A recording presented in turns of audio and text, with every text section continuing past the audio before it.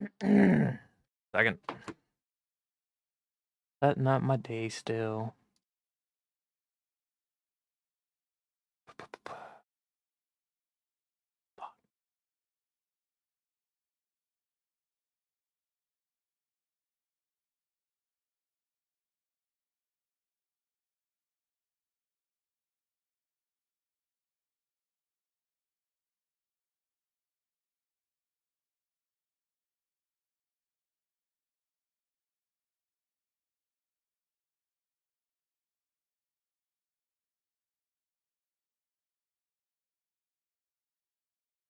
Perfect.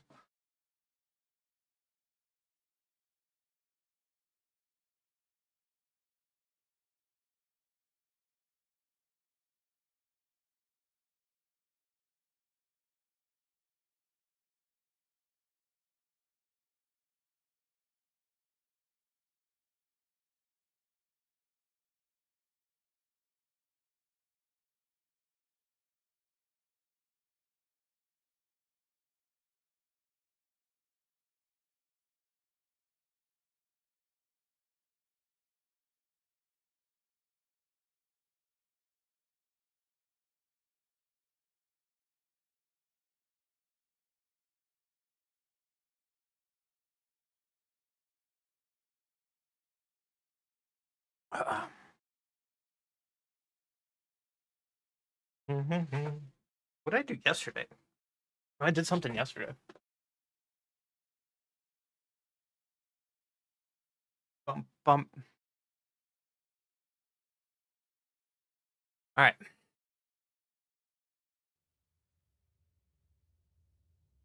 Hi, hello. How's it going? I was just looking at the store today, and I wish I could get these kind of pretty packs or these pretty arts, but unfortunately I am poor. Anyone wanna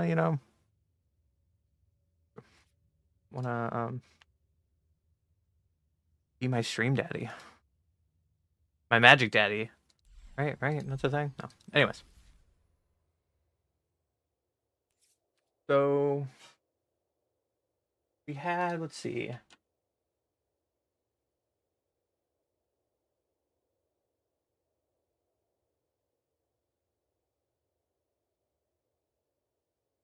What happened this weekend? I wasn't streaming because everyone and their brother decided to stream to watch Worlds, and that's it. And I just didn't. I don't have a big enough audience to like sit there and talk to a chat the whole time. So I didn't stream. I'm sorry, but Worlds 31 pretty much came down to Grandcestral Recall or Grand with Ancestral Recall. As what we're calling it, which is pretty much accumulate wisdom. If you have a lesson, it turns into draw 3 at instance. And then with Grand on the field with 3 lessons in the graveyard, or you have Artisan Talent on level 2. This card is now. God, that card is pretty. It's pretty much an ancestral recall for 1 blue. It's really dumb. I don't know how this got in the standard. Who knows? But if you want to look at prices, Artisan's Talent went from a $7 card to $34 card, and it looks like it might go up again because of this deck. Woo. Anyways, we've already played this deck twice on stream, so I'm not going to play it again. Is It Lessons Finals? We have Is It Lessons, and then the first deck we're actually going to play today is by Sean Henry. This is Teamer Otters. It's essentially a combo deck because you are playing cards like Valley Floodcaller. Whenever you cast non-creature spells, you may cast non-creature spells as though they have flash. Whenever you cast a non-creature spell, birds, frogs, otters, and rats you control get +1/+1 until end of turn, and you untap them, which is really important. So when you play Song, you create X/1/1 black rat creature tokens. This creature can't block, and creatures you control gain haste until end of turn. You can combo up with Enduring Vitality. Creatures you control have 1 mana of any color. Or if you have Badger Mole out, then you make green and 1 mana of any color, and you can kind of kill your opponent by going super wide with Song. You can get Song back in 1 turn with Storm Chaser's Talent, because you can play a big Song, you make a ton of mana, and you can just kind of go off like that. So that's kind of the first list we're probably playing today. We're looking at this Is It Looting deck as well by John Emmanuel de Praz, JED, as people call him, one of the French superstars, has won Worlds before, which is more of a Tiger Seal, Boomerang Basics style deck. I'm looking forward to playing this one on stream today. And yeah, that was kind of the top 8. There's also Sultai Reanimator, but I don't think I have enough wild cards for that, unfortunately, which sucks because I just never have played it. Yeah, I was just talking about that, Demi. Yeah, so there's the Cabrera list that did really well. Unfortunately, I don't have enough wild cards, or I would probably be playing this on stream today. Yeah, I need 6 wild cards to make this. But that's kind of like what top 8's Worlds was. Or as people are calling Worlds, can I take that back? In one round, that kind of, it sucks because it's the greatest stage, like it's the biggest stage. You expect your players to play cleaner than that. And in the finals, like Akira was playing the deck without problems. When they have to make a new checker or a watcher for Enduring Curiosity, and you can be mad at me on the internet if you want for this, but like, if you need to make a score tracker to see how many Enduring Curiosities you triggered this turn for one player, and you only give it to one player, but not the other player.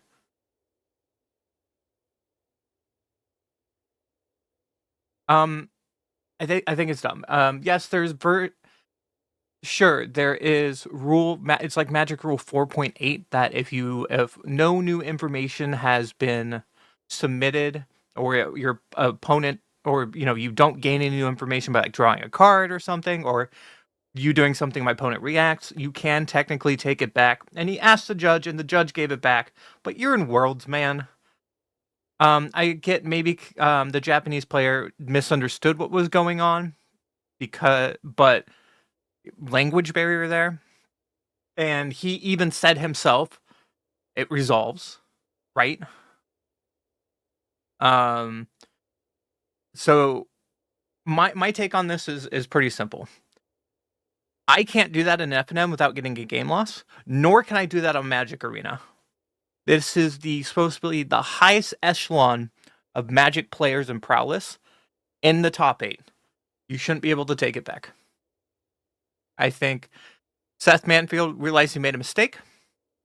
He should be, as now the 2-time world champion, he should be better than that. But I think the judge gave it back, and so he got to take the playback. I think the fault here is at the judge at the end of the day, because now Magic looks terrible on the biggest stage of them all.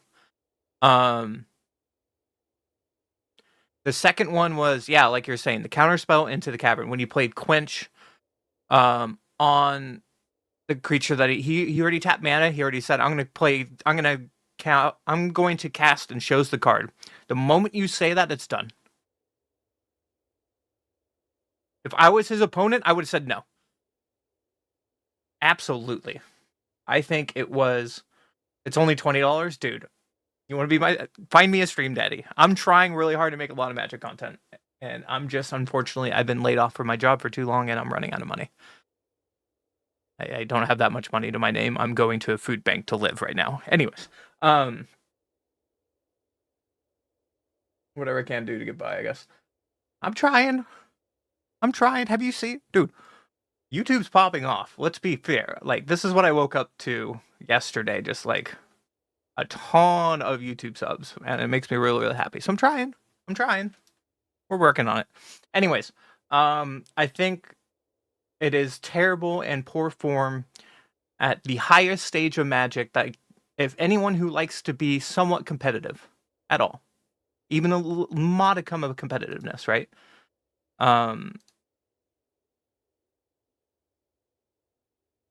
You can't play like that. And the person at the table spotter, should have been better. Like, you had judges watching the game like a hawk afterwards. You had to make a card to make sure Seth Manfield put it correctly. It was really disruptive to watch the stream when you had a judge put their arm in half the time to make sure the marker is on the right thing on Monument. It really took away from the top 8 experience, in my opinion. When you're watching like the other player, Akira, he got so screwed in top 8. In his finals match, he played amazing up to that point, but you cannot be in the finals and draw like, what was it, like 7 of 9 cards or lands. That's really bad. Hey Coffin, how's it going? But it's Worlds, exactly. It is Worlds. That shouldn't happen at Worlds. And the fact that they were hovering over Seth Manfield so much versus when Akira was on stream, and they weren't giving warnings or a game loss to him on the high stage, when any other tournament or anyone else that would have happened to really puts a bad taste in people's mouths. And that second part that I just said, I think is the biggest problem about this weekend. That really puts a negative effect on Magic when Magic has been doing really well. Like this year, they had Final Fantasy that came out. This current set has been a renowned success. Like it's one of the best draft formats we've had in a while. The overall power level by cards is great. If Grandcestral Recall did not really exist, there would have been a ton of other decks in the format. But sometimes one card shines through, and that's Worlds or that's a Pro Tour. It happens. But still, I think the format is not like pure dead. Like, is it winter? And we might be. Some people might be just playing Is It Lessons, and that's what we have to play into, which really sucks until the next banning's next month. Because Ancestral Recall is kind of dumb. It could be favoritism, sure, but we've already played Is It Lessons twice on stream. I already have 2 videos out for it. If you want to go watch those videos, you can go check them out. That's fine.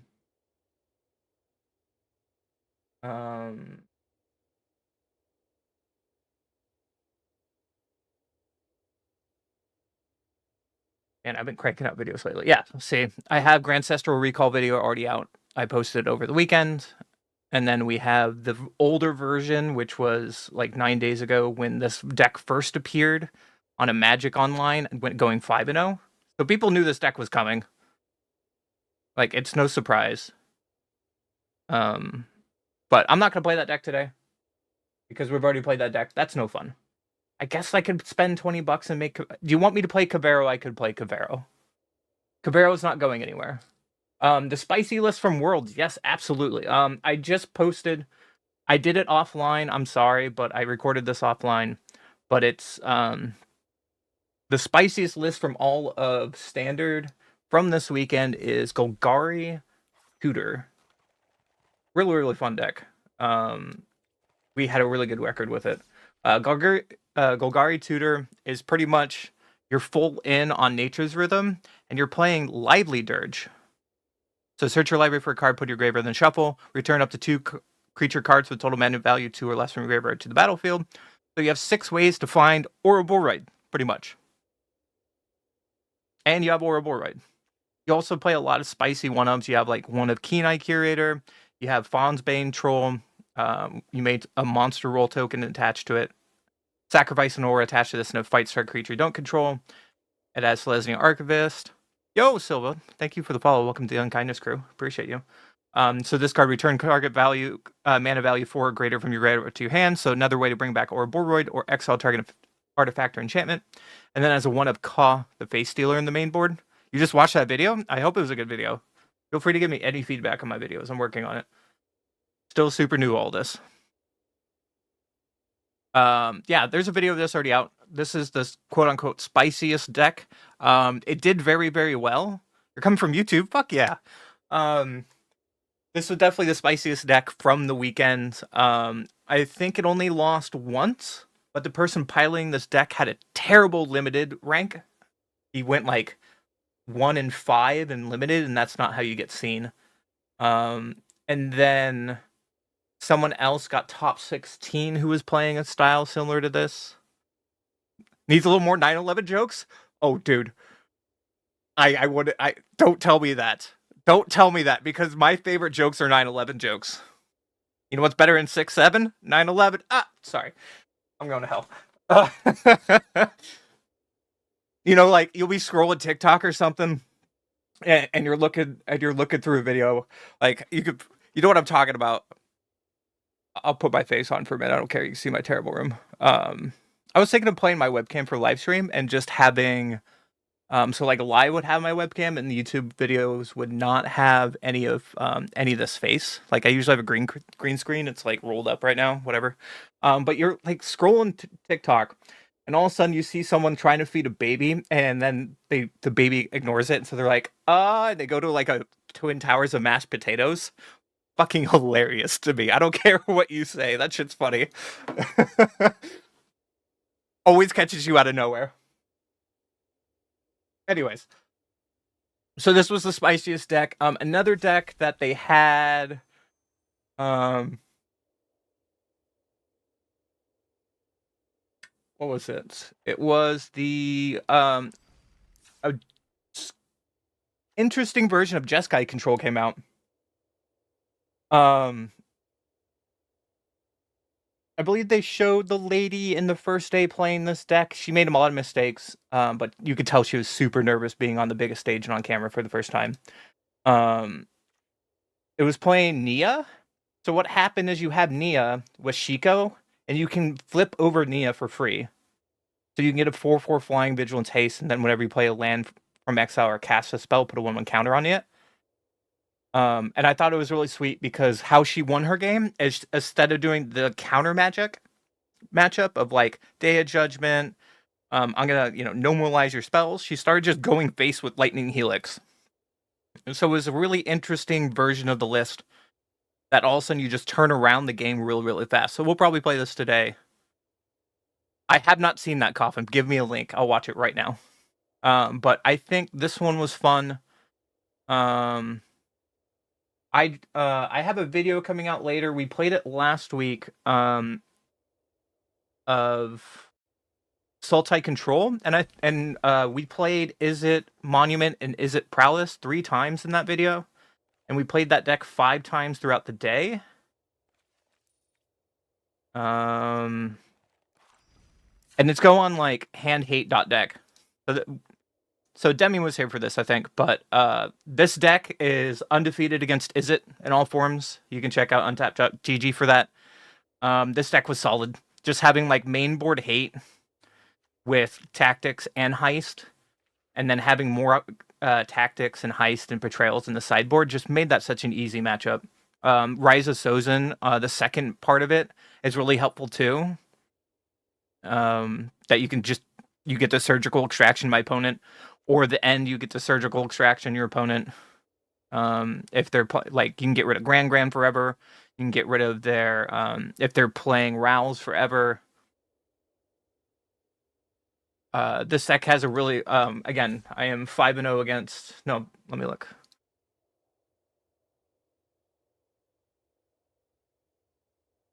When we played this deck, I am 4-0 against Is It.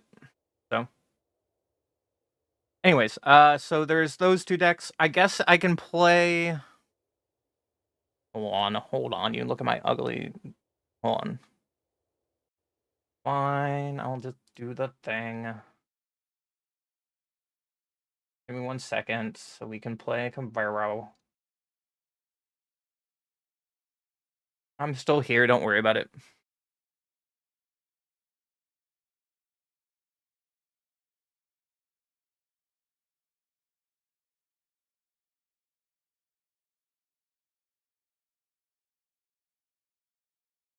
You can't see my personal information. Sorry, guys.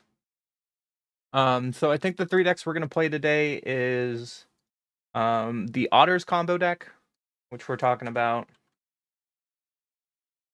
And then we're gonna play John Manuel Is It deck. It was playing more like a mid-range deck with Sphinx.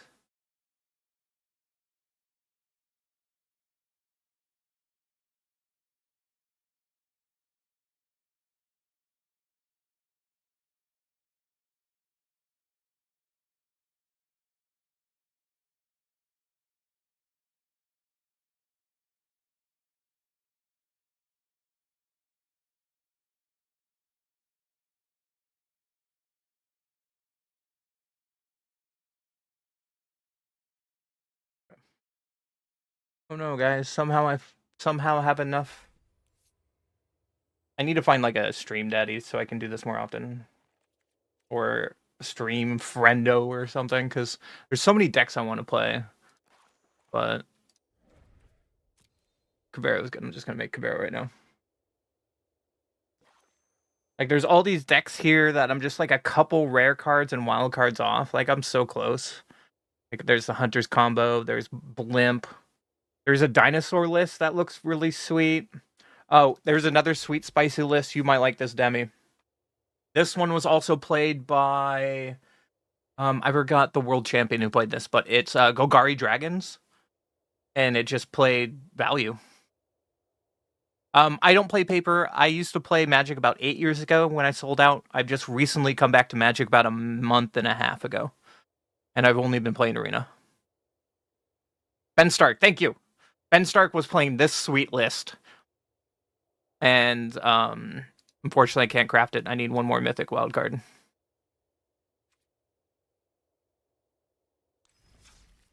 I guess I can open a pack and maybe we get lucky. Yeah, he went 6-0 and constructed his limited for the people who played the sweet decks, like the person who played the Golgari Ouroboros deck and the Dragon list went 6-0, but they're limited or they didn't go 6-0, they went pretty good in constructed, they did terrible and limited to not make top 8. We can look it up to see how they did. It'll take me a moment to find it. But I think that's enough decks to start the stream today. We'll play each deck like an hour and a half to 2 hours. So we have Flood combo, we have Cavero, and then I want to play John Emmanuel Depraz list.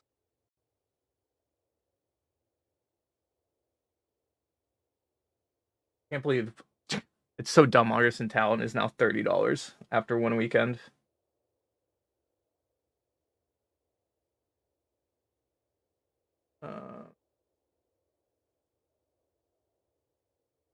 John Emmanuel's list is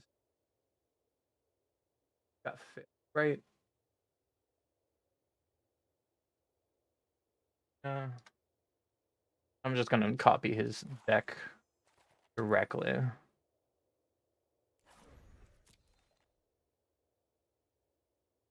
Okay. Which one do you want me to play first is the question. Do you want to play Flood Caller? You want me to play Looting? Do you want me to play Cavero? Or do you want me to play the Jeskai Control? There's so many decks in this format. I'm slightly upset that the Is It Lessons by playing Ancestral Recall is just going to hide all the possible fun decks out there. Like you could see my list, what's on screen. Later, Demi, have a good day. As you see by all the decks on stream, like there's so many potential decks out there. And here's a bunch of decks that I wish I had cards for that are still really good. Yeah, I'm like a few mythic and rare cards away from making like all these fun decks. Like the Iroh Gifts deck looks fun. The Jeskai Artifacts is still destroying the online arena meta. Even though we didn't see any on camera this weekend. Like Blimps look like a lot of fun. The Hunter's combo still a pretty solid deck. Yeah, we can make this deck, I guess. Planetarium. Oh, we can make that. Maybe we'll play Mono Blue Planetarium this week. That will be fun. A lot of people are playing the Auras deck. It's just like Mono White. But yeah, which one do you want me to play first today? We'll do Looting combo, Flood Caller combo, or Cavero, or the Jeskai Control. Or we can leave it to the wheel. That's kind of how we do it here. I'll be playing all of these today. Today's going to be a long stream because I didn't stream this weekend. Looting, Caller.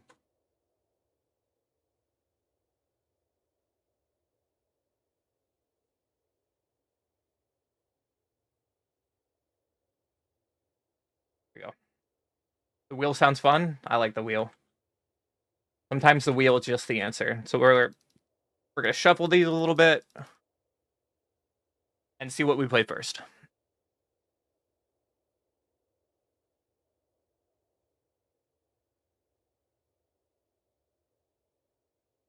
Your wish was granted. The wheel says we're playing Jeskai. Okay. That's what we got. So we're playing Jeskai Control first. I'm going to quickly go over the list. So who played this list? Let me find out who played this Jeskai list real quick before I get into this.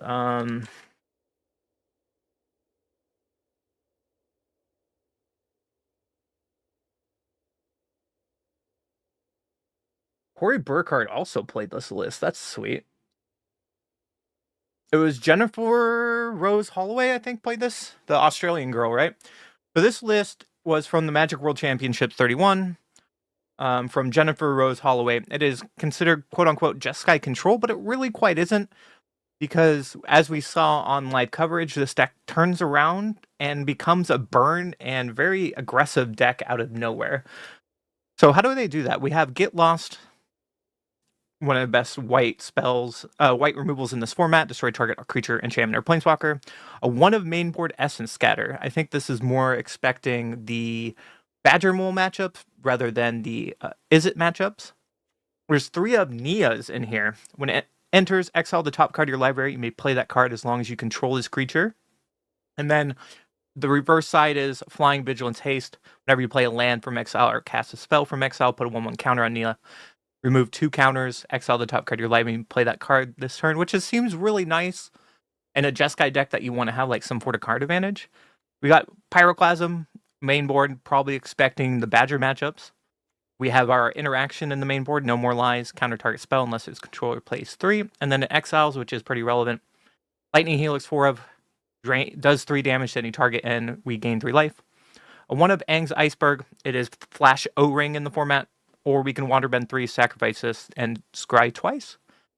Stock Up is one of my favorite blue draw spells in a long time.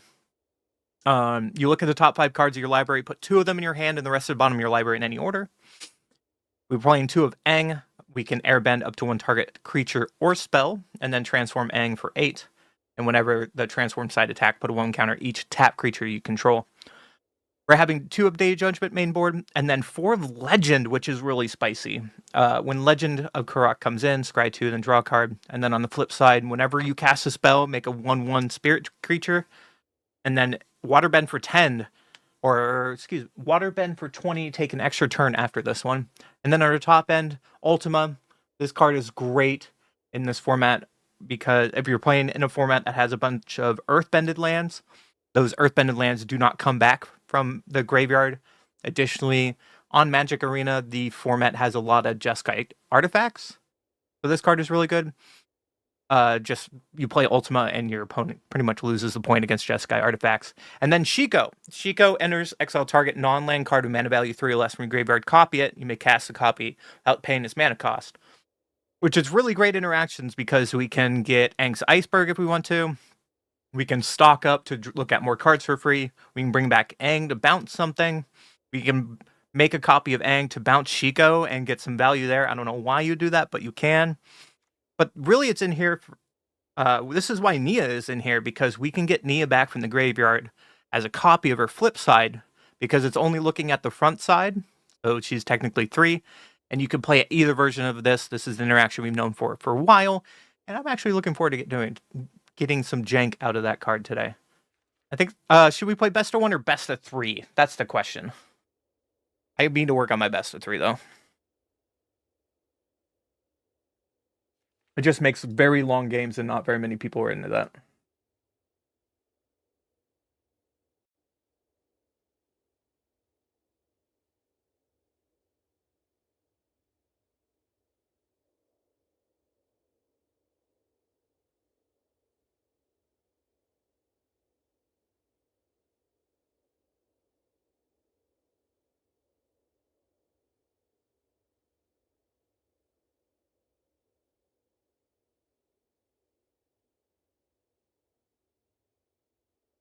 Best of 3? All right. On the sideboard, we have 1 of Unable to Scream. You turn anything into a toy artifact 0/2. And this, as long as enchanted creature is face down, it can't be turned face up. What's a better way to say that? Enchanted creature loses all abilities and is a toy artifact creature with base power and toughness 0/2 in addition to other type. Voice of Victory. Opponent can't cast spells during your turn. There's a full 4 of.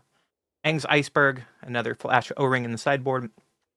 There's another version of Essence Scatter for the creature heavy matchup like Badger. Negate, probably coming in against a spell heavy decks like the Izzet deck or another control deck.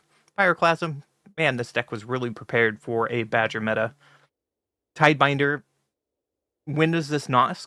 I don't know what deck Tidebinder doesn't come in for. Like, a lot of times you want to stop my opponent's triggers at all times. So I'll have to think about what decks this doesn't come in. But the Tidebinder, when this enters, counter up to 1 activated or triggered ability. If ability of artifact, creature, or planeswalker is countered this way, that permanent loses all abilities for as long as this creature remains on the battlefield. And then 1 of Enduring Curiosity for card advantage. If we want to go super aggressive. Might be fun to bring in against the control decks, but we'll see. But that is the deck today. We're going to get some best of 3s to see how this deck, pretty much how this deck works. I hope this works really well. But pretty much see if Jennifer Rose Holloway is a genius in her own right, or did she just get really lucky that day to have a good schedule? A good record. We'll find out.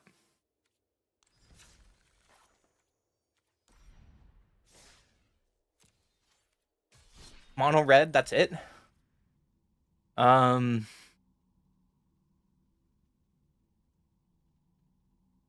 bring it in for the Enduring matchup because it shuts down Endurance, right? Hold on.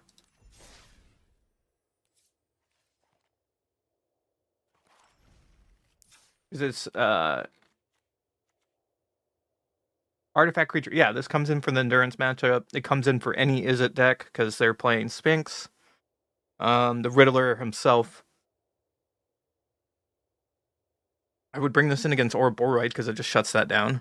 We'll think about it as the games come out. It's going to be situational. I think it's going to be harder to find a game when we don't bring it in, but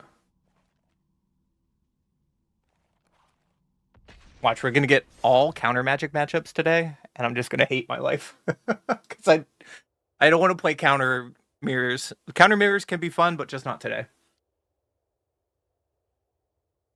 I expect a lot of Izzet Endurance decks.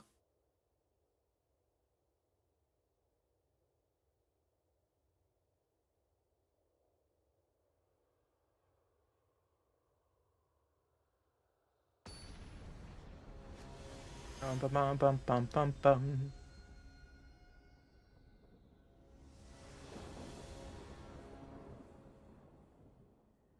Bum, bum. One goes first. We have early interaction. We have Surveil lands. We have a Wrath. I think this is good enough to keep. We can try it and see what our opponent is on. They're really slow. We can Surveil turn 1 and turn 2, but it makes it awkward with Spiral Bluff now. I have a very white heavy hand, so I think I want to play this Surveil land first. They played a Mountain, so it's probably mono red. And having another Aang does not hurt. We can tempo them out of the game that way. Our land base is going to be kind of painful here.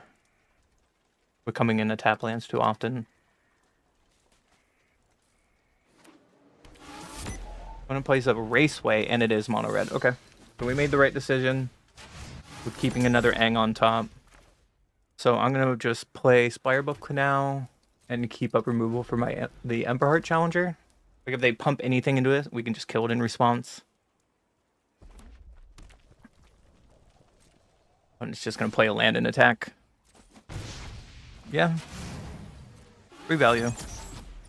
No blocks, no attacks, no effects. They got a Hired Claw, okay. And they can just level up Hired Claw. Yeah. I think because of this, we need to get rid of Hired Claw. They're all tapped out now because they activated Hired Claw. Unfortunately, maps work well with Challenger. That was a good draw, because now that Blood Farm Verge is untapped mana that we don't have to ping ourselves for. And we can Aang's Iceberg, the Challenger, or bounce it with Swift Spear, or a Swift Savior. To pass my turn. One's going to map It could be a reason why we didn't... we killed the Challenger with these map triggers. They get an IRA demonstration. That's pretty bad for them, but...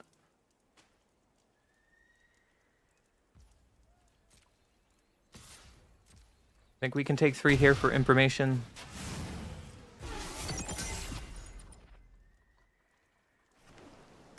They play a Sanctuary and a Needlehead, okay?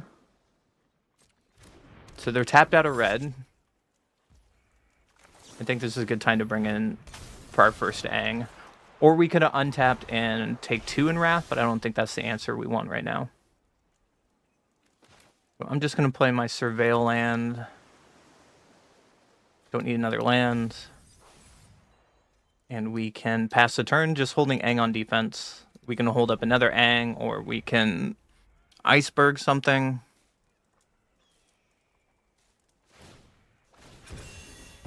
So they're just cracking the map first on their turn. Makes sense. Getting more information, finding a land. Revealing a Nova Hellkite. Keeping on top is probably their best card in this matchup. Just play the Needlehead, yet. I think I'm just going to block here to protect my life total. We are at 13. And if they play anything else, I think it's a good reason for us to Wrath right away. And we can take 1 doing this. Yeah. Our turn, our Needlehead's going to ping us for 1. We can play our tap Sacred Foundry and Wrath the board. They're holding priority, so they probably have a burn spell in their last card, or they can just animate their land.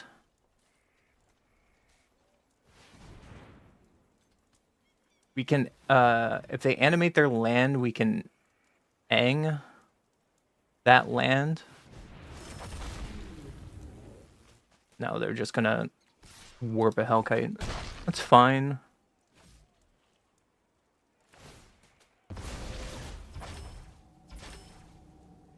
Probably still have a burn spell in hand.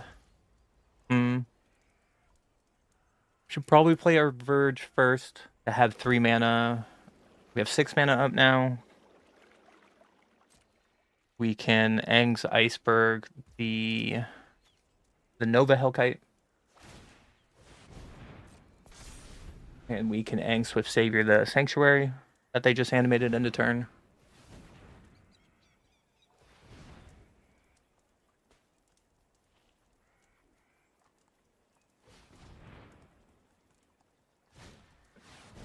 Nova Hellkite. I want them to go to combat first before we do any of this. So they're in combat. Aang's Iceberg can get rid of Hellkite. And Aang can get rid of this land. This airbending a land, they can't...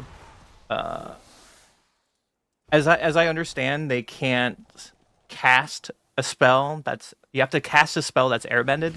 And because you can't cast a land, it just gets exiled forever. So they just play Ira's Demonstration to kill our Aang, and we draw a Shiko, which is amazing here. Right? What do we even get back? We just get back an Aang.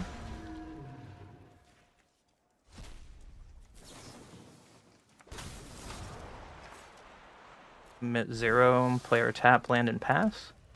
Just to have more blockers. They have Soulstone Sanctuary, but we can just stop it with Shiko. We just get a Needlehead, okay?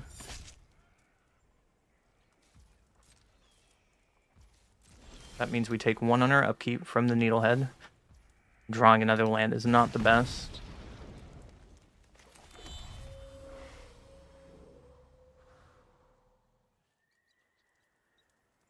If we animate Aang and attack, that puts them on a 2-turn clock. If they untapped, draw another Nova Hellkite, we might be dead. So I think I'm just going to attack with Shiko for now.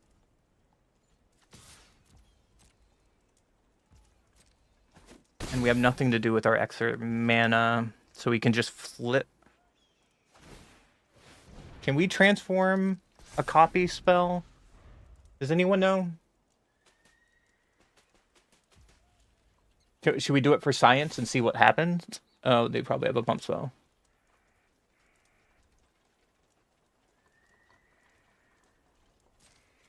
I'm gonna block like this.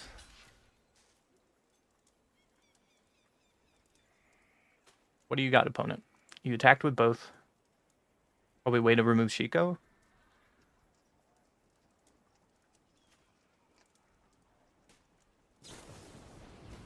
Burst lightning on Aang.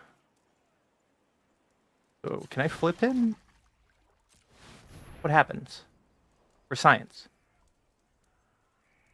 It's a copy though. Oh, and he still lives. I learned something today. And so did my opponent. On to game 2. So they are mono red, good stuff. Essence should come in. Pyroclasm should come in. Do we bring in Tidebinder? We don't bring Tidebinder in against mono red. Unable to scream might be fun to slow them down a little bit. What do we take out then? Maybe a Legend of Kuruk. I'm going to keep one ultimate in just to have more wrath.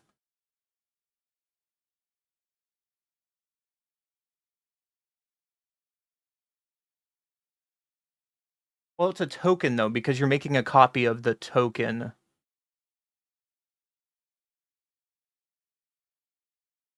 So a token can flip, but a clone cannot? Interesting. Anyways, we need to cut 2 more cards. What do we cut? I still like Legend in here, though. Maybe cut down to Nia, because it's gimmicky.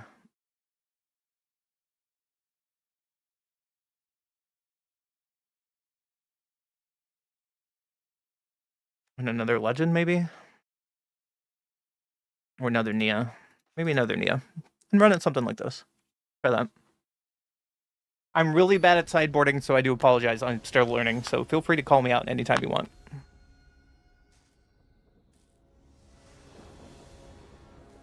I'm sorry if I have a lisp today. I forgot to wear my Invisalign for like a week straight at night, so my teeth moved a lot, so I'm just wearing them during the day to fix my teeth again. Opponent goes first. We have early interaction.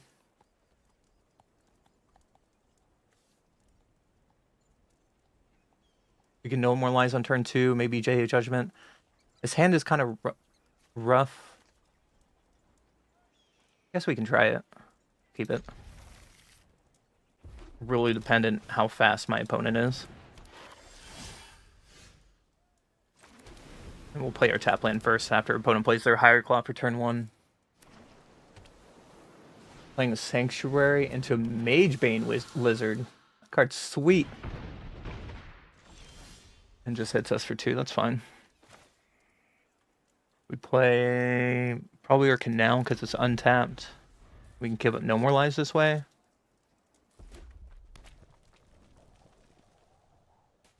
They play a Mountain and a Nova Hellkite. That's a perfect spell to No More Lies. I'll happily take one here.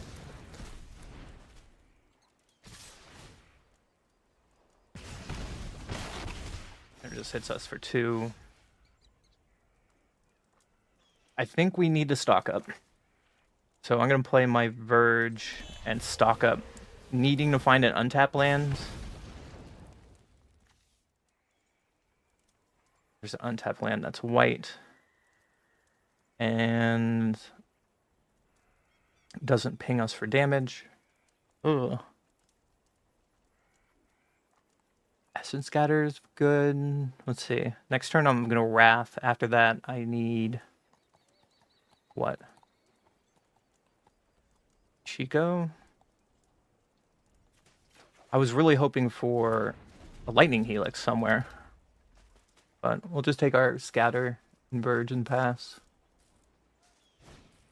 They play another Hired Claw, and that's painful. and just swinging out from there and probably pumping up their Hide Claw. And takes us down to 8. Brutal. Another Essence Scatter. Uh-oh. So we were just going to untap and Day of Judgment. Take 1 off the Lizard.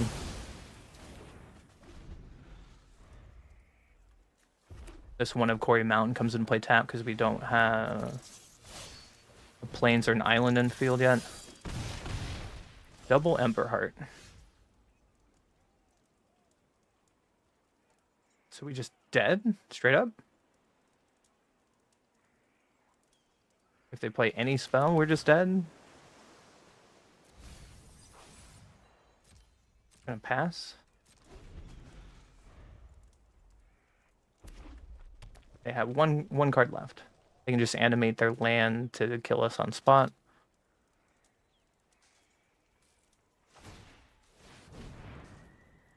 Yep, on to game 3. And just really slow there. Might be a reason to always look for Lightning Helix, because we haven't found Lightning Helix once in this matchup. All I did is drew a draw spell and then a Wrath, and then I died, which is really not the best gameplay. I didn't find a Lightning Helix that last game, which is unfortunate, but we are finally on the play, which might help. I'm gonna mulligan this. This hand looks a lot better with early interaction. I'm gonna throw away the Ultima. Play our Sacred Boundary tap. And we actually have a Lightning Helix this game, which will help. And they play a Mountain and pass on turn 1. That's perfect for us. So we get to keep up No More Lies and Lightning Helix. And they're just gonna burn us with Lightning Helix end of their turn? Sure. 18. Play another Mountain into a Lizard. I can't Lightning Helix that, so I'm going to counter that. And take our turn. Play our tap land, keep up Lightning Helix. Seems okay. I play that Raceway again. Mage Vein Lizard can't die to Lightning Helix. We'll just untap and play Legend. Taking 1 from the Lizard. Yep. Another Shiko. I don't think this is what we need. We need to find mana to get to Shiko. I should have specified untap mana. Right, I guess we better land.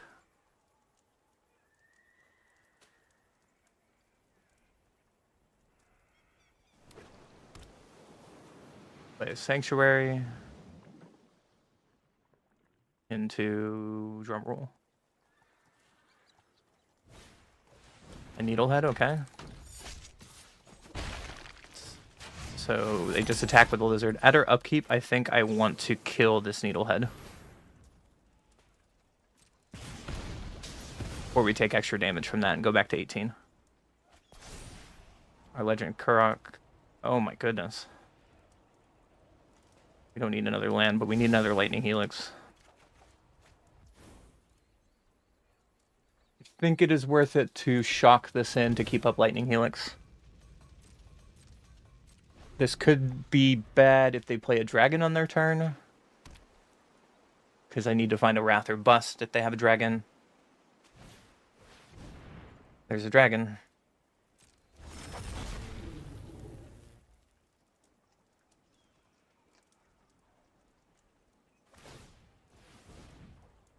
Yep.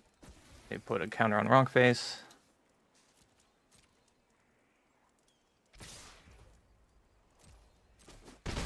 And we take 6.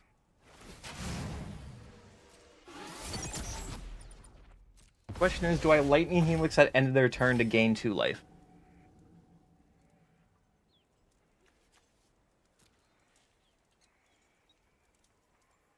We know that Nova Hellkite's coming down. I think I'm going to save it. 2 Lightning Helixes is not bad there. gonna play our Surveil land and figure it out. Don't need another Surveil land.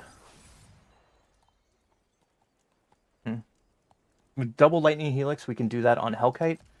We're gonna take 3 damage from Lizard though, but it deals with their Hellkite. Our Avatar can make 2 tokens in response. Yep, they just play their Hellkite like we thought. I'm gonna wait till they go to combat. And we'll do what we talked about, is we will burn the Hellkite out. Take 1.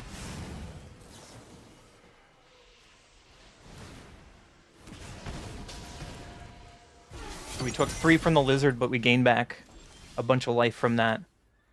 Swift Savior is pretty good here. 3, 4.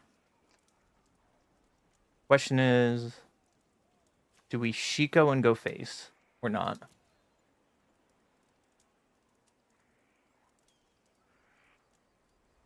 I think we do.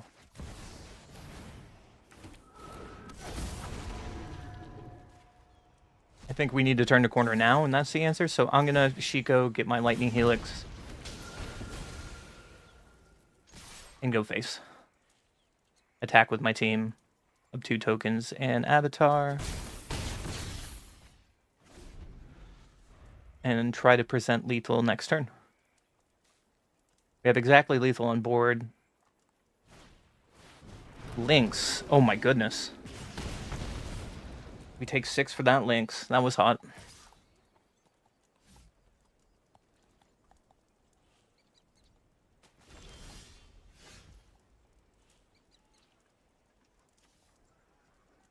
we have enough mana for this? It's 20, right?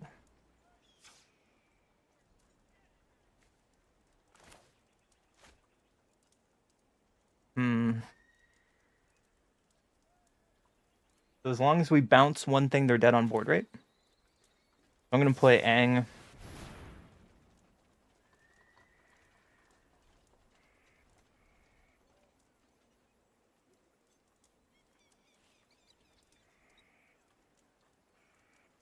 They can't animate their land. They need to do 3 damage to Avatar. Okay.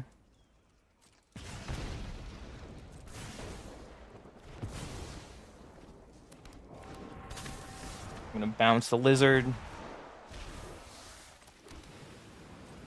And attack with Shiko. And we can flip over Aang because we have enough of these spirit tokens. I think we're sitting pretty good. We have 2 blockers.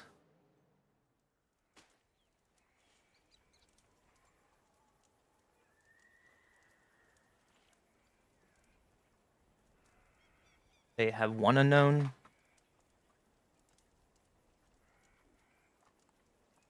Fortunately, these can only block spirit creatures. Yeah, Lynx is not a spirit. They can animate their land, but we can block it.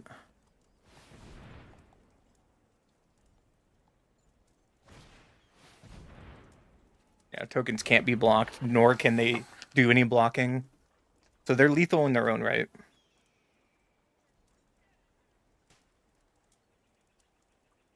I bet they're wishing for a Goblin Chain Whirler in this format.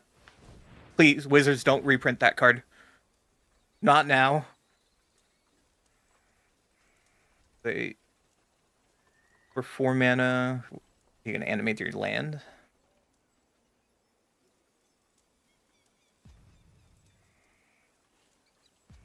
I was thinking of flipping Aang to have a blocker, but I probably should have attacked with them because they were just dead.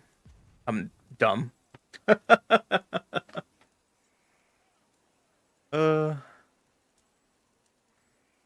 I literally was talking about the turn to bounce them. They're dead. I just ignored the line that I called out myself.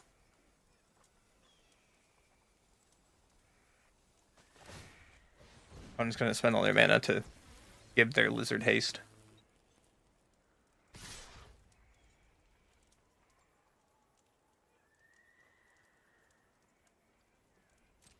They are tapped out, right? We just defend as much damage as possible. For some reason, I was too thinking about this play to kill their Lynx for no reason, because they're just dead on board, and I could have thrown away that game there, but we found a way. I'll take it. On to the next one. How am I Mythic? I don't fucking know, man.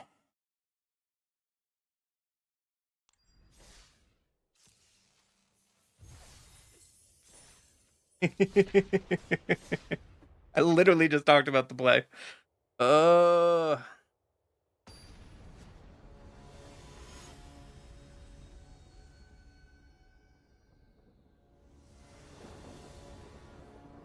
Whatever.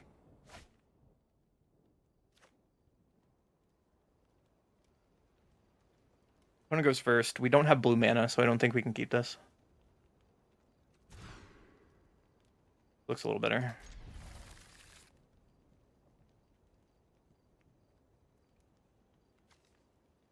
I think I'm going to send back Legend. That might be wrong, because if we go runner lands, and an opponent just plays a mountain. Are you mono red again? I hope not. I can just play my Sacred Foundry to protect my life total. Play another mountain. They are mono red. And they just plotted a slick shot show off. That's scary. They plotted another one. That's even worse. So we'll just surveil. Prepare. A good card. I'm going to keep a scatter on top, and hopefully we don't die this turn. Play a Hired Claw, sure.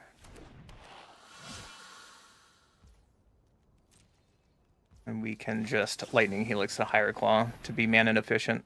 They can waste their pump spells, which we know that they have, into the Hired Claw. Yep. So there's one spell down. And I need to shock this in so we can have 2 spells on their turn.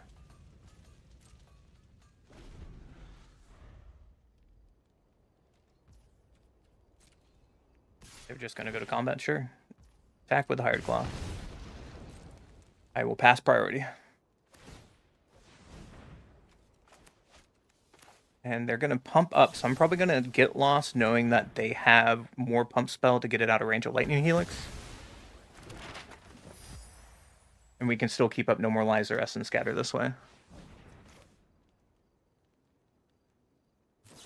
I think I'm going to do No More Lies now, and then we can Essence Scatter next turn. Land per turn, so we just play our land and pass.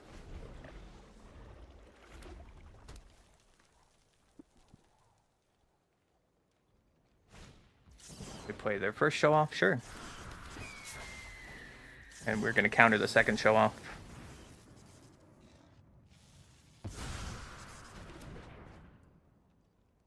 And if they swing for 1, I guess we take it. They could map here. Do we let them map?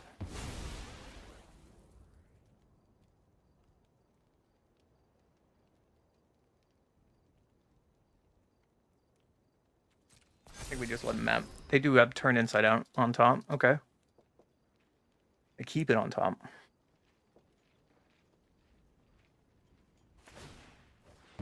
So doing this gets out of Lightning Helix range, which is fine because we have Get Lost in our hand. I think we can take 3 here. It is worth gaining 3 for knowledge, unless they have pump spells.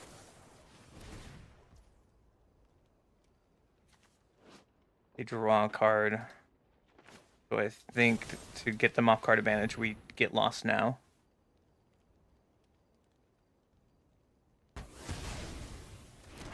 So they don't get to draw a card, and they don't get to get turned inside out.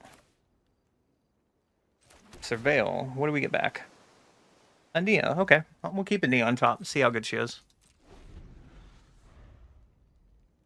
We knew they drew the turn inside out for turn, but they have no creatures, which is really good for us. So we can just play our Nia that we kept on top.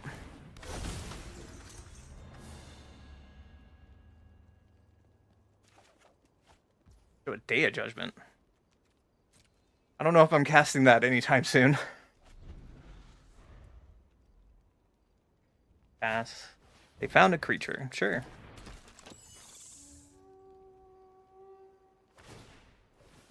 We'll let them map. It's fine. They are a leyline deck. Okay. And they threw leyline away. The question is it worth it to Lightning Helix now? I think it is.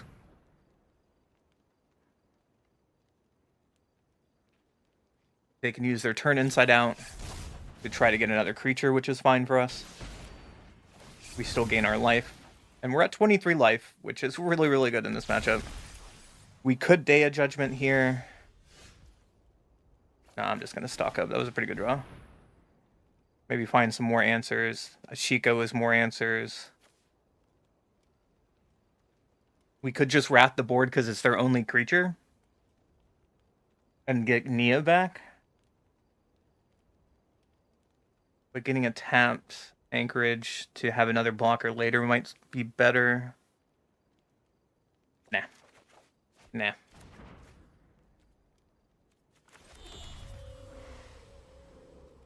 Let's just attack for 2. Would you like to block? Okay, time to wrath. We can get Nia back with Shiko. And it was just a land anyways. Okay, so they didn't play anything, so we can play our Shiko. Getting back Nia. For the backside and swing for 4, keeping up no more lives that we drew for turn.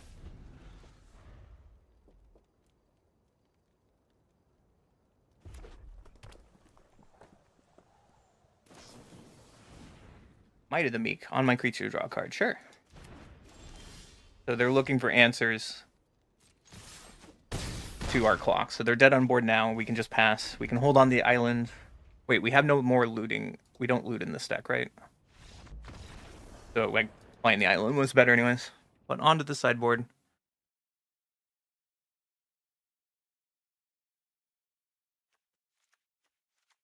So I'm gonna bring in Aang's Iceberg, so I'm unable to scream.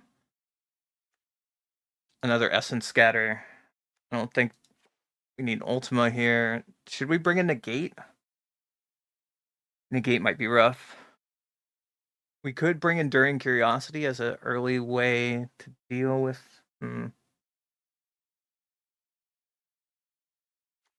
Pyroclasm doesn't hit Slick Shot. Is it still worth bringing it in, though? They could play Mounts to get it out of 2 damage. No, I don't think I bring in Pyroclasm here. We can take out 1 Ultima. We can take out and 2 more Legends, or maybe 1 Pyroclasm and 1 Legend like this.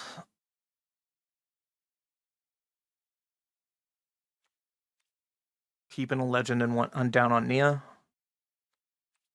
I kind of like that. I like Legend. We'll play it like this. Gives more balance to our curve. It could be wrong, though.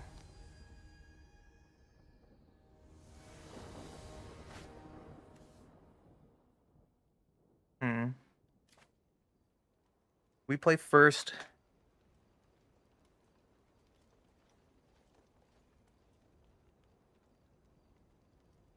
I like this hand. This is good enough. We can get lost with Aang. Stock up afterwards. We can play turn 1 Sacred Boundary. Play their Kellen. We just draw Nia for turn. I don't think we're going to play Nia out.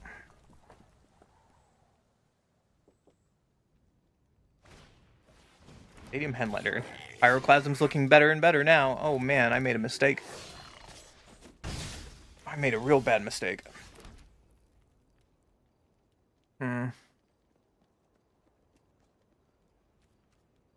just pass. After playing our land, we can get lost whatever they have, but we're going to take a ton of damage this game. On this turn. It's really nice that we had Lightning Helix here, but...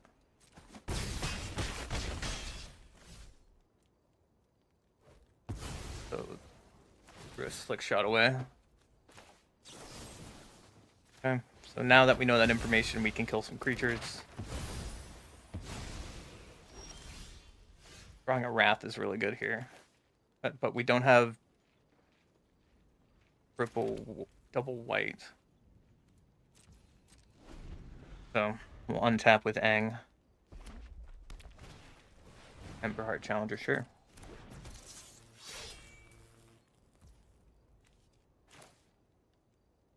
I think we need to flash Aang and use him as a blocker. Gonna throw away their challenger so they can't replay it. And block one of the headliners, and we go to 9. I hope they don't have a 2-mana burn spell here. They probably do. Or full bore. Yep.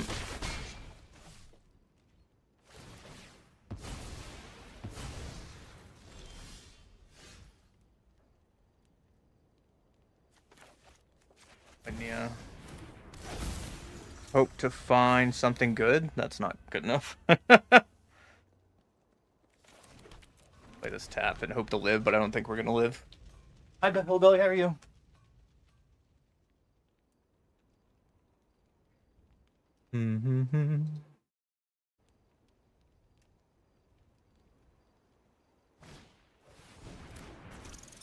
The challenger.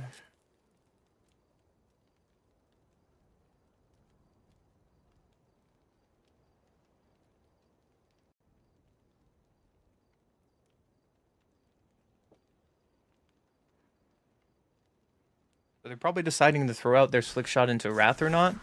They are. And we take lethal here, pretty much. Have to block the most amount of damage. Might of the Meek, okay.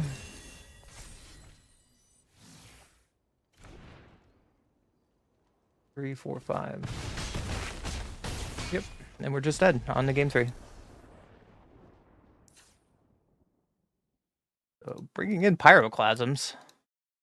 That was a mistake.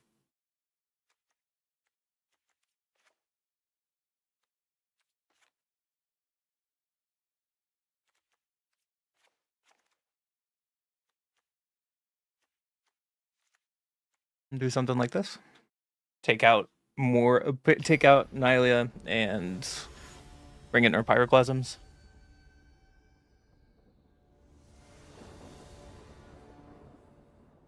We get to play first, though.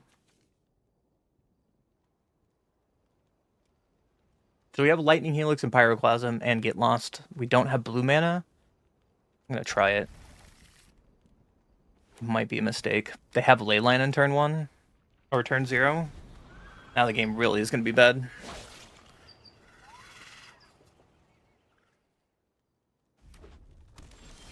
They play a mountain with no turn 1 play is really good for us, so we can play our planes. And drawing another stock up is not good. They play another mountain on their turn. What is a mono white equipment deck? What is that? Just plot a Slick Shot. Yep. We drew a land at least. I don't think I can't. We can't stock up, or we can just die out of nowhere. So we play a higher claw, sure. And they plot another Slick Shot. So in response, we can just kill the hired claw, gain some life. Future turns are looking really, really bad, though. Just pass. We can't stock up. Yep. There's your first Slick Shot.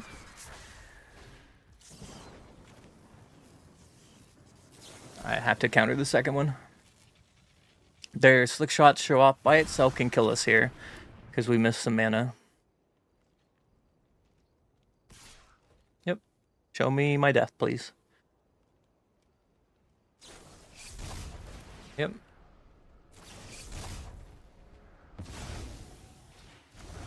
That's 9.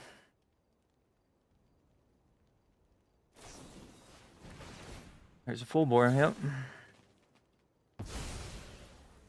That's 17. Do you have another more +3 spell?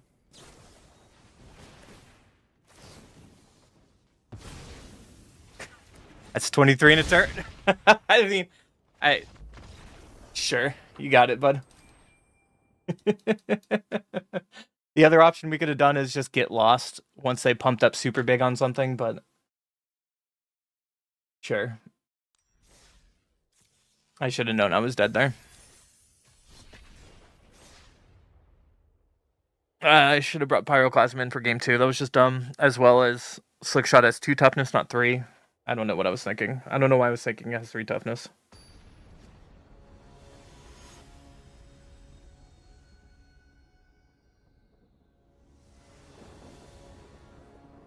Try it again. We'll go first. We have early interaction and day judgment. Sure, we can keep this. Player Surveil Lantern 1. Lightning Helix on top? Yeah. You're playing Island. That's scary. Into a Grand. Well, we just pass. We can Lightning Helix, or we can save up No More Lies. I think Grand getting an attack here is worth it for us. They're full on looting, so. The downside to this is they can just pass keeping up Quencha, and we can't kill Grand now. This might be a mistake.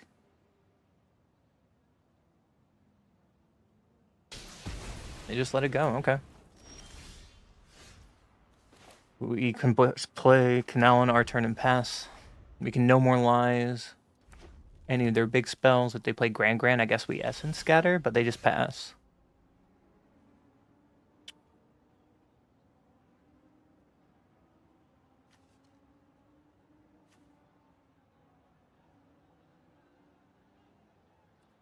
I think we have to play Thundering Falls tapped.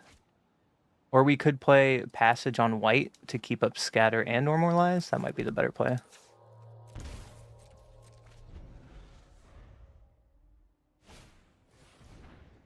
Talent. We're going to get rid of that. And they only have 1 blue, so they just pass immediately? Okay, so we took 2 damage for nothing. Ultima's good here when they play Endurance. It doesn't answer the board right now. We can keep it on top just in case. But we need to find some looting. Yep, there is a talent. White Lotus Hideout. Okay. So they just pass. We can play our land and pass. Hopefully this otter doesn't kill us. We'll find out. We found another island. There's a Grand. We can get rid of Grand.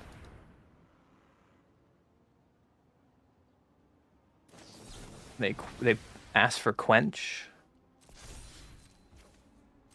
I can pay for that. You have another Quench? No, if they're fighting over Grandma, their hand is pretty weak. I'm just going to pay for it.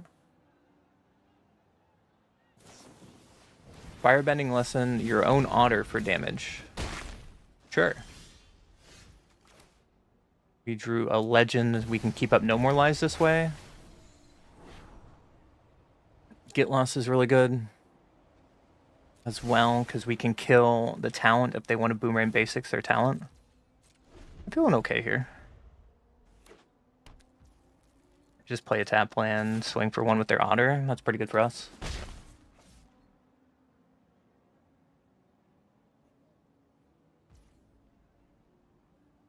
Pass.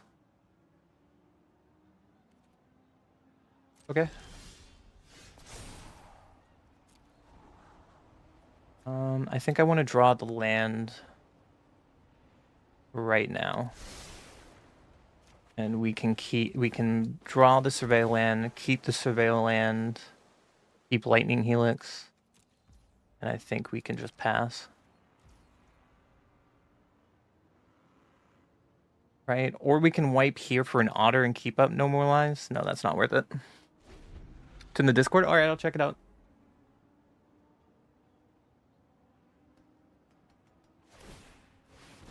So they leveled up talent, so I think now is the time we destroy talent.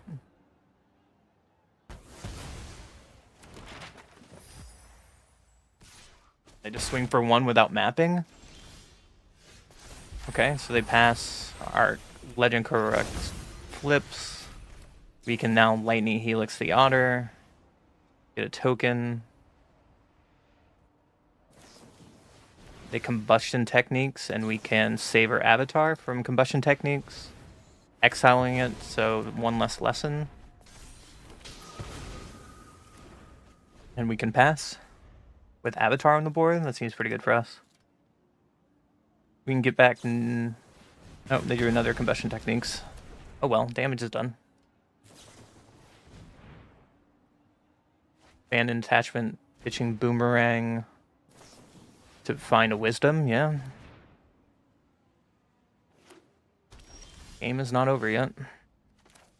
I think we can just play Shiko, Lightning Helix their face,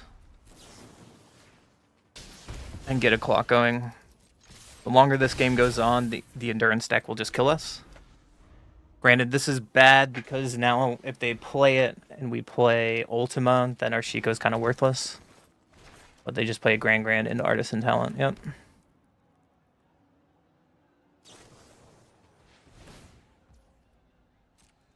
Yeah, Artisan Talent loot. And we got to kill our talent now. They're going to get accumulated wisdom to go off for 3.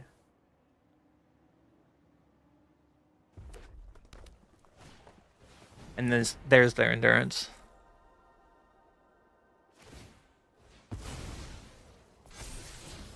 There's a boomerang basics. They throw away. They're down to 32 cards.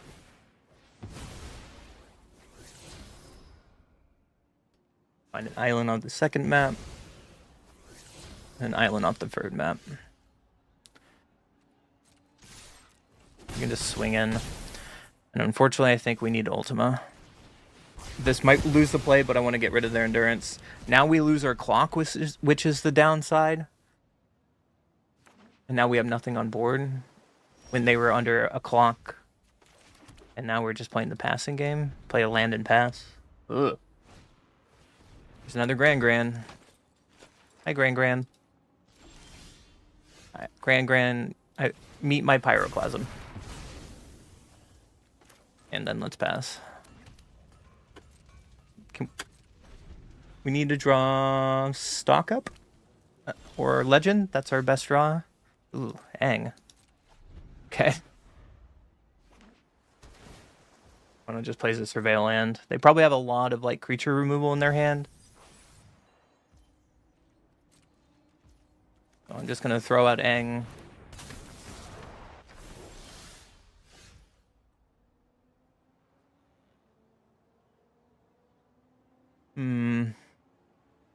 Is it worth it to pump up since they automatically passed? I think so. Let's put them on a clock. And then now this way we can Shiko for Lightning Helix now. If they can get rid of our flipped Aang. Artisan Talent, not scary.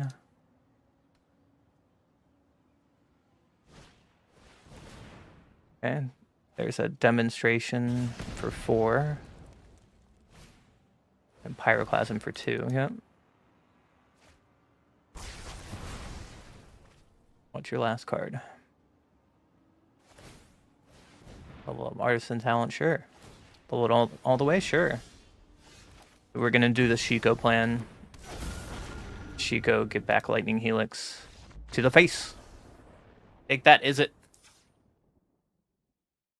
World-winning deck, sorry.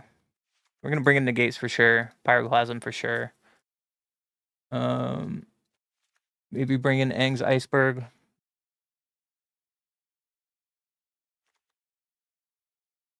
Take out Essence Scatter for sure. Take out Day of Judgments.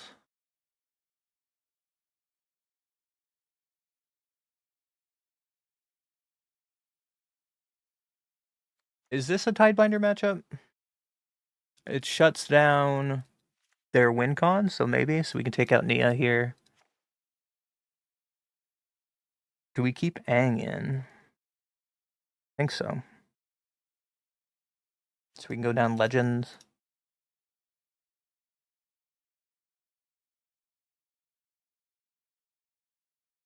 And maybe Lightning Helix. Do something like this. I like it. We can always re-sideboard out later in game 3.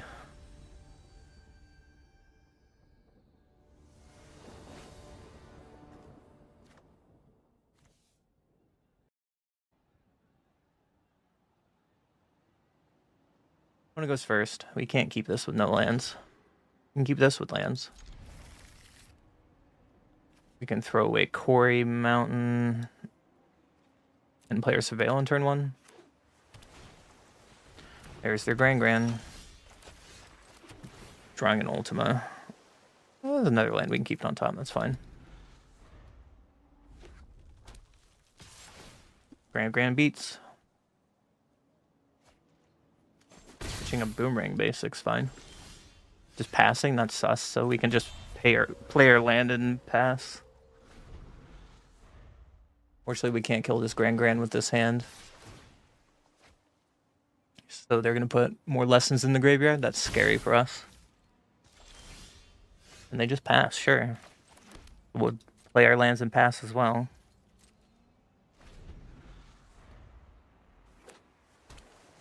They play their land, sure. Grand getting in for value. Now they have 3 lessons in their graveyard.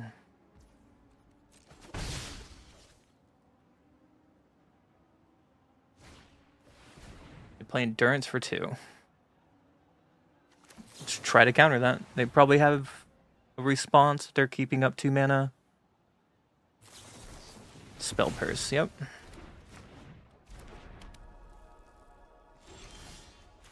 So I'm just going to play a land and slam our Legend. If we can find a land, we can untap and play Ultima. Gate is... I think we need to find a land. I got to bottom both of those. We found a land. I would like to have Negate right now, because we're probably going to play a counter war here in a minute. They just Wisdom right away. Gross. A Wisdom again. Casual draw 6 for 2 mana. And here's where Endurance gets out of control.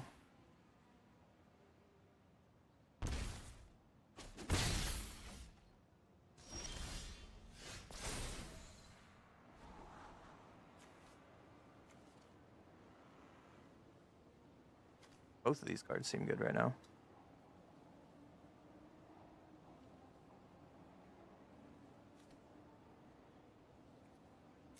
Doing it like this, we can now play our land and play Pyroclasm to get rid of Grand. 8. Okay, let's get lost Grand. We will fight over this. I want them to waste their negates now. Yep, because playing Ultima we would have just lost on the spot, so this way we're forcing them to do something.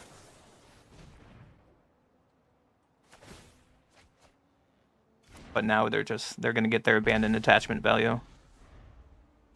Which is going to be the problem. A Ral. Doesn't take a gene, think big. Yeah. That's why this deck won Worlds pretty easily. They are now 14 cards deeper than us.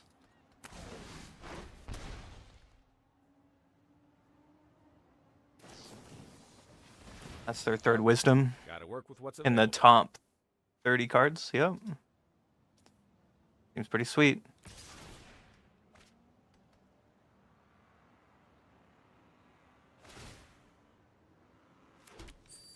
Momentum, make a treasure. How do we even win from here? Do we even win?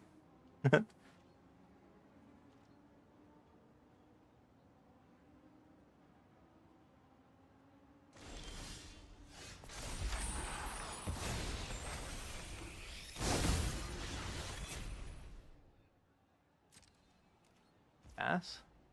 We can't really Ultima here, can we?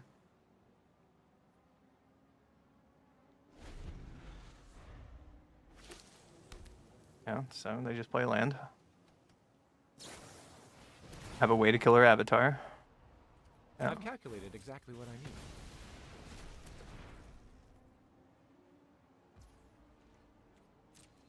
Granny swinging in. So now we're going to try to Tidebinder this. Tidebinder might be really bad because they have so much bot removal in this deck. This resolves. I'm going to go to block. That happens? What? New world. Sure, you can demonstration. There's evidence here somewhere. And then I think we just lose from this spot. Because they can just burn us and burn us. Yeah, cool.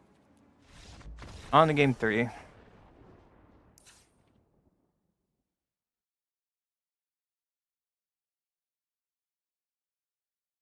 it worth it to bring in Voice of Victories now? Just to only shut them down on my turn? It is a counter matchup, so maybe that's the answer. A set of Angs and Tidebinders. And have something like this. Yeah, they have a bunch of removal, but now they can't do anything on our turn. I like it like this. Let's try.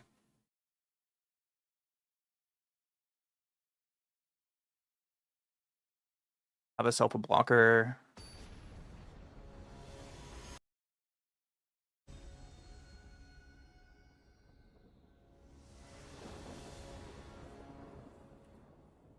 Hey, we get to play first.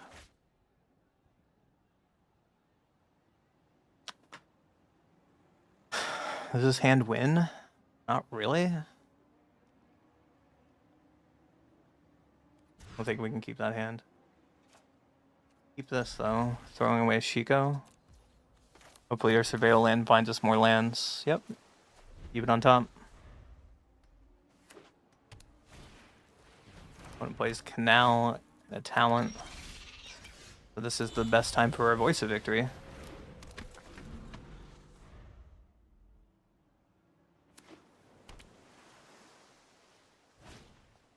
Artisan talent, yep.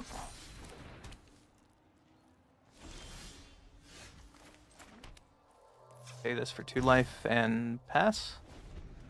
Keeping up Negate or Aang's Iceberg. Yeah, there's a Gran.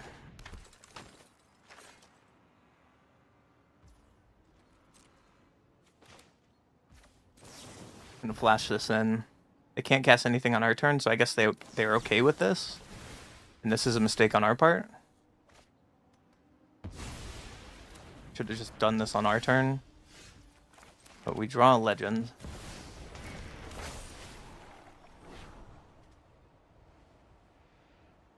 Both of these are fine.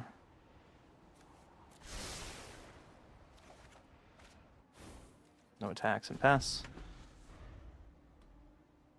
Next turn we can Shiko get back Voice if we have to. This way we can also get lost and hold up Negate.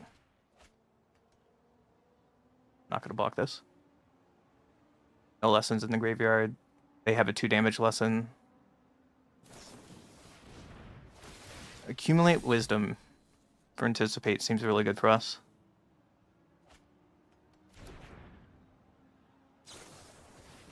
And in detachments.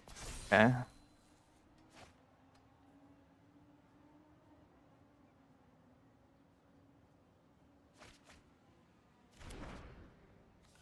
That was a quick way to get 4 lessons in 1 turn, yeah.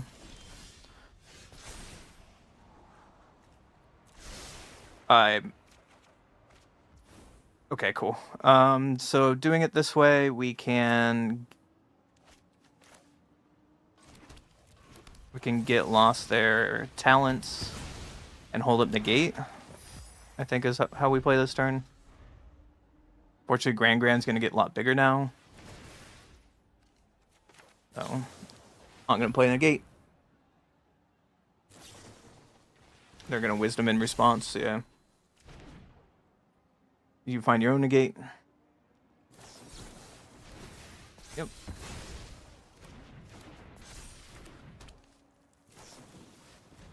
Do another Wisdom. So that's their 3rd Wisdom in 20 cards.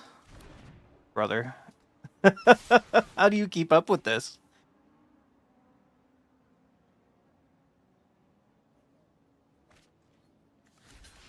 How do you keep up with this?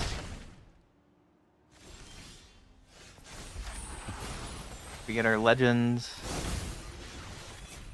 We get our Shiko. Get back Iceberg.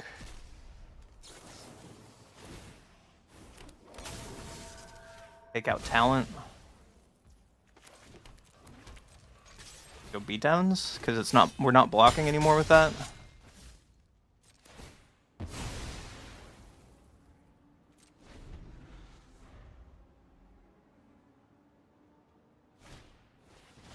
Boomerang basic. Yeah. Here's a downside for iceberging that instead of getting lost. So they just get their talent back for free. Should have thought about that turn more.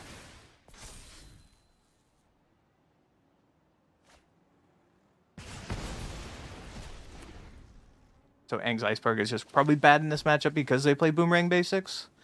And that's just a free card we shouldn't play with. A mass amount of card advantage that they have.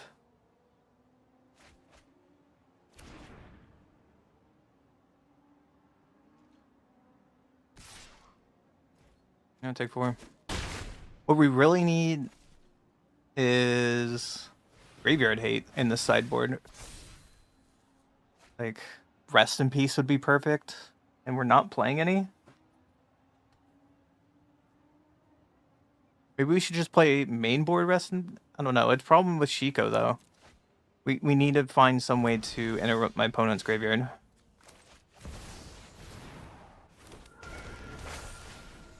So we get a Scry. Both of these are fine. I think we still need to take them off.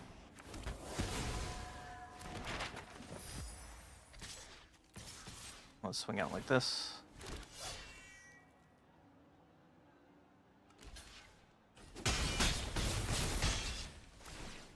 And next turn... 10, 11, 12. We can't take an extra turn yet. Yeah. Are we dead here is the question. They crack a bunch of maps. Okay. Firebending lesson kicked.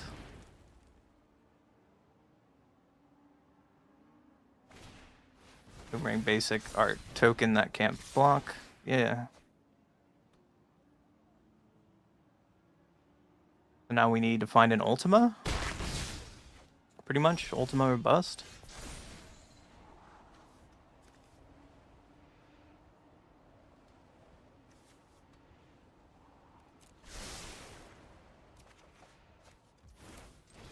Backup is not enough mana to do it.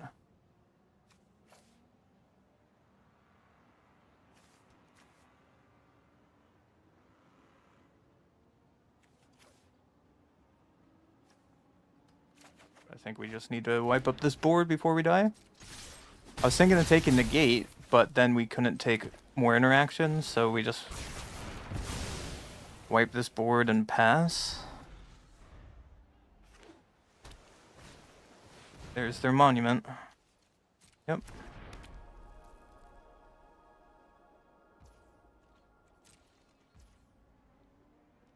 Okay. Stock up was a really good draw here. So with our stock up, what do we find? Probably Negate. Eco's pretty good. Another Lightning Helix is good, just to pad her life a little bit.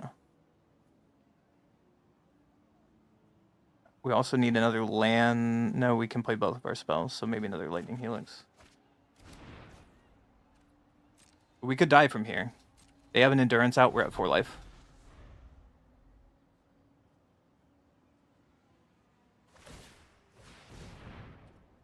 Yeah, Agna Kel. Draw and discard, triggering Endurance.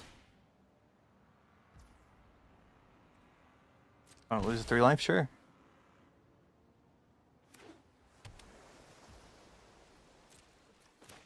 So on their turn, I'm just gonna start burning and present lethal. You have negate. Okay. I will present lethal. I hope. Nope. 4, 5, 6, 7. I don't know how we got there, but wow, that deck is so broken. Oh my goodness.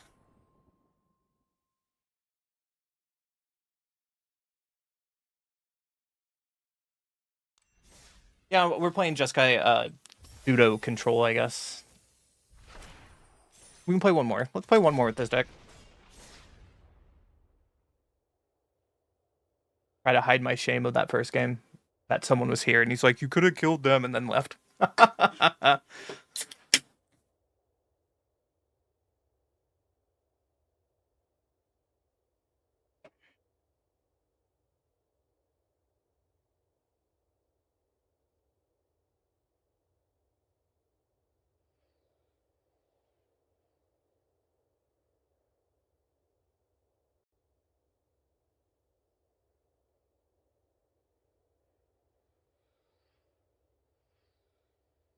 Then Razor Wings, Ballmaker Shop, Cloud, Leyline Axe. Oh, this deck looks sweet, Billy.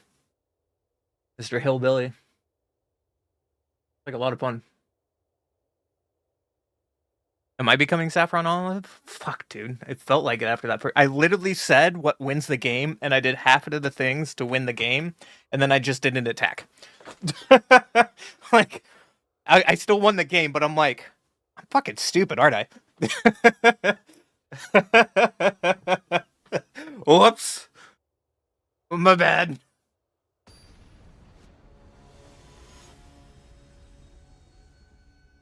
I don't know. If I make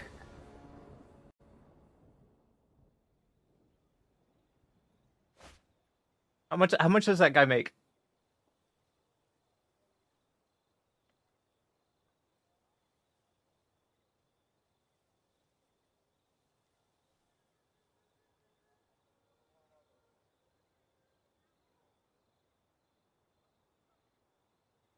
Got to be a millionaire, right?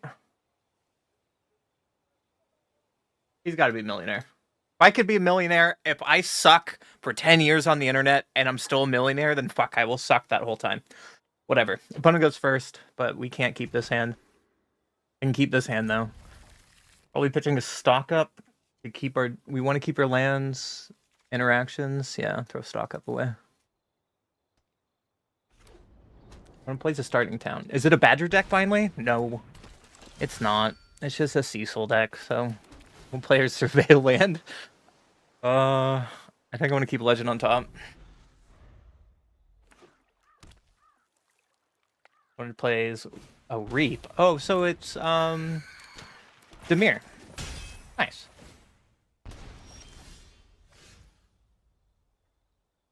You just play our Canal and pass. It's Demir Kaido, right? Haven't seen this deck in a while. They're cracking their map on Cecil, so I'm just gonna kill Cecil in response. They do play Spell Pierce in the main board. Did not get punished. Oh, they just have another Cecil. They don't care. Cool. I think we just want to stock up, right? Pyroclasm doesn't do much to this board. We can get another Lightning Helix. We get another stock up, but we have Legend of Kurok, though. Our next turn, we're going to Wrath. So after that, we can Helix. We can Legend and Gitlaw. Or we can stock up Lightning Helix.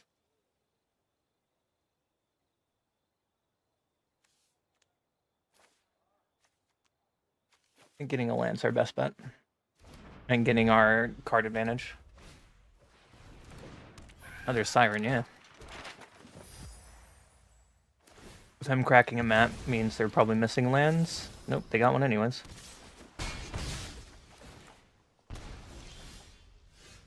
So the question is, I should Wrath because I drew a second one, right?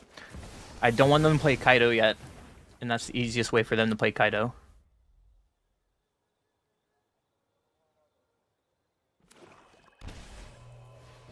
Okay, shock in Azure Beastbinder?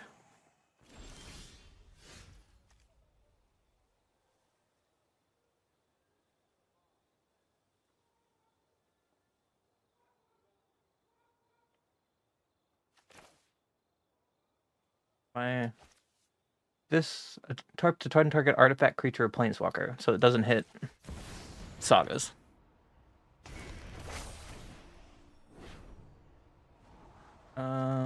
I'm gonna bottom a saga and a land. Another land anyways. Okay. Play this on white. Our passage on white and pass. Oh, it's a drowner. Okay. Sure. If they have a Kaido here, they don't. Okay. So we're just going to not draw those 2 lands with a legend trigger. Is Day of Judgment keeping up Get Lost?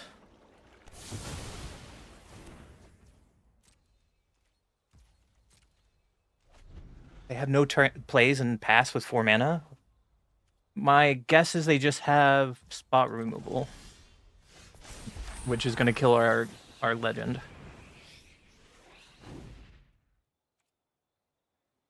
How does... Okay, so Tidebinder comes in. The trigger has to happen, right? And that just dies? Because if we kill it, you still counter the trigger. Right? There's nothing I can do about that. Which is awkward, so we'll just play another legend.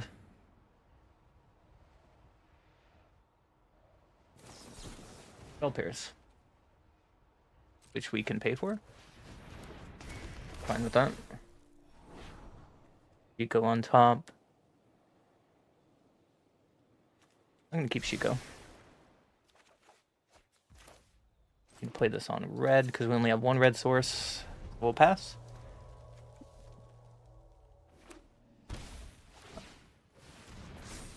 Okay.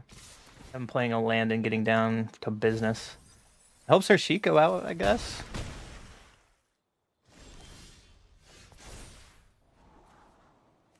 Our Aang can get rid of the land? Sure. So we'll just kill this Tidebinder now. If they animate our land, we can Aang it away forever. I really like this interaction. Nothing. Okay.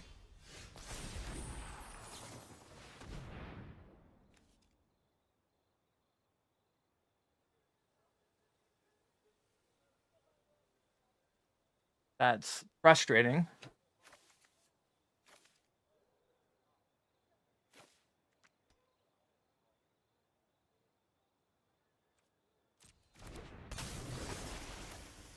That's... Yeah, there's nothing we can do about that. You got it. We play our Shiko, kill their Tidebinder. We have another stock up in hand, so I'm not worried about getting another stock up. I'm just cleaning the board clear. We can shock this in and keep up Aang.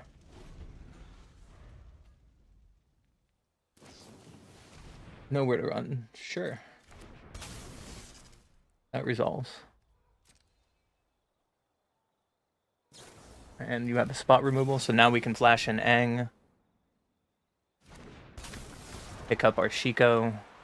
Give a 3rd spot removal? Nope.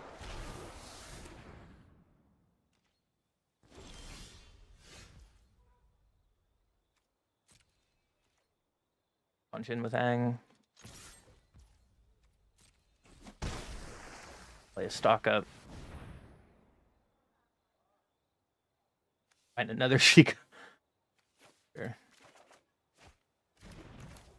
Play our Shiko from Airbend. Get another stock up. Play a stock up for free. Essence scattered, no more life. Sure. Play our surveil land now after all the shenanigans. Don't need another land and pass. We have technically lethal on board. Drowner. Can stop the Drowner. Doing this keeps lethal on board. Yeah, you can animate your land and attack us. That doesn't matter. They get a little more information this way, though.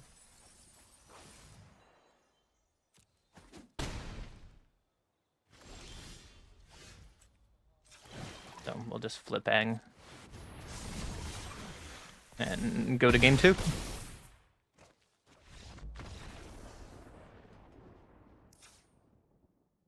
Pyroclasms are terrible here.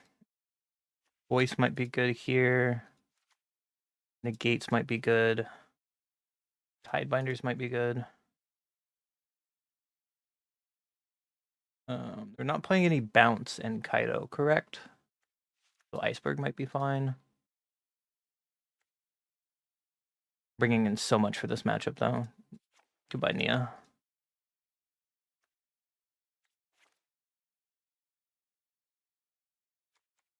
Go down one Ultima, go down one Legend. Maybe this is not an Iceberg. Figure out how we... The problem is Kaido, right? Aang's Iceberg can get Kaido. Can get their man lands. Get any of their creatures. They're going into a heavy counter matchup, right? They can't deal with enchantments, though. They're not playing Boomerang.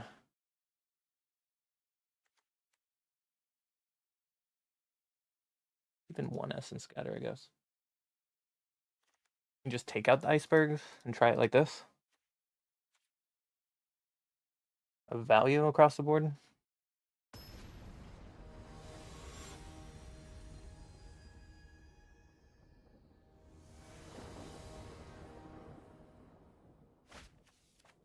Ugh.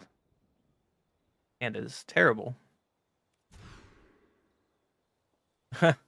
And so still terrible, but hopefully we can draw lands out of this.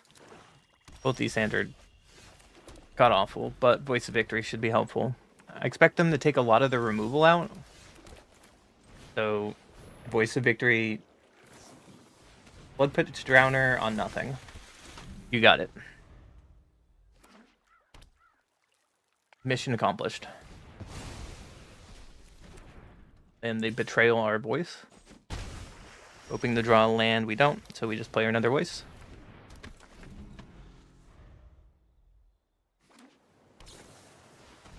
Grounder to tap it down. So it's not dying, that's okay for us. Like to draw a land, please.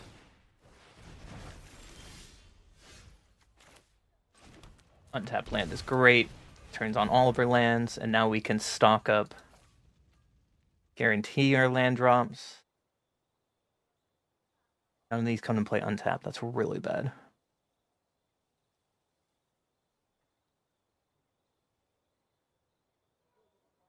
We take a land, we take a Shiko.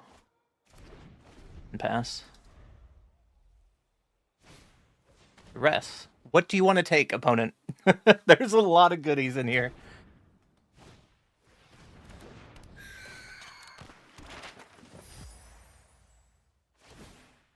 I'm playing Siren mapping to show Cecil. Okay, they are empty-handed now.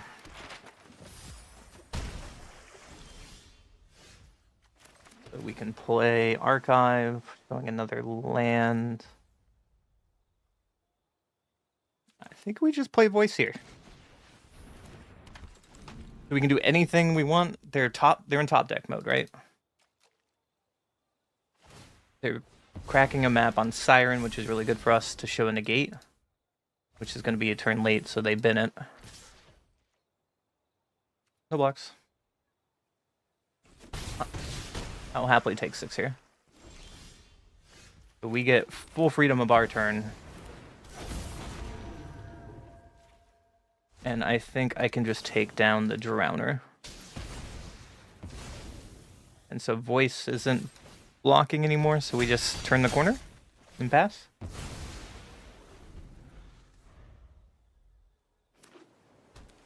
They play a land so they can animate. A bit of Triumph, yeah. Pretty good draw. So let's stock up and find some answers. An Aang is really good. Another red source is really good. I will take it.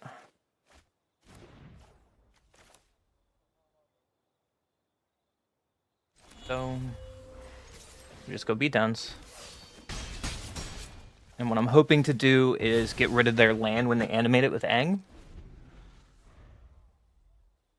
Which is what they're going to do. And we're going to wait till they go to combat. With Aang, we can bounce their land and it's gone forever. Bye, friendo.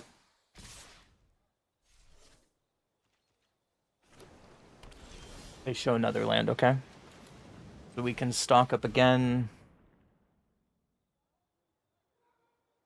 A Tidebinder with a Shiko seems pretty strong. And we can play our tap land here. And pass. We're just going to animate their land, sure.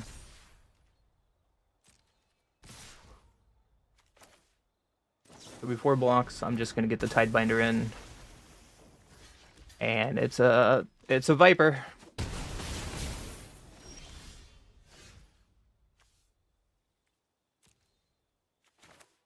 Now we can Shiko. Get back, stock up.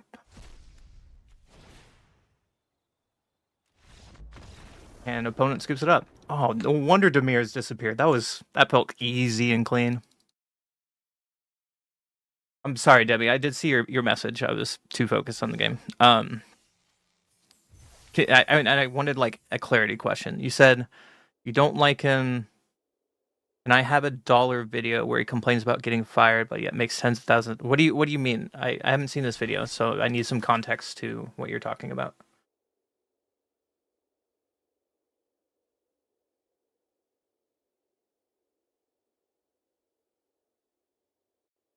Want to just like go on a rant midstream, you know, or mid game because we would get sidetracked.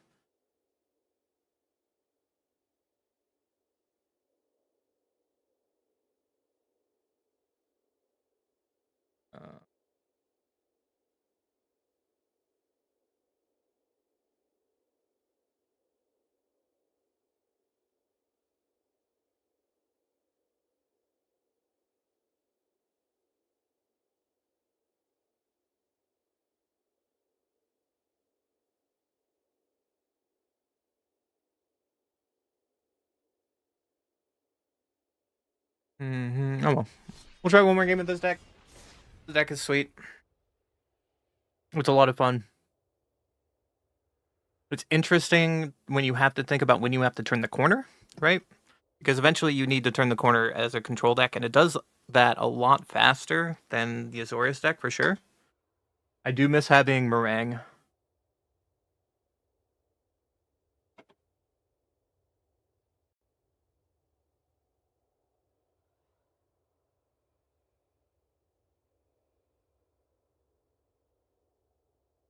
But this will be a last match of this deck before we go to the next decks. We have the wheel to play some other decks today.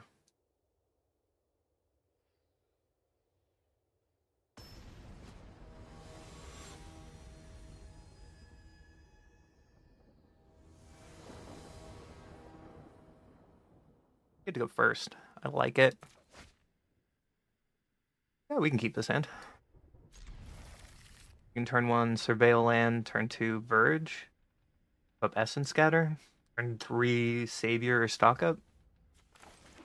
Player Surveil. Find a Nia. Sure. They play a mountain, so it's mono red. Fun. So we'll just pass. Nia is bad in this matchup.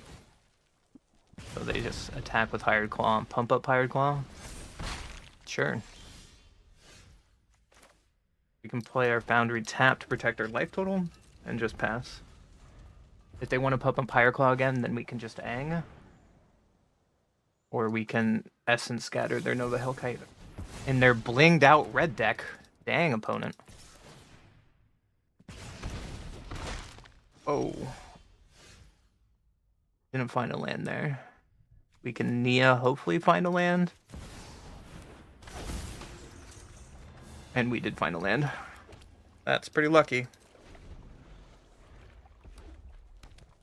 Opponent just plays a mountain. Emberheart Challenger, yeah. And an Iroh's Demonstration.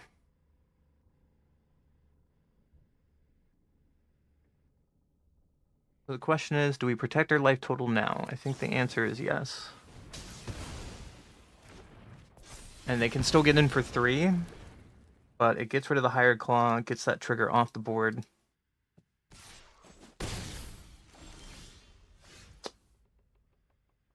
But can we take the turn off to play Legend?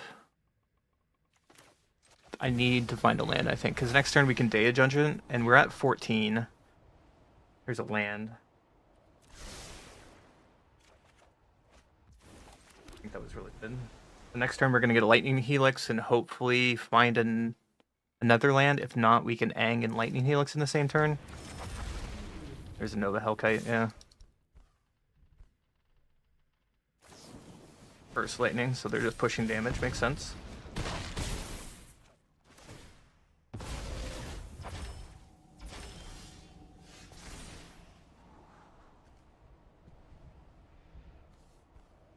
So I want to get the Legend trigger. I think I want to get a tap land because it's also a blocker for future turns.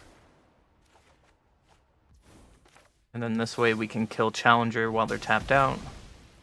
And we can hold up Aang. Hopefully they don't hit their 5th land to just play Hellkite. Now, the Moonslayer. Sure.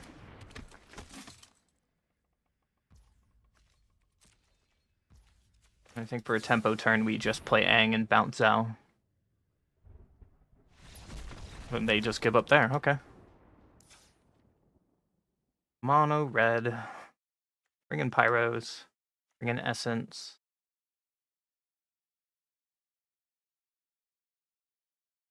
I think we bring in Aang's Iceberg. I don't think this is a negate matchup because they're not using the Fling heavy spell deck. Go down an Ultima, go down a Legend, and go down our Nia. It was really good in game 1, but I don't know. Getting Nia back with Shiko is really good. It's like a blocker, but no.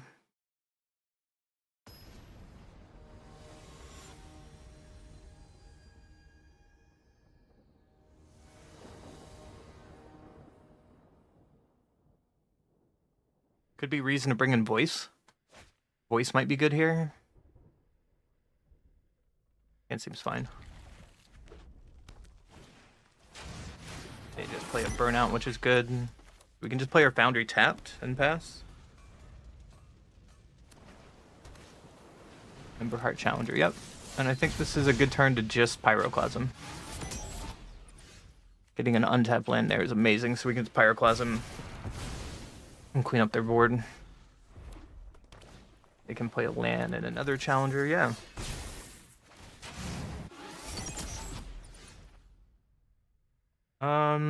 I think our passage tapped on blue here is our best card. Also, why is that freaking Start Your Engine so freaking loud? I don't know. So they just play land and attack. I think we can take 2. I don't think we can. We're just gonna kill it now. And they play a Lynx, yeah. And we take 3 damage from that.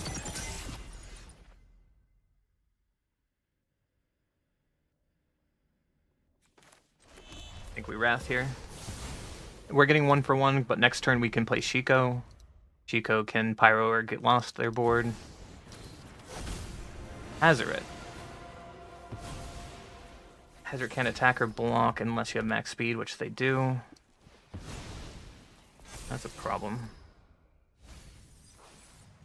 Yeah, we take 6.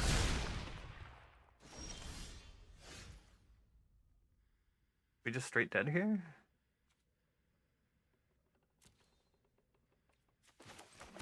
Awkwardly play Shiko as nothing.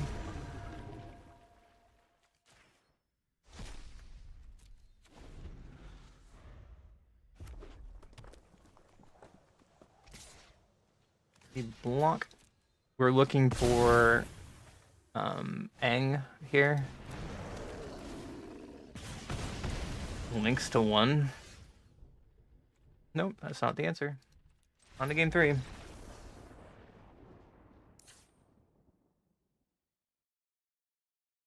Unable Scream can be good here.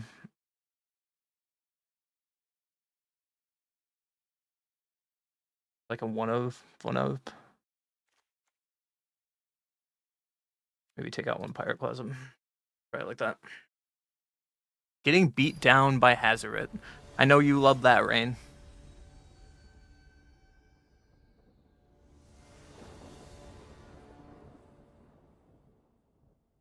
Play first, at least.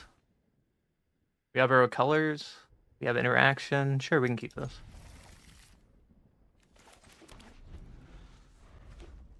Opponent just plays a mountain, plays a hired claw, yeah.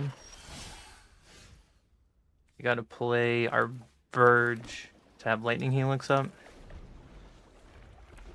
Opponent just plays a mountain, passes. This is combat. I will take 1. I will take 1. They play a Zhao. I think we gotta kill the Zhao, unfortunately.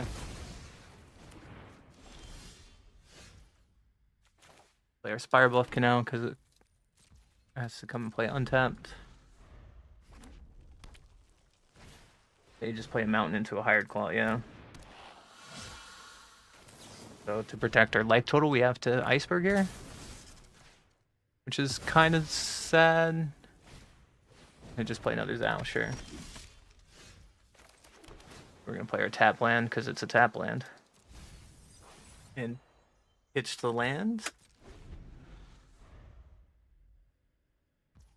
Question is, do we Aang's Iceberg, throw it away, and then we'll get it back with Shiko? We need to find a Wrath, right? They just pump Hired Claw in combat.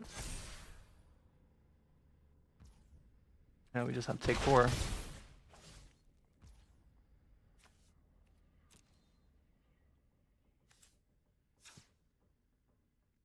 No, let's be conservative. Pass. Getting an untapped land there was amazing. Pure luck on my part. And we can kill the higher claw this way. That was luck. I will take that. We cannot block Zhao because that's Menace. First Lightning. Lightning Strike. Yeah, pretty good. I attack for 2. Aang's Iceberg is pretty good here. Just comes in and play tap because of Zhao.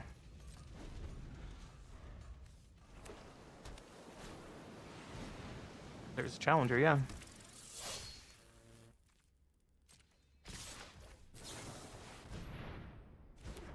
I think we have to get rid of Challenger. I'm okay with Zhao for a little bit. It might be wrong because it has Menace. But us trying to land here is really bad. Stock up is really good, though. Might have been worth it to play Demo Field because they can play a lands. Oh, they came in to play Tent. Found a Hellkite, though. Yep. You take Hellkite damage.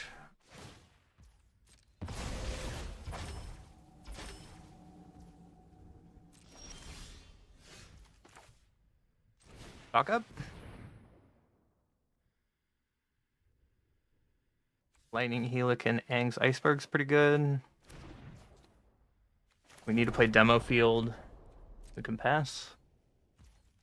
I hope for another Shiko there. That would have been nice, but... Here's the Hellkite, yep.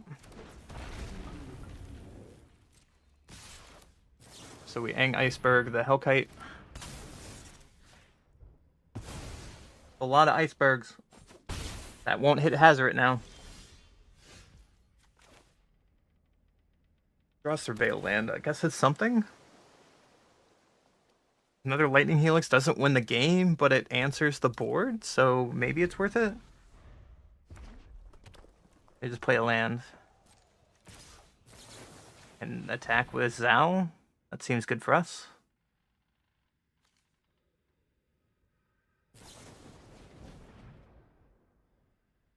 They burst lightning Zao to protect their life. Or me not gaining life. Rather than for me to the face. Sure. Just play our land and play our Lightning Helix we know about. Yeah, you animate your land in a turn. Luckily, I have a demo field out.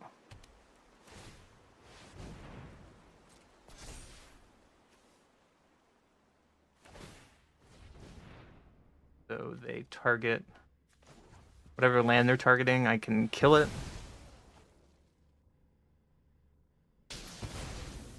Go find another basic. We're gonna die the moment they find a Lynx, though. I guess we can Helix this. Protect our life total. Not good. Draw another land. I'm gonna bin another land even though it's a man land. That doesn't answer this game. Opponent, what'd you find? Dinger Back Terror. Flying trample creature hits -1 for each card in your hand. Yeah, that's just a straight 7/7.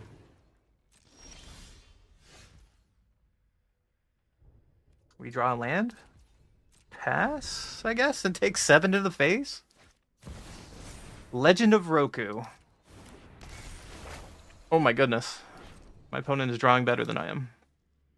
They find a Zao, a Hired Claw. Is that just lethal with Hired Claw? And Rockface Village?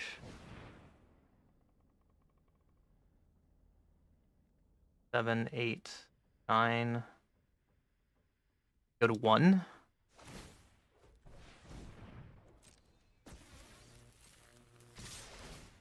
Nine, 10. No, that's exactly lethal. Well, there was a string of very unlucky draws there, but we're playing a 26 land deck. I guess it's going to happen. GG, opponent.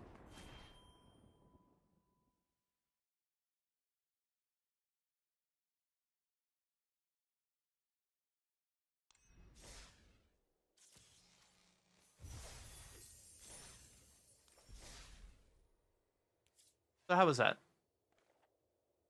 Fine.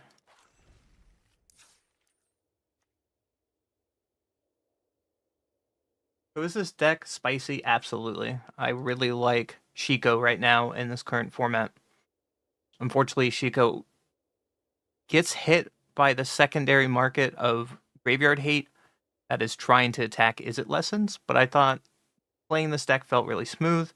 The only changes I'd probably make is Nia is kind of gimmicky, and I feel like I would want to play more counter magic rather than playing Nia. Yeah, Nia's great when you flip it over with Shiko, but often in my game, I felt like I wanted to board her out every time, and I don't know if that's correct or not.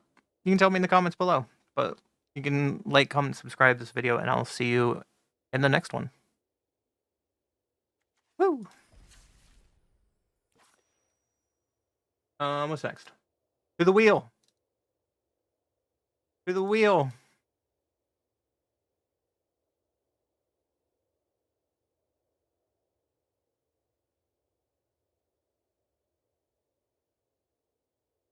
Flood Caller.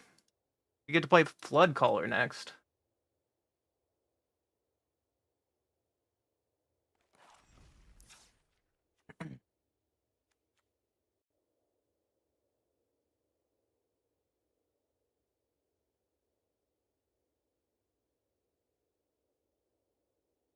So if you weren't watching the whatever.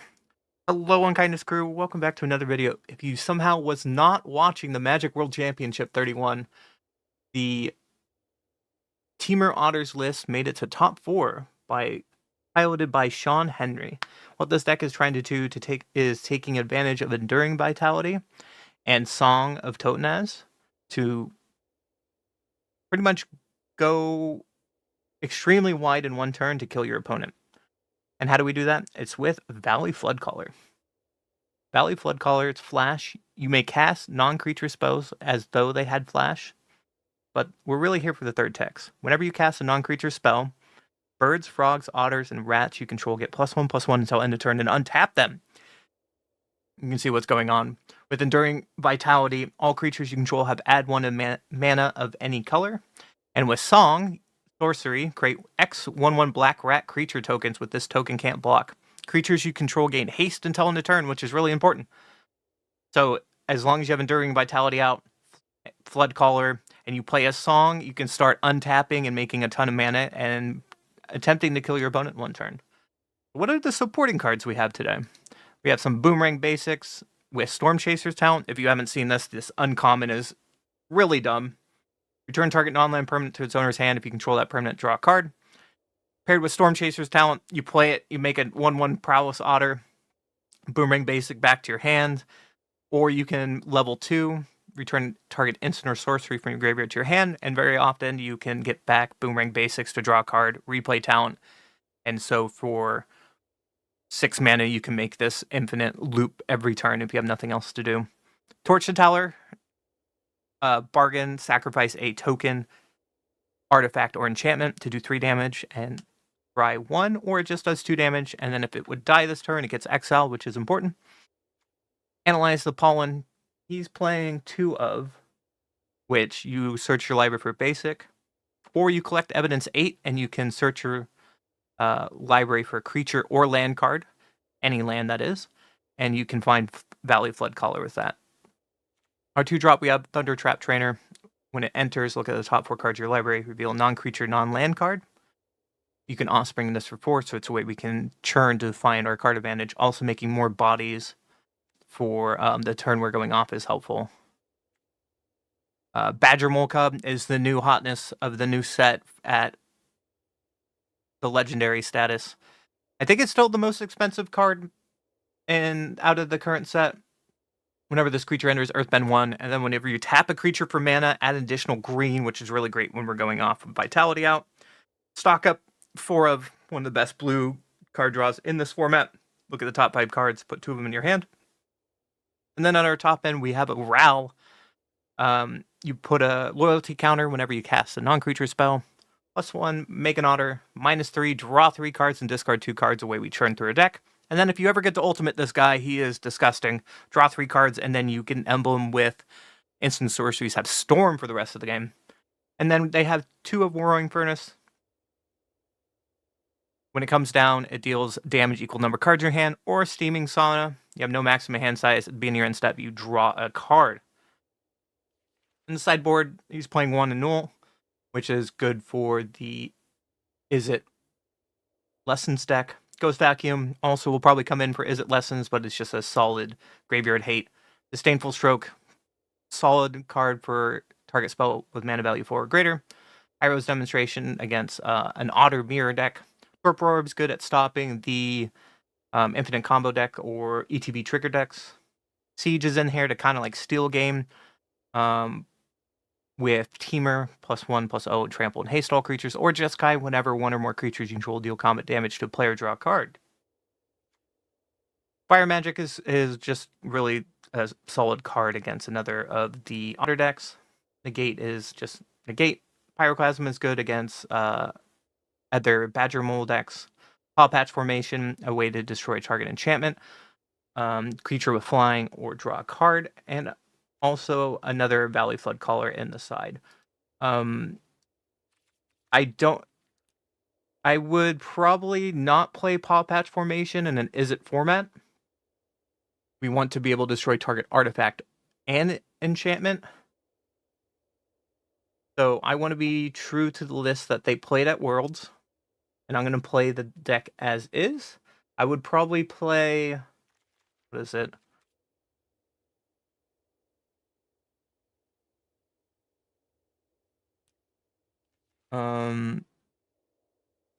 Personally, I would play Heritage Reclamation because it gets artifacts and enchantments, or it deals with the graveyard as well.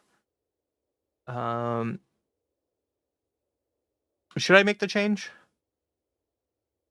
Do you think Boomerang Town or Town is getting banned? I think Ancestral Recall is going to get banned before anything else. I think this interaction is fine for standard. I think drawing 3 cards a turn for 1 blue is not. That's why that deck is broken. This interaction is average.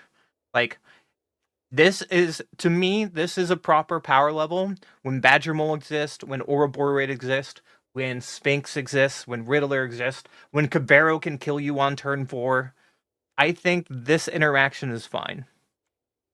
I don't think drawing 3 cards is fine for 1 blue.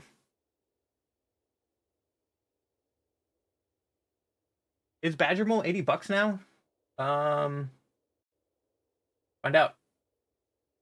Looks like it's 68 according to Goldfish, which is TCG prices mid.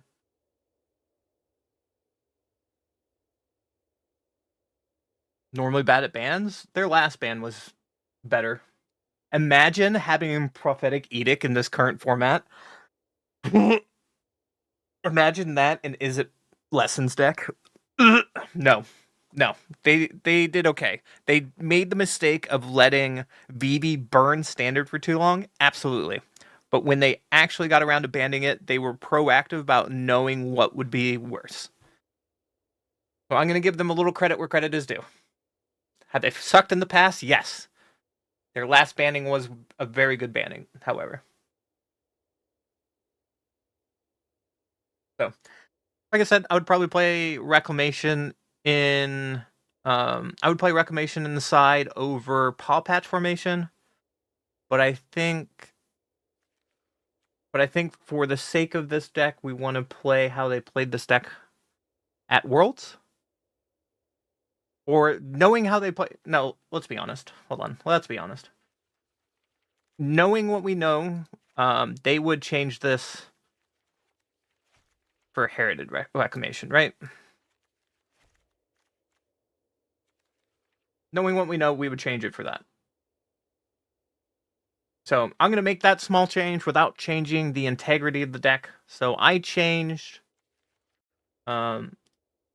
without changing the integrity of the deck, I took out Paw Patch Formation to put in Heritage Reclamation, knowing that the Is It matchup is everywhere on Arena. Everyone's playing that deck. It's Ancestral Recall. Why are you not playing that deck? So we took out Paw Patch Formation to play Heritage Reclamation. And then we have our 1 Valley Flood Caller. So I think this is correct. We're going to try this list for a few games. And hopefully we get to go off with some Flood Callers.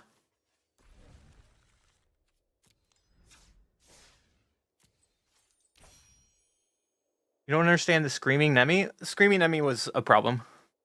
It really... I think if Magic had a 25 life format, not a 20 format, I think Screaming Nemi would be a better card. But the fact that it was a requirement that warped the format made... Like, you're playing Is It or you're playing Mono Red. VB is stronger Mono Red, yes, but the moment VB is banned, Mono Red is the best deck. By far. Nothing is touching a deck with Nemi in it, in my opinion.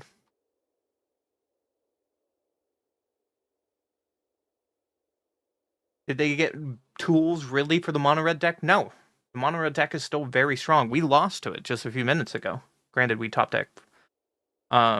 Without Nemi, life gain is an issue at FNMs. True. And life gain is a very friendly budget deck that I could put together for pretty cheap and go to my local shop and play. But Nemi really warped... That 1 card did warp the format with the type of removal we had to play. It shoehorned us of going away against mid-range decks. Because we couldn't play mid-range deck. I just play a Nemesis. Are you going to block it? It's one of those cards that hit the board and you answer it now. Or if you answer it poorly, then you just lose, right? where it's worse about Ancestral Recall, you can't stop that card, right? You can negate it, but when that card goes off, the game kind of just, you lose at that point, right? You usually find another one off your first one, and then you're just like out of card advantage. And yes, you're about $10 off, but it's still. Anyways, should we do best of one or best of three for this deck? You get to decide, guys. For the Flood Caller combo. No worries. I can still read you over there, Demi. I'll probably call you Dustin, though. You don't get any music on YouTube. Sorry.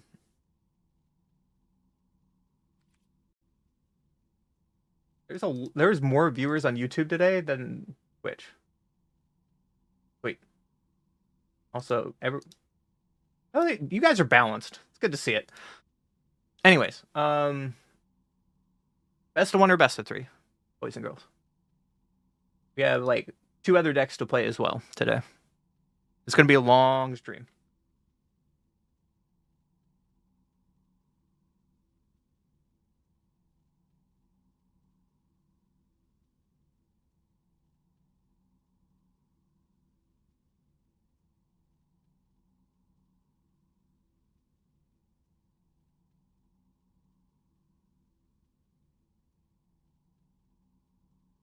Apparently there's an earthquake in Japan. Woo! Hum for the YouTube crows? I mean, here comes Santa Claus. Here comes Santa Claus. Right down. What a fucking Santa Claus like! Sorry. Best of one. Okay. Best of one it is.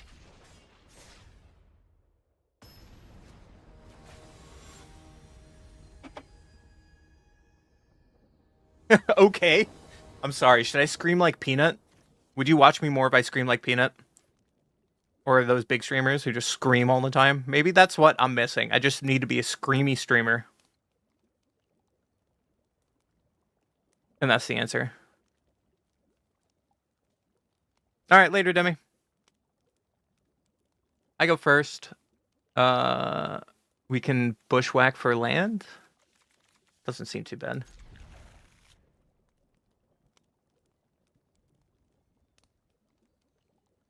We have 2 green here, so we can probably get another blue source. Opponent moles to 6. Okay. Let's get an island here. We'll just place a forest and passes aggressively. Alright, so we can play our trainer. Looking for... Yeah, we can take a Roaring Furnace. My opponent's probably playing like a Badger Mole deck.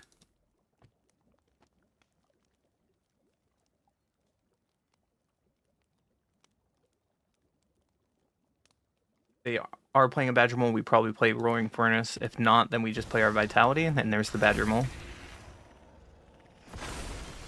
The reason the Shock and Stomping Ground last turn. And we can just kill the Badger Mole. And we could pass.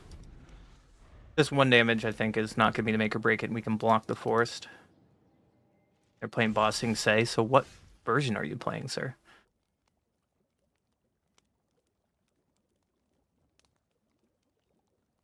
We can Enduring Vitality here. And just kind of slowly set up for the combo. I think that's fine. Let's play our tap land and pass. I'd like to draw more lands, please. Or not more lands, more spells, so we can go off in 1 turn. Ouroboros. Yeah.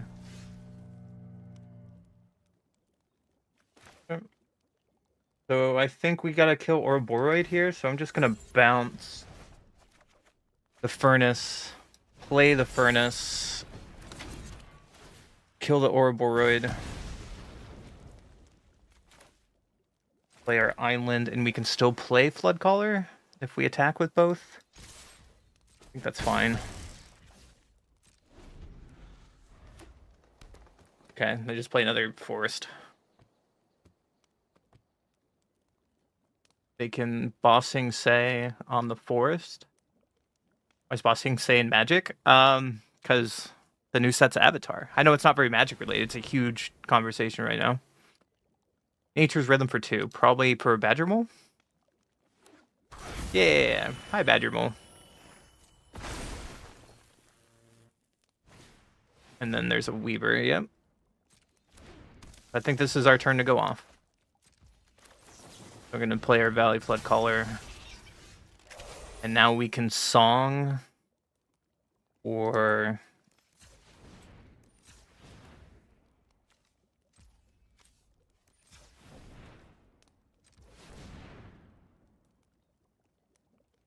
six?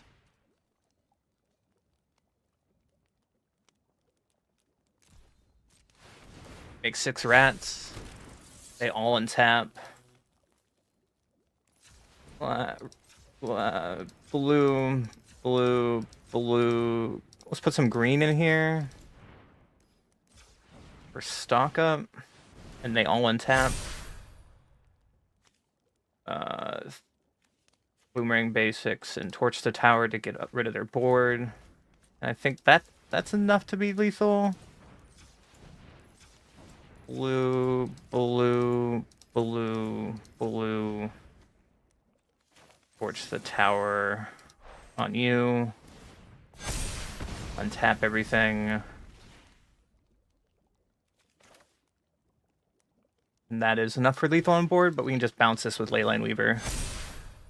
And smash.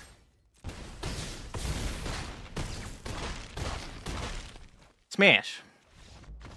I like it. I did the thing. Next game. Yeah, it's a combo deck, Krim. How you doing, buddy? There was no war in Bossing saying, but I definitely went to war on my opponent's face there. I'm not bad today. The YouTube's been doing great lately. I'm out of beer though. I'm sad. This is my last beer I'm drinking right now.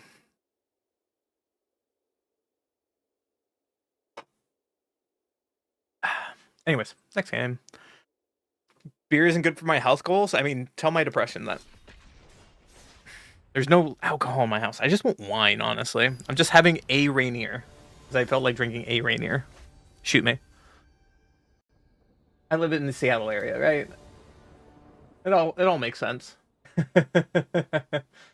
Should follow me for that. It's true. Depression is not good for my health goals. You're absolutely right.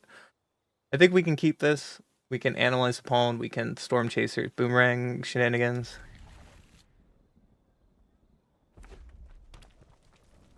I'm gonna play some mountain. Looks like it's mono red. Makes a blue so we can talent. Next turn we can kill the Higher Claw with Bushwhack if they don't pump it up.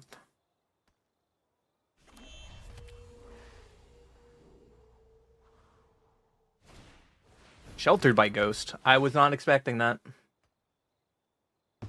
Oh, they don't take my Otter?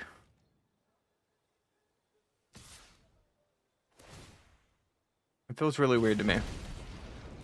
A box.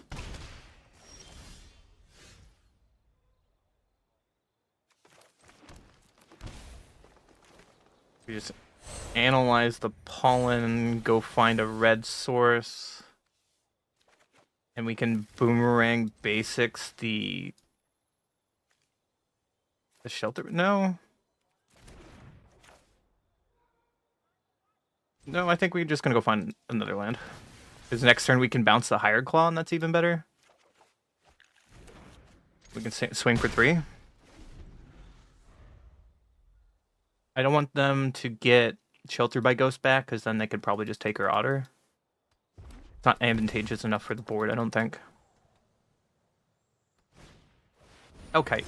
Well, there goes my Otter. Bye, buddy.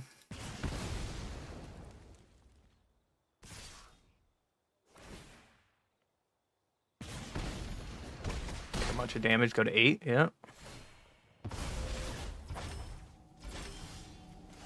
So we're gonna boomerang basics the hired claw like we talked about. And slow him down a turn. Get our talent back. Too bad.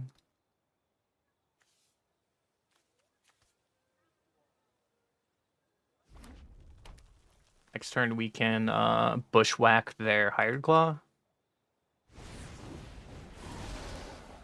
Viper. Whenever opponent casts a spell with mana value 3 or less, does 1 damage to that player. Yeah. Thing.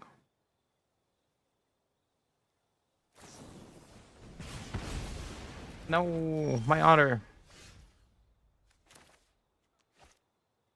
That's a problem, isn't it? Because now I have to shock this in if they draw landers. Block. Block 4. Well, this is gonna do so much damage to me. Oh no. This here. And I take a 1 ping from that.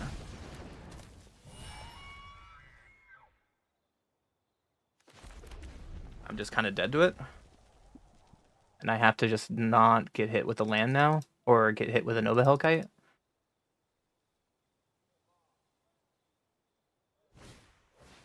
Mage Bane Lizard. You must hate on control, my friend.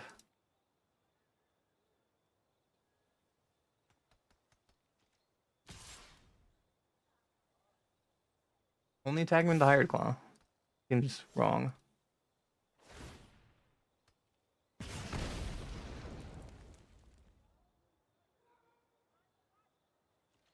I will block. This is like I hate control .deck going on over here. I guess his name is Timo. It makes sense. First lightning on my, yeah.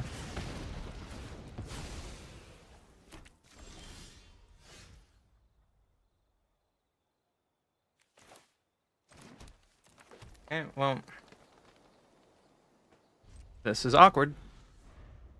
If they play a land into Nova Hellkite, we're just straight dead. Because I can't stop that. Yeah. GG, opponent. I mean, those are uncommons. It's kind of cheap. On to the next one. We're just kind of slow that game, I guess, against Mono Red on the play. I mean, we just played control the first 2 hours of stream, so I don't hate control. Opponent goes first. We kind of have our pieces. We can keep it. If it's mono red again, we can bounce whatever creature they play with basics. It's not mono red. We're fine. So we can Sanctum turn 1 to go find an island.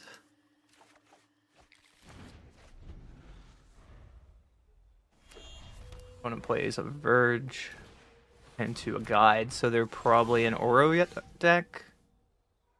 If they are an Uro deck, they can play it next turn.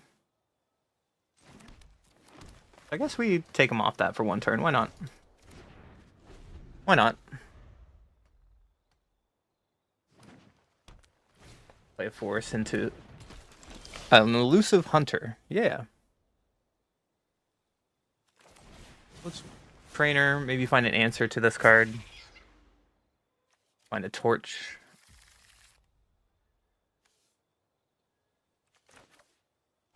Just play our Verge and we can keep up torch, I guess. You target whenever a creature you control is or a creature spell you control comes with target spell ability. Draw a card. Ooh. There's our Ouroboros.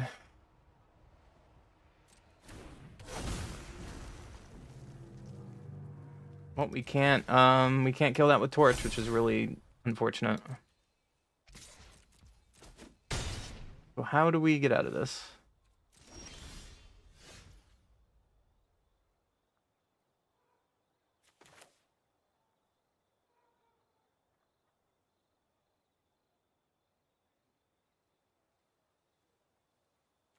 Gosh, what is this turn?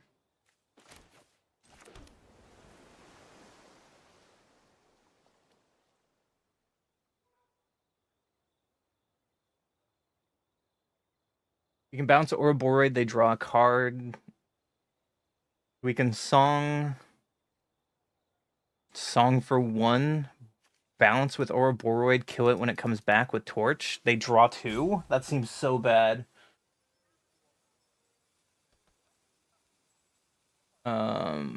If I play Ral, it just dies to Serok.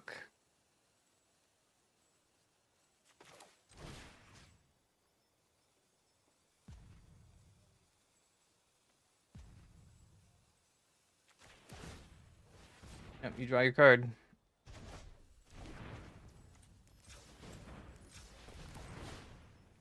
One.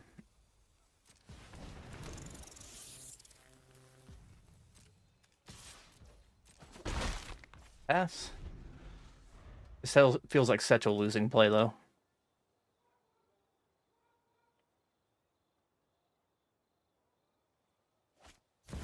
Yep, there's Ouroboros. And we have to kill it. And we take 5 here and they draw another card. Don't need another land.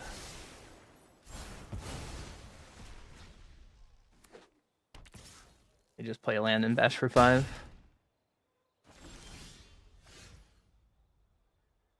Play Ral and tick down.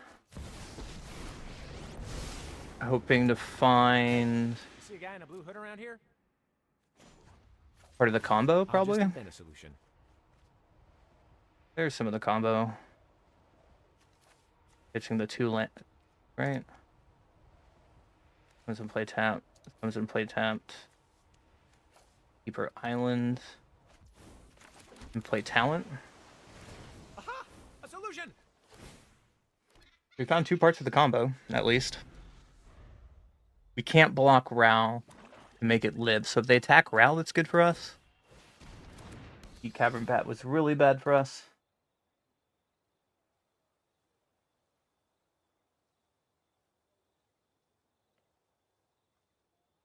That was 2 of our 3 combo pieces.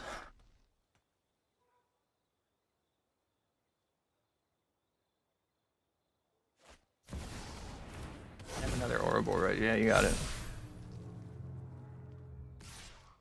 Going for me. I respect it.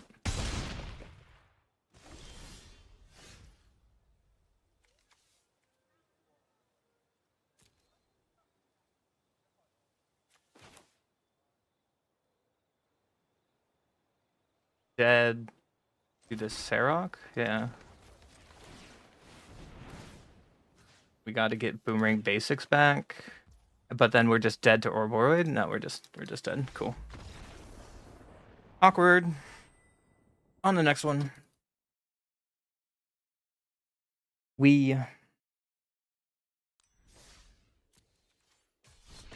So far, we're 0-2 with this list. Feels good. Question mark.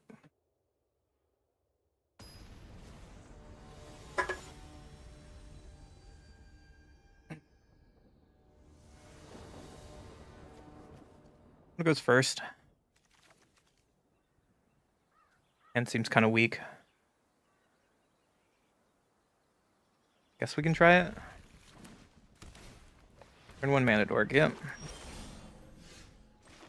And your turn 1 mana dork needs to die.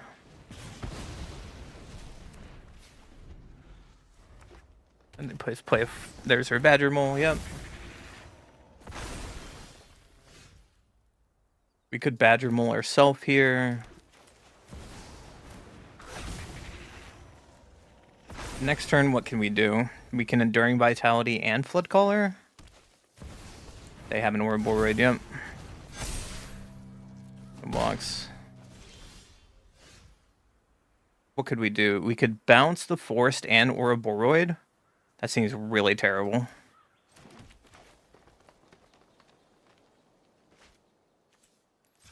Green, green, green. I mean,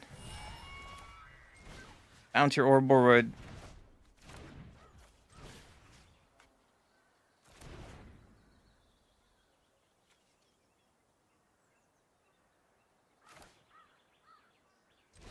Bounce your Badger Mole.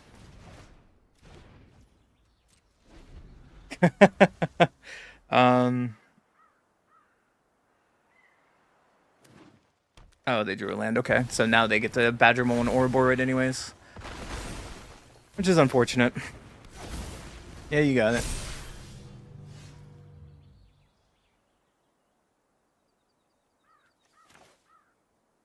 Bounce Badger Mole here to draw a card.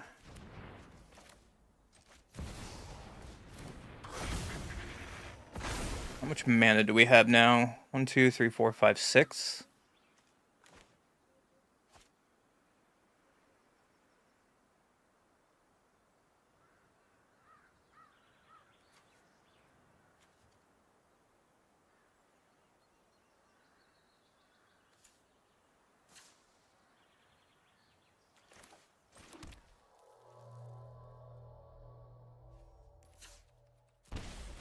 We can play this and then flash in Flood Caller and hope to find combo pieces next turn. Really weird.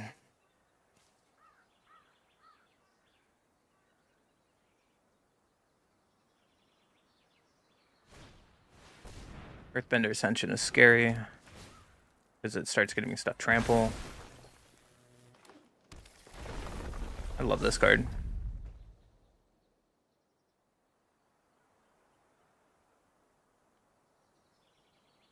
Another thing we could have done this game is bounced our own Badger Mole over and over for Boomerang Basics to draw, knowing that Ouroboros is going to be a problem, and just try to get lands that can block.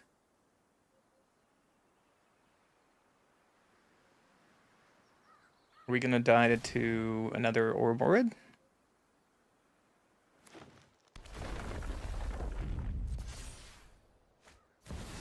Grappling Chocobo, okay. It's a weird order to play that. They find another Chocobo. So landfall with Ouroboros. Yeah.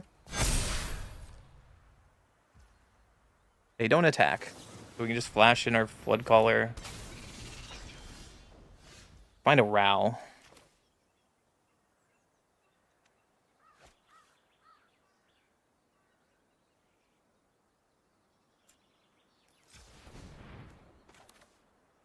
So Ral here. Untap Flood Caller. Minus Ral. Somewhere.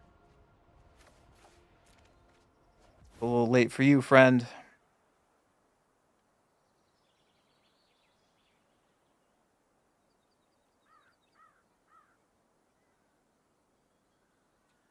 Just pass, I guess. We're gonna die so bad here.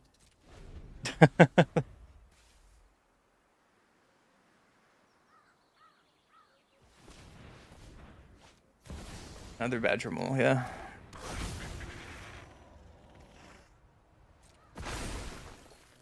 You gonna hoof me? That'd be sick.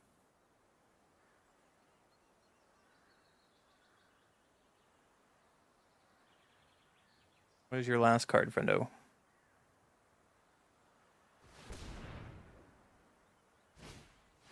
Rockalanche. Yeah. That's a big land.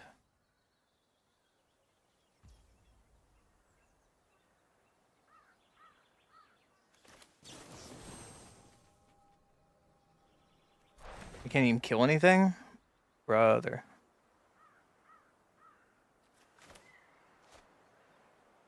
Okay, how are we gonna block? We have to block here, block. At least these 4 are blocking.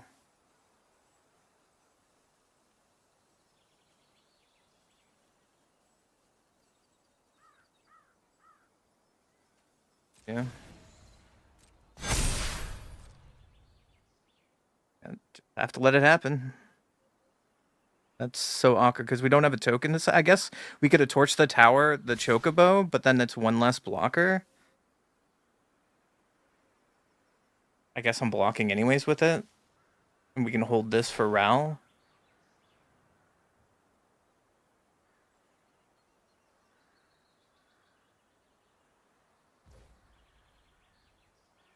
Going at me. Seems pretty good for us. So we can block here. We can block here. Block with a land. And block with a land. Take 6.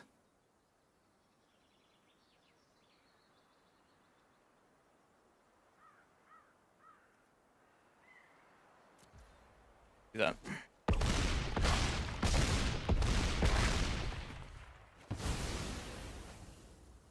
All these come back.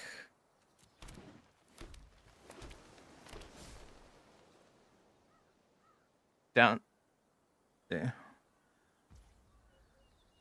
Alright, we need another spell off the top. Nope. Game opponent. If they swung out, I was dead there, though.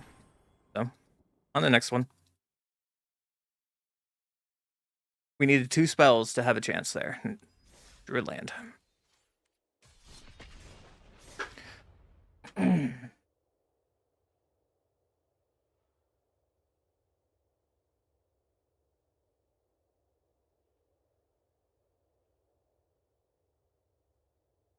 But yeah, I think the YouTube's doing pretty well. There's been a couple people tonight that said, "Hey, I like your YouTube videos," and popped to the live stream, and it makes me really happy. Some of the videos been doing pretty well. Our recent ones are kind of struggling, but you know, I've gone up 200 subs in the past month, which makes me really happy. So shout out to those YouTube peeps. Thank you so much. I'm gonna go first. I think we can keep this with talent into trainer.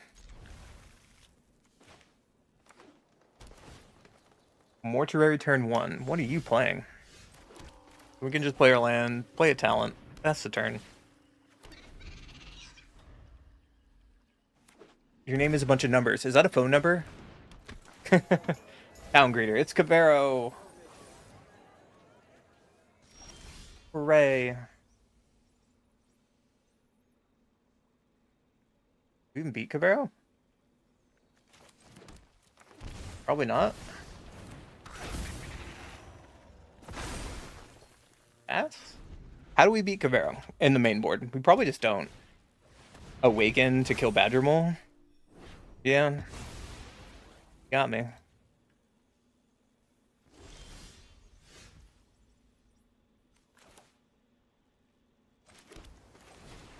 Play Vitality and pass? There's a Terror of the Peaks that they milled over for 3. They can get back a Valgoboth, but they missed on their land? Okay. So we're just gonna trainer.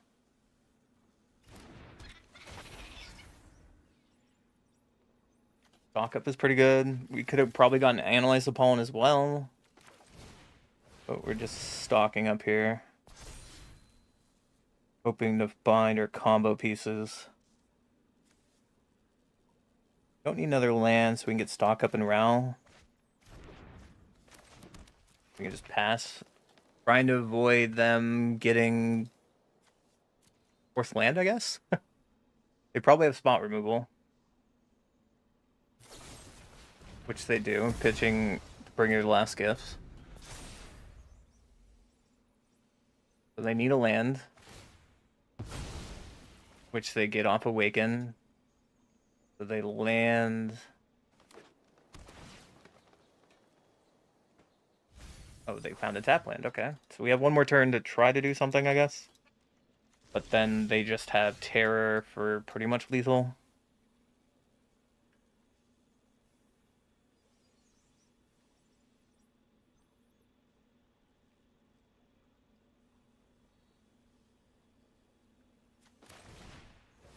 Lock up, I guess. Look for some mounts. There's our Flood Caller.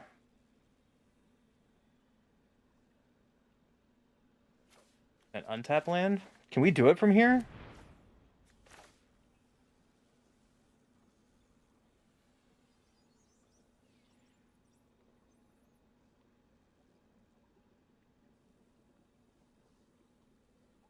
No, we can't. They have enough for Terror kill. They do. Terror, Valgovoth, Bringer. Enough to kill us.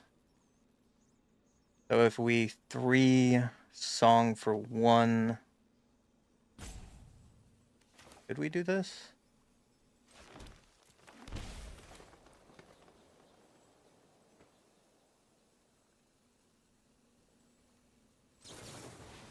Got a Valley Flood Caller now.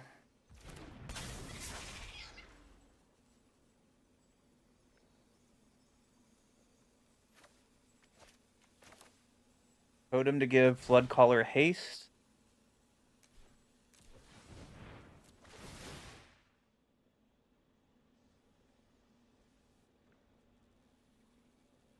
They have removal here, probably. Yeah, they have removal, so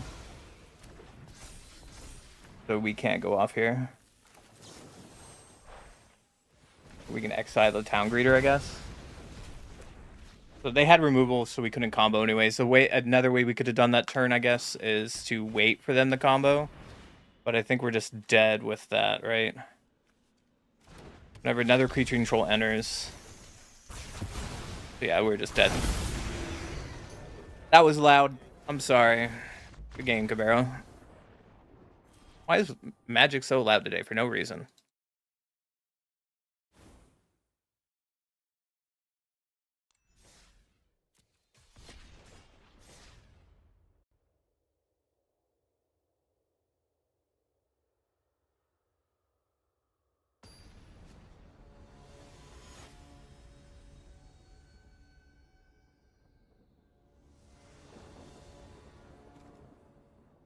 One goes first. This hand is garbage. I guess if we draw a land, this hand is perfect, but I don't want to play that game. I'm going to throw that away. This hand is okay. We can throw away a torch because we don't have red and hope to lid the stock up. But that's probably not how we win a game. They're playing Archive, so it's probably control. Uh-oh. Player land and pass. They play another... Okay, we're just kind of probably dead here. Play a Breeding Pool and pass. They play a stock up after playing a mountain. Uh-oh. So it's just guy control?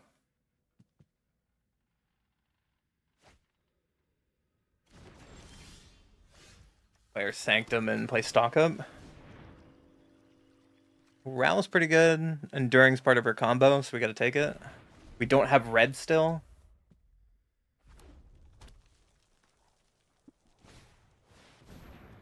They play another stock up. If we draw an untapped red source... Nope. I guess we just stock up, hide what we're doing. We have a Storm Chasers already. There wasn't a red source in here. That's really bad. Take a Boomerang and Song, I guess. Play an Island and our Talent and pass. Now our opponent kind of knows what we're doing. Question mark.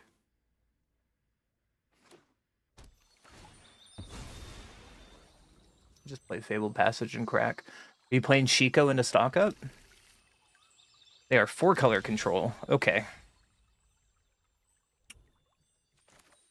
Just gonna play stock up again. Would you like to counter my stock up? They don't. Badger Mole seems really bad here.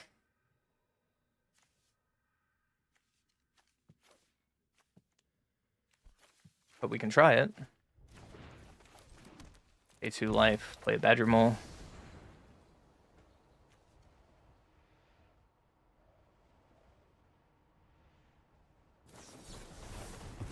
They just full up 3 steps ahead. Okay. We just bash in for 2 with our Otter and pass. Hoping that they do tap out eventually, which they probably won't.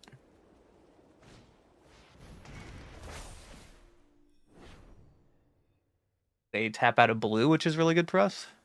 To play Rediscover the way. Now maybe this is our turn to get down Ral.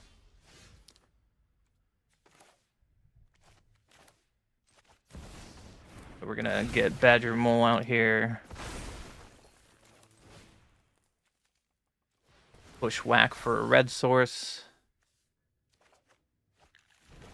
Player red source, player Ral.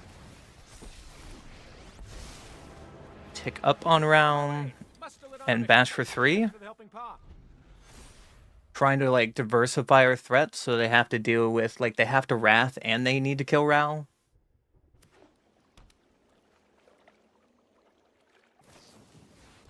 They never will defeat Ral, and that's really good for us. I hope I change back when I leave. So if we draw... Oh, never, Badger Mole's dead. So if we draw our combo piece, we just go off here. Let's try to do that. Boomerang basics. On talent to draw a card. Storm Chaser's talent.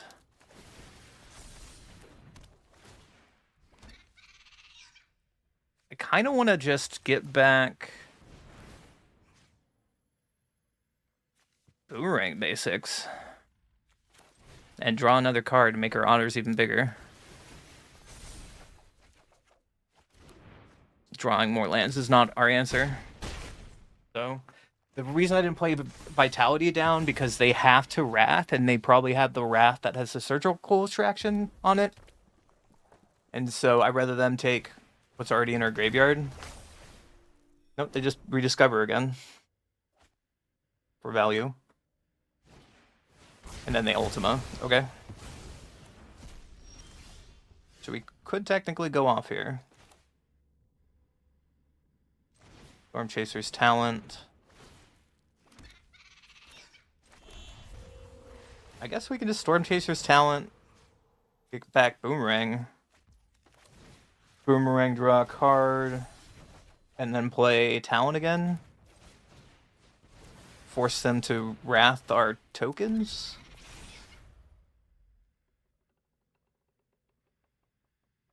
Still not showing them that we're a combo deck. They probably know what we are, though. If they've been paying attention. But them getting Shikos to keep their hand full has been kind of a problem.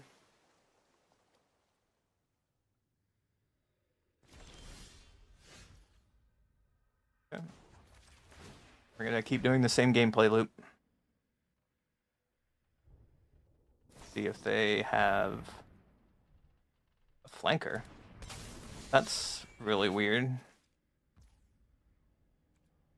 Okay, you exile my graveyard. Gotcha. So Storm Chaser talent does nothing here. You can kill the flanker to get some triggers.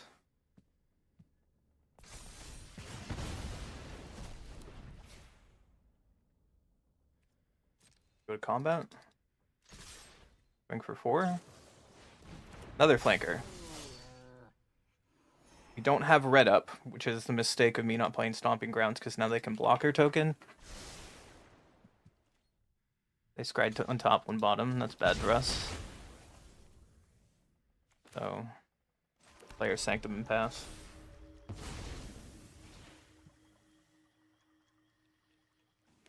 Still not showing them the combo.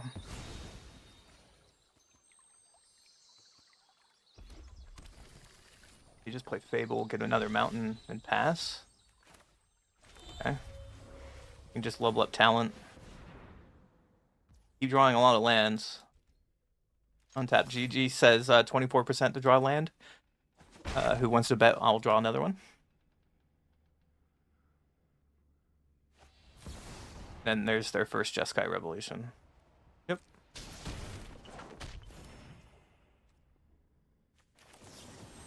I'm gonna kill one of their tokens while they're tapped out to make another otter.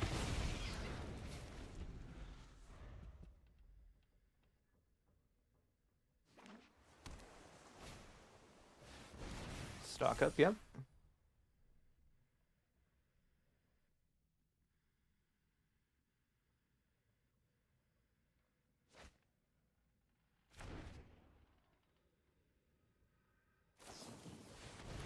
Notable defeat to get rid of our enchantment. Got it. We're pretty dead really soon. If we draw our otter, we can pseudo go off. They're tapped out. Now is the time to do it. Otter, please.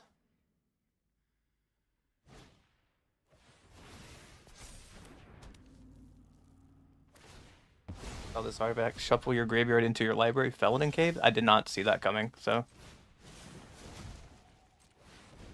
Through Trainer, we can kick it. Offspring. Storm Chaser's Talent. And Roaring. Roaring seems fine. Because now we can Roaring. Kill the token. Play our Storm Chaser's Talent. Get in for 3. And play our Stomping Grounds and pass.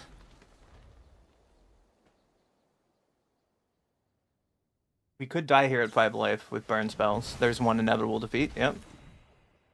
You have your another version? You got me. GG's, opponent.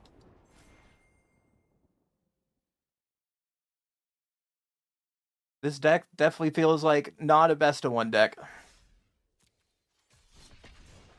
be fair, every time I play this deck, this is usually how the matchups go. I am 1-5 right now. Holy shit.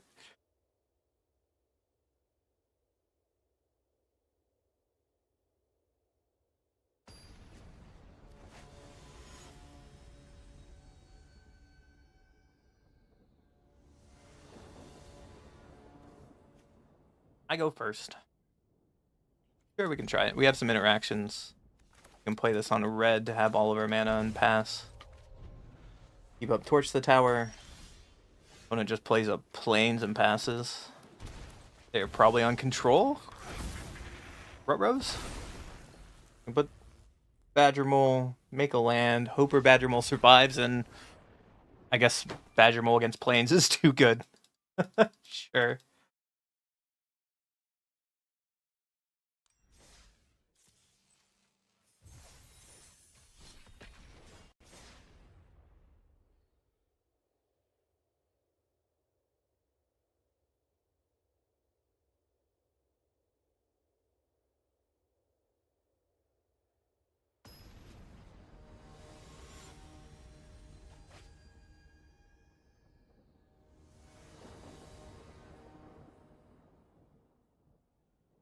One goes first.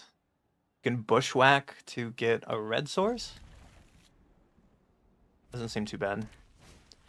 Mountain into Kellen. Maybe we just hold on to this bushwhack. We'll protect my life total. Play a tap land.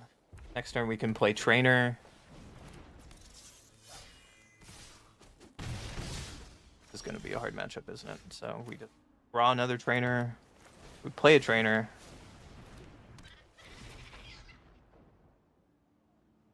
Talent is not bad.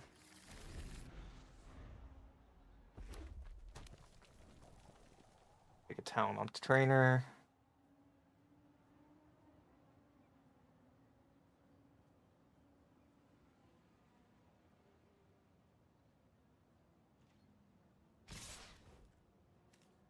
Talent just becomes pumping up before damage. Wow, alright. I'm gonna block Kellen. You're probably gonna pump Kellen now.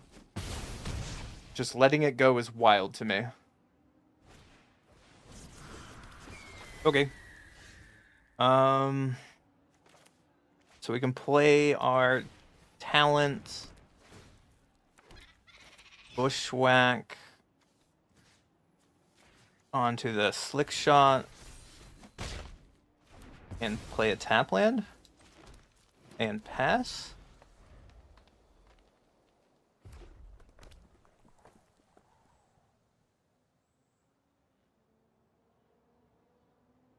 I think we're on blocking duty with this otter. Well, the otter's dead. I retract my previous statement. Bulk up. Rose. Yeah. 8 damage.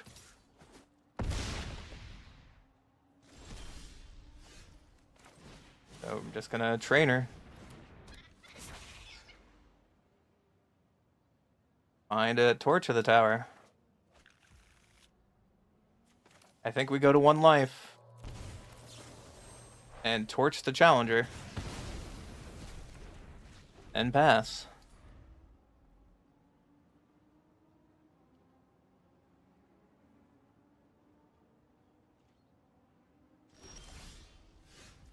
Okay, so let's stock up. Why did it tap my red source? Wizards. Unfortunately, I think we need to have Torch and Verge. So we can play our Verge, play a Talent, have another blocker, and keep up Torch. Pass. Try to have 2 blockers. Granted, they draw a burn spell. We're just dead anyway, so we can't play around that. Like so.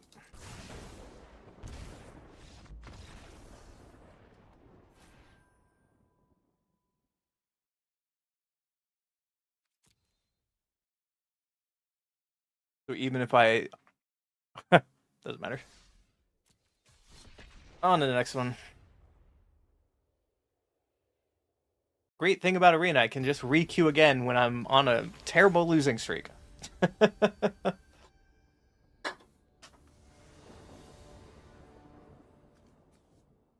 I go first.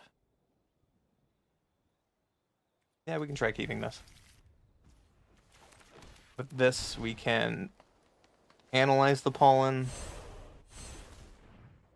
We get, I don't know, an island. Fine. Keep bushwhack for some form of interaction if we need to. Could have done it the other way if we get like evidence on analyze. Nope, it's just Azorius control.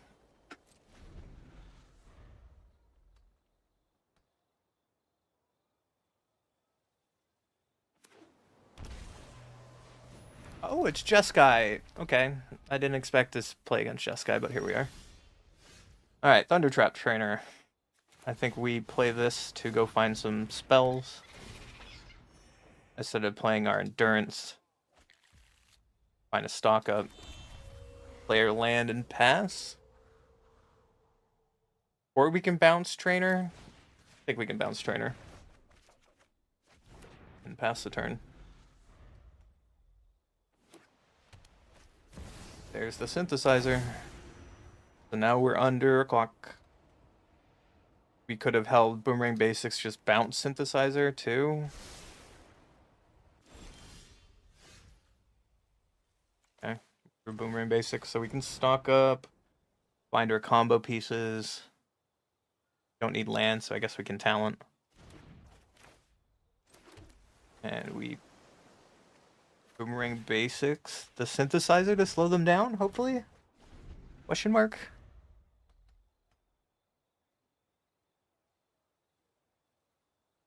I mean, they can replay it, but then they're just doing that to scry. I think I'm okay with this.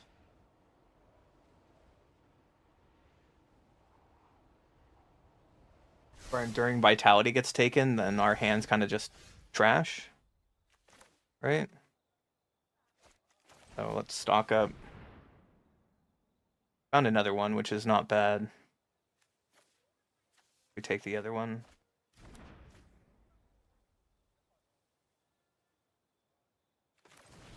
Tapped us out of both of our green, unfortunately. Just play an otter. Get this down and pass.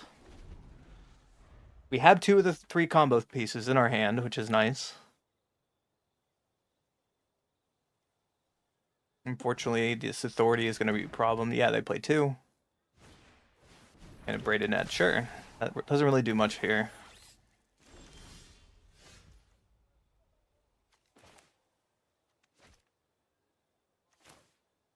And Badger Mole here. Bring out Breeding Pool.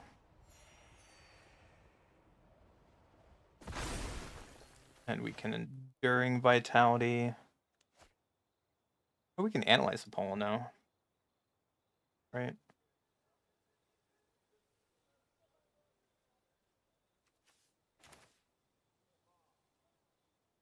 Or we can kill their token. Kill the token. And play our Thunder Trap Trainer. And next turn we can do everything in one turn. Right?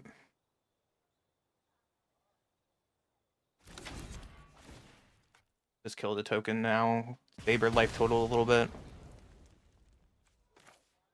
Now we can analyze the pollen to get ready to go combo.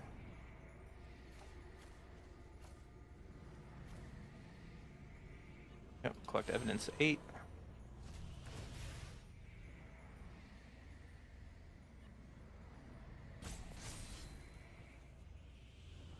And go get our Flood Caller.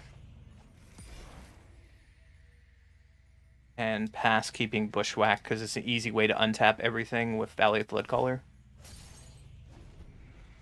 They probably have a split up in their hand if they're tapping our Otter.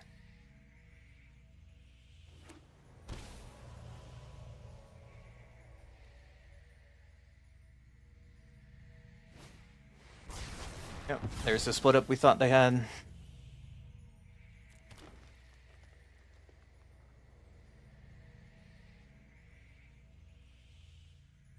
But doing split up doesn't advance their board, nor gets anything with Synthesizer. We can Trainer here. Finding cheap spells.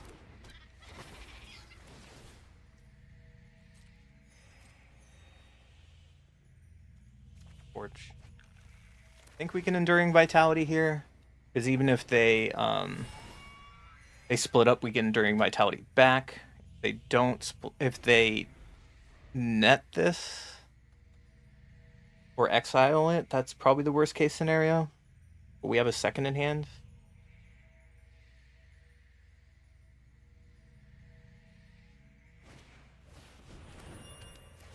Yep, white. There's an exile effect. That's what we were concerned about.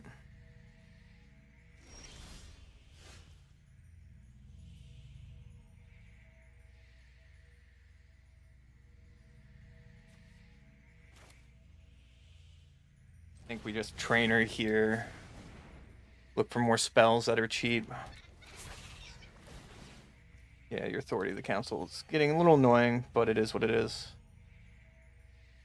I'm gonna tap my Trainer. Yeah.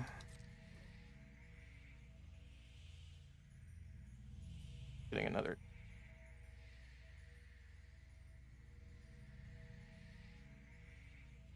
Getting a talent here is fine. We can Bushwhack for another land. Another forest. Play a forest and then play Valley Flood Caller in their turn and hope to combo.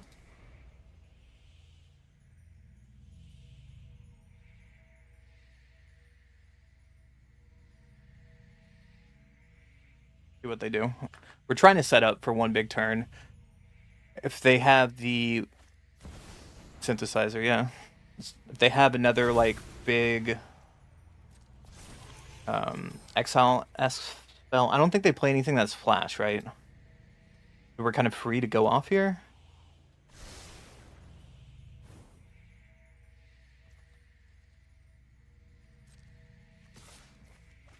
Seven, yeah.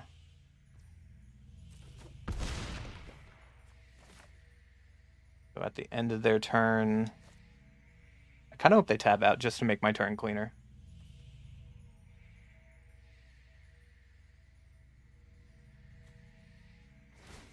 Gonna craft with Artifact, okay. They're Braided Net because what? Draw a card for each artifact. Oh, it triggers Synthesizer twice. That's sweet. I'm gonna bring in Flood Caller.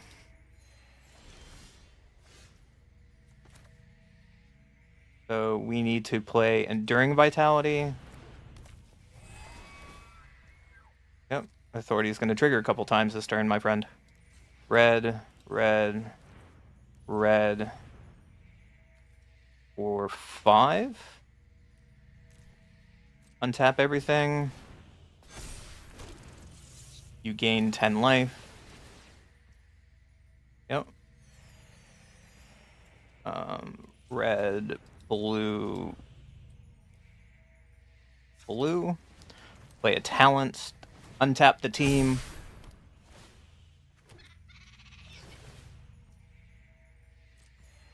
Yep. So let's throw a green in here. Keep tapping mana. Blue, red, blue, red. Play a Ral. Untap the team. And I'm gonna just loot with Ral. Observe, analyze, iterate. Well, that makes things go faster, but I don't think that's what we need. Pitch these two.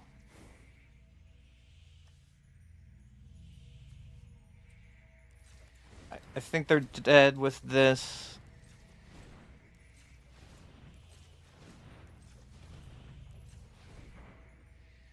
We can bring back the level up. Bring back Song. Put in Valley Caller. They gain 2. And we do this for...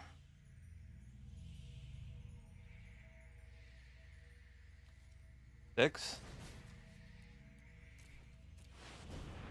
Untap everything. Oh yeah. Coming together. Everything gets haste. You gain a ton of life. And we need to keep going. Oops. Don't need to make black.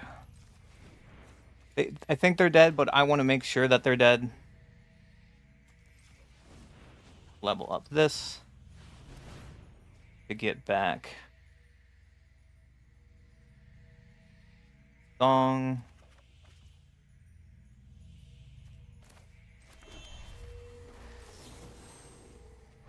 I'm gonna cast this on you to untap everything. Aha!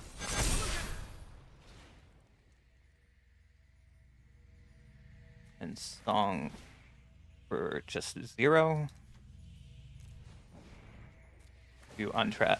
Another Trigger everywhere. And go beatdowns. I think that's enough. That was a pretty good combo turn, but it took a while to get there. That's probably the downfall of this deck. And on to the next one.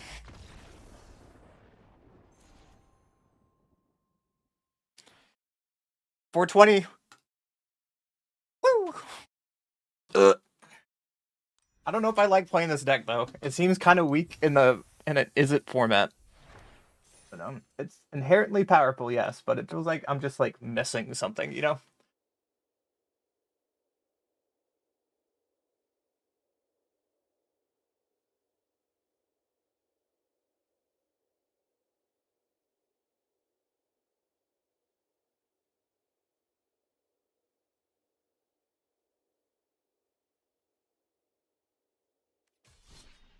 We can keep trying.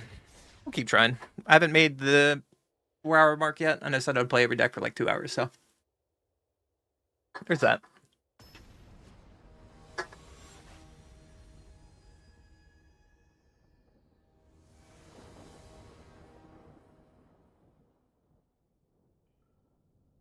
This hand seems terrible. I don't think I can keep this. This hand seems a lot better. I don't need a bushwhack though, so I'll pitch the bushwhack. When it plays a forest, maybe a bushwhack would have been good here. Whoopsies. Roaring Furnace is a good draw though, so we can just shock Breeding Pool, player otter, and pass. Opponent, are you Simic or mono green? They play a Badger Mole, probably mono green. You have 2 more mana this turn. You have another Badger Mole? Oh, thank goodness they don't. So we can Mountain into Roaring Furnace. And kill their Badger Mole. We did draw another Bushwhack, so... I don't know, we can flash in Valley Floodcaller. Or a Boroid. Yep.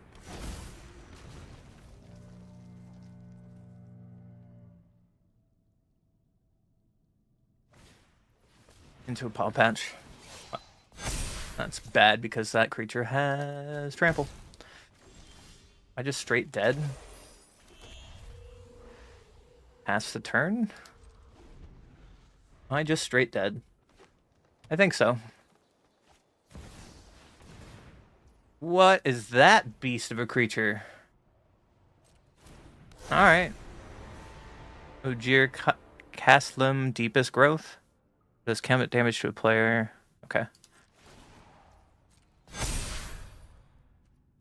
5, 10, 11, 12, 13, 14, 15, 16, 17, 18. So I have to block something.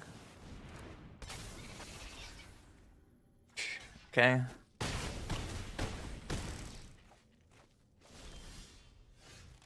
And then we're just dead? Okay. I guess. On to the next game. How did this make top 8? I don't know.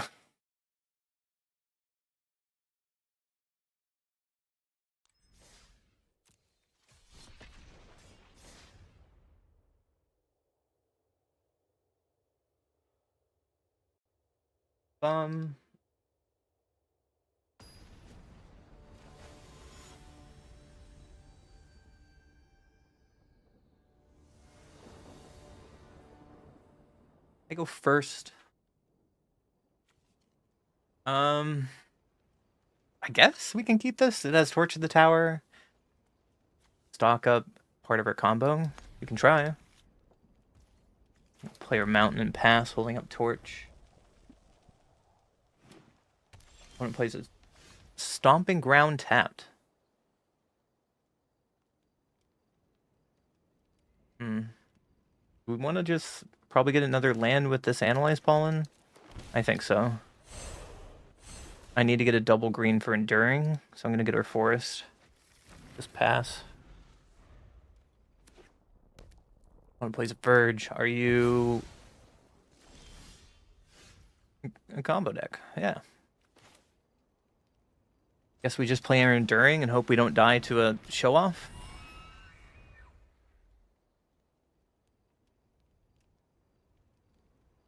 What pass or turn? One plays a tap land. Lots of second show off. That's scary. There's a Flood Caller. So we can just play a land, beat down, player Flood Caller, keep up Torch. We could easily die right here.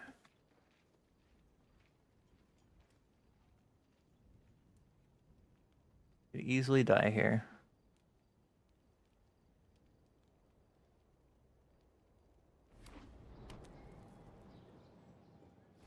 They play a starting town and they a lot of thirds show off. That's disgusting. We can just play our Flood Caller. We're holding priority, so I don't know what that means, but something. Here's a stock up. Trigger on Flood Caller. I guess I should have tapped Flood Caller. That was a mistake.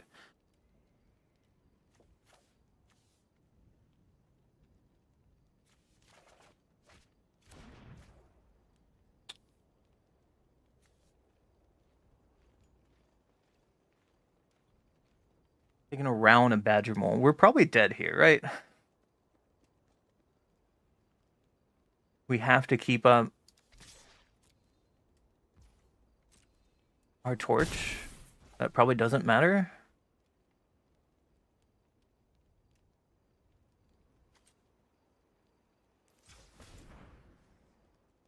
Green Badger Mole on Verge. Holding up Torch.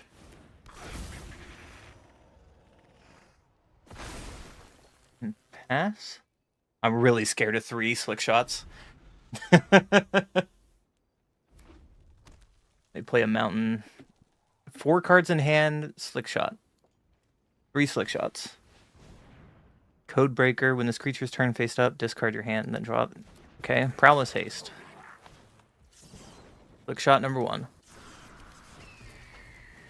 Slick shot number 2.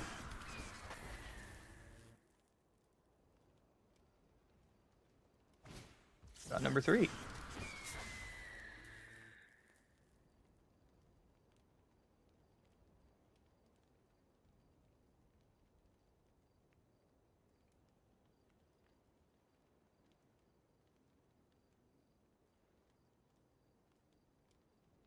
What else are you gonna do? You're thinking really hard. Math is hard. I would know.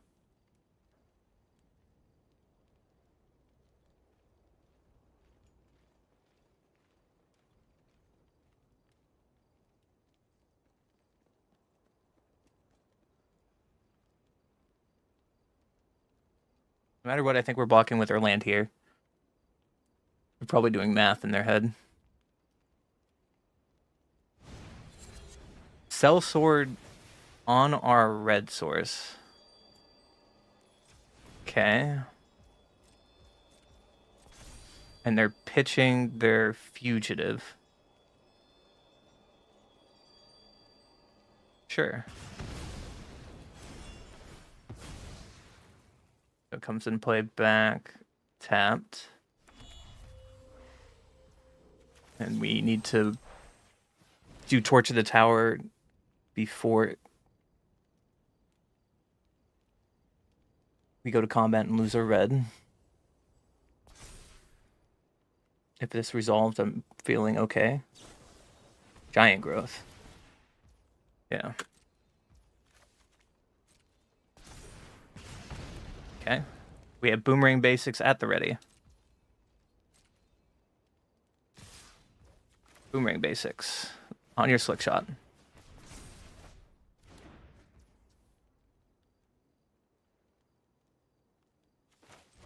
I don't think they have another spell, so we can just stock up on their turn.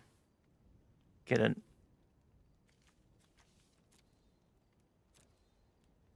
Storm Chaser's Talent and Bushwhack.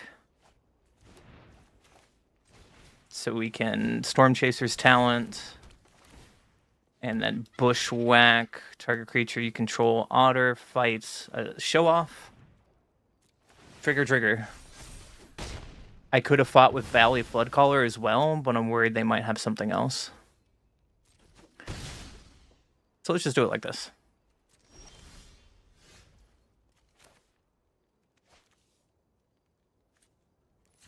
For red-green, get back removal, kill Slick Shot, and opponent sees the writing on the wall. On to the next game. I could have played that middle combat a little better.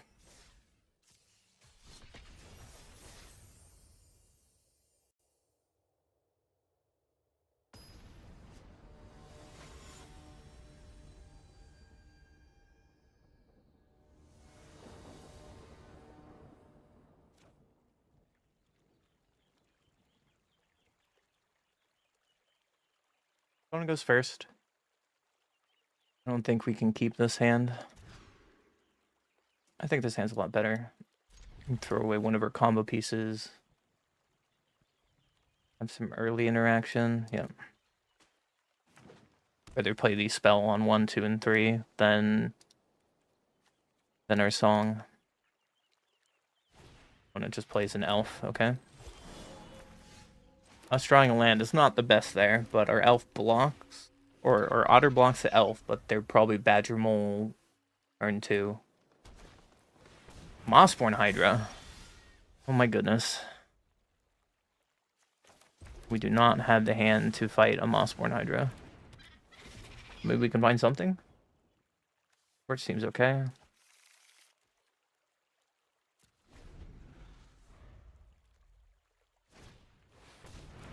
Okay. Mossborn Hydra now is out of range with the Druid finding 2 lands. Oh my goodness, that's a big Hydra already. Turn 3, 16, 16. Yeah.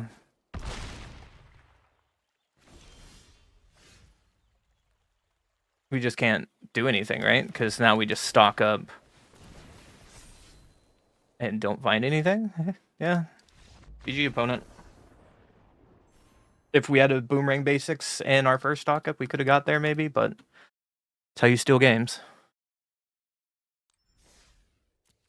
Have 0 interaction.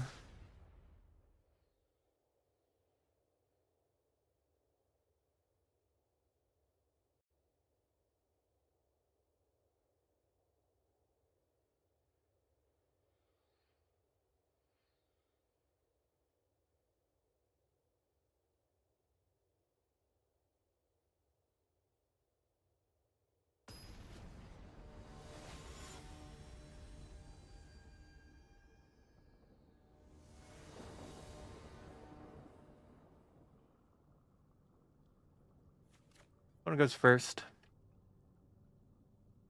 I mean, it has Roar the Furnace. We'll try it.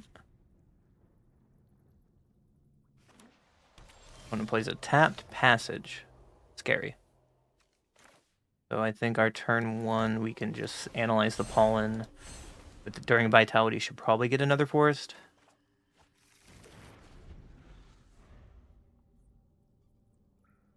Fortunately, this Verge cannot make blue yet.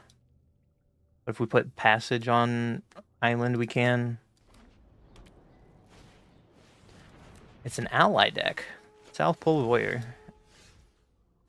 Well, I'm going to kill that card with our Roaring Furnace. That card cannot be allowed to live. I did not expect Passage into Starting Town to play South Pole. But there's the Jasmine Tea Shop. And there's Katara.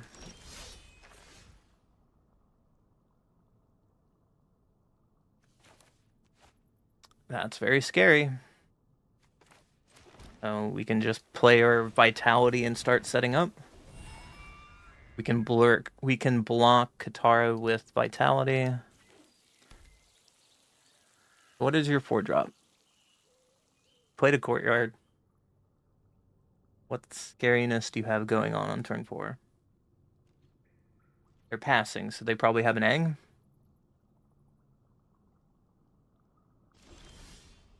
That's my guess. If they have an Aang, we can just hold up Valley Floodcaller, I think. If that's the thing, we can attack with Vitality.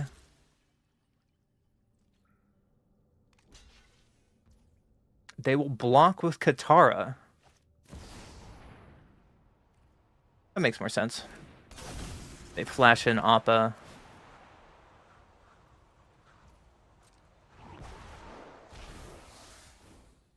Okay, and we can just pass and play Floodcaller at the end of their turn.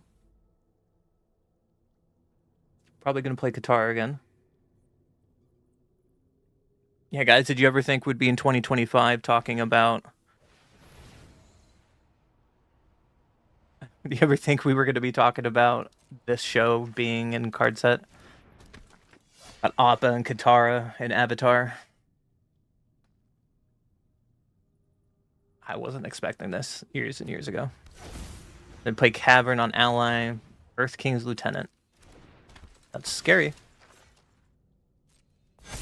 Bumping up the team. Swinging with Appa, yep. So, end of turn, we will play our Floodcaller. We can also play our Trainer here. Search for something. Torch of the Tower seems okay. Roaring Furnace.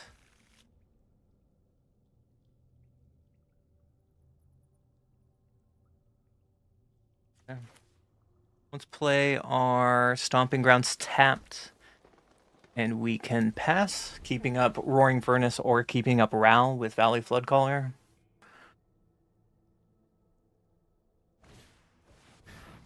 Akota. So this will make 5, 10, 11, 12, 13, 14, 15. Yeah, that's fine.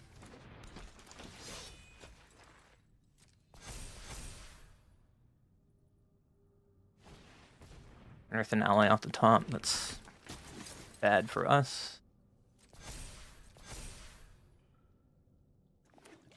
And play another tap land and probably go to combat.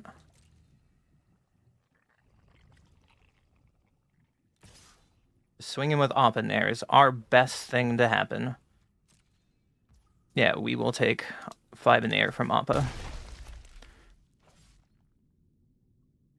And end a turn, play Ral.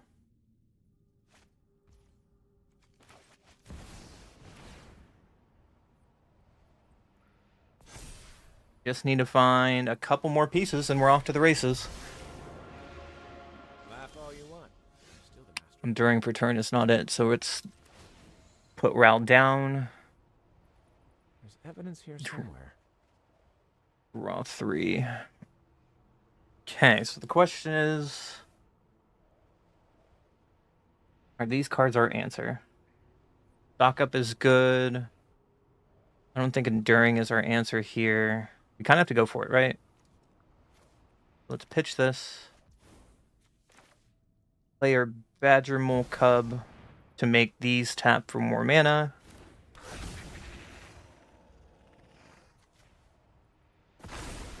So let's make blue and red, and let's stock up, untap these.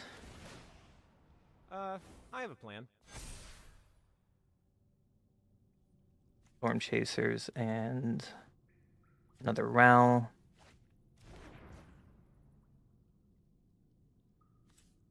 Make blue again and make blue again for another stock up. We're just trying to find our combo piece. If we can go really wide and win the game from here, I think. Boomerang basics. Fortune boomerang, probably. Now with this, we can kill red. Doing this, we can kill Hakoda. A new world requires new strategies.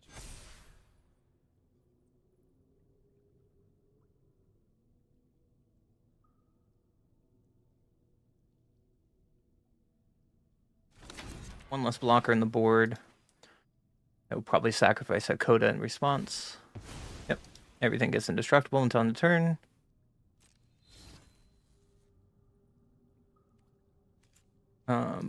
So I think we need to bounce Ral here to draw some cards. Well, gotta work. So we'll replay Ral. Red, blue, replay Ral. We're just digging. Draw 3, discard. Hit your lands. Red, blue, Storm Chaser's talent. It's time to embrace the local culture. Red, blue. Get back a stock up.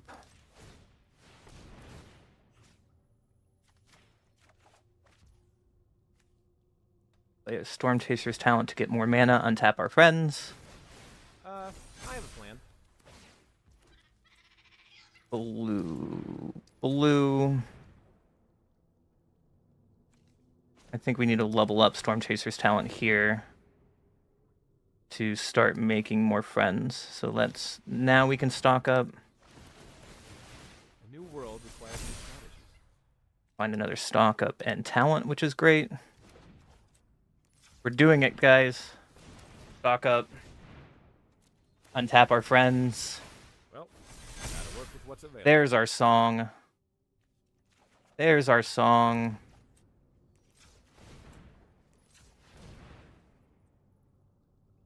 For, I guess, as many as I can.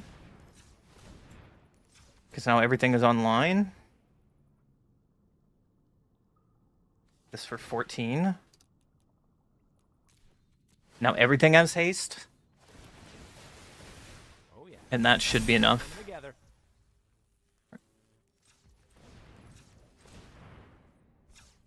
Is this no. Blue. Now we just pretty much have infinite mana here.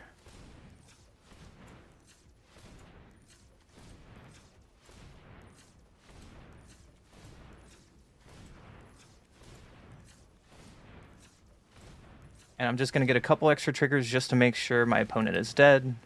And bounce you. Trigger. I've calculated exactly. Get back the bounce.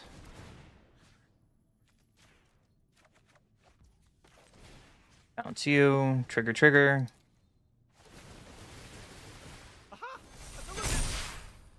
Make our board big enough. I think that's big enough, so we'll just cast one more spell just to make sure. Oh yeah. Coming together. Or 2 more spells, why not? Better to confirm they're dead than not. Another And turn sideways.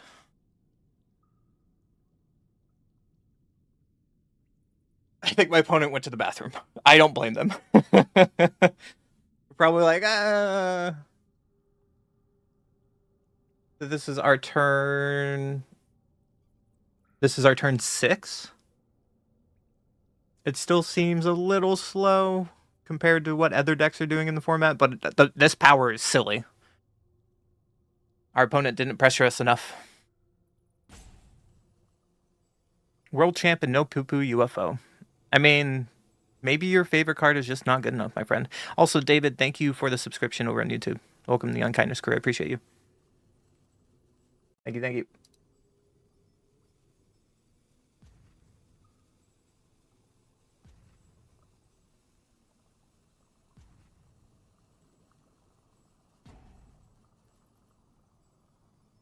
Is it powerful enough, though? Is it?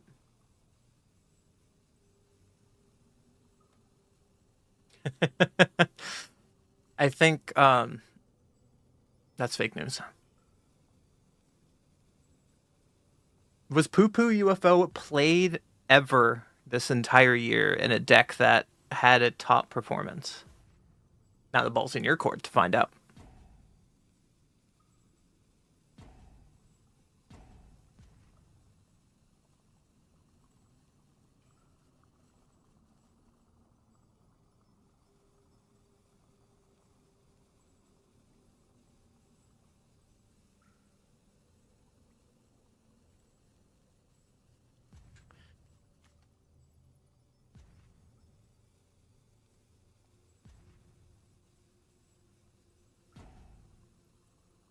All in the deck, people just never drew it. I mean, yeah, that's fair.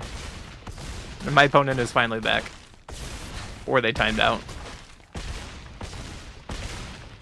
Aggressively loud today. Goodbye, opponent. On to the next one.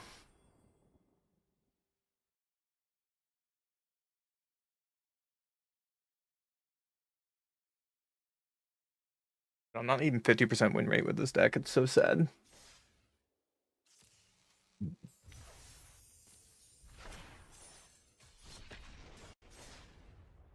It's so sad.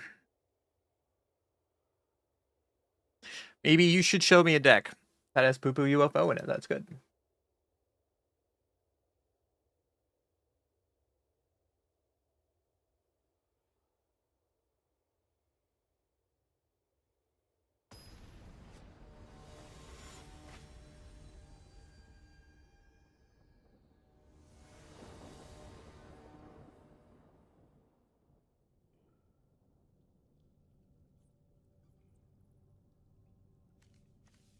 I go first.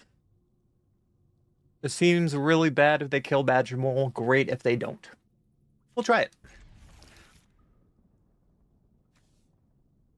Fortunately, we can't play Storm Chaser's Talon on turn 1 because Verge doesn't make blue. We can just play our Stomping Ground and pass the turn tapped. When it plays the Backstreet. What plays Backstreet? The Bats deck? Or 4-color control, maybe? I don't know. We'll play Badger Mole. Put this on the Verge and pass. Come on, you can live. You can do it. Don't kill my Badger Mole, please.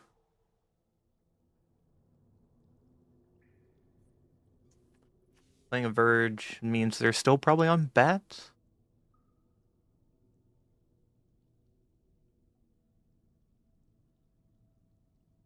What would be our best draw here? Just an untapped land, probably?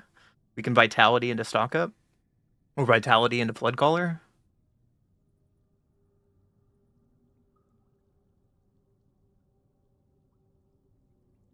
And hopefully can go out from there.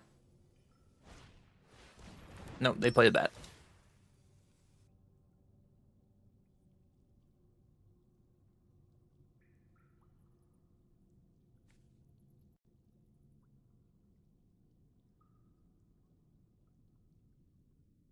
So what are you going to take here? I think I would take Stock Up seeing my hand, no I'm missing lands, but they want to take the removal. Makes sense. So during Vitality here, and we can play Talon off that.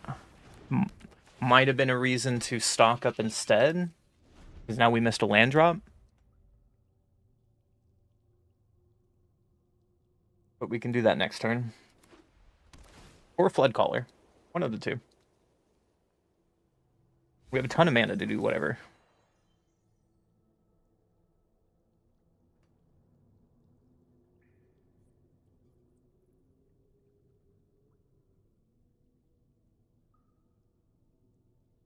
They played a Backstreet and threw away Arden. That's scary. There's another Arden. So they're probably playing Zombify.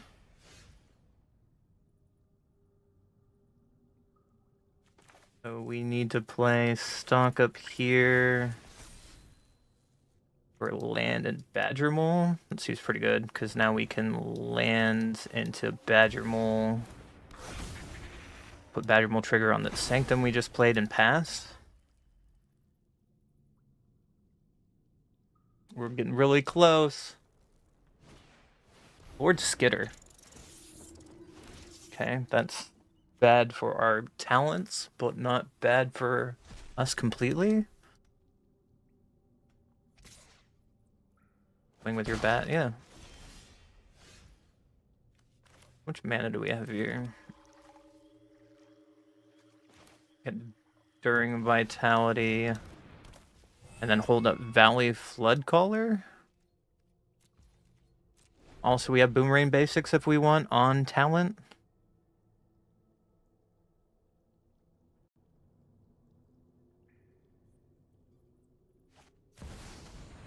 Highest Spirit's Justice.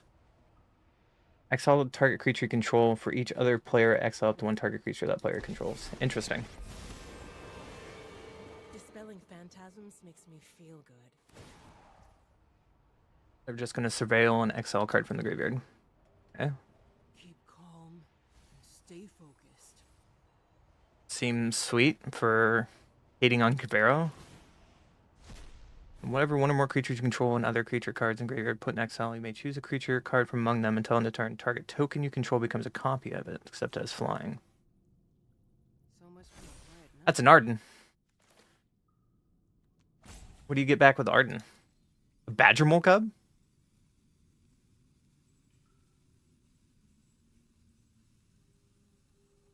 Seems sick.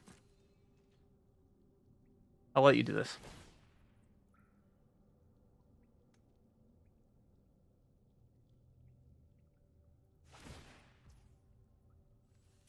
They get back an Arden. Is this a legendary Wait, they're getting back Arden with their Arden.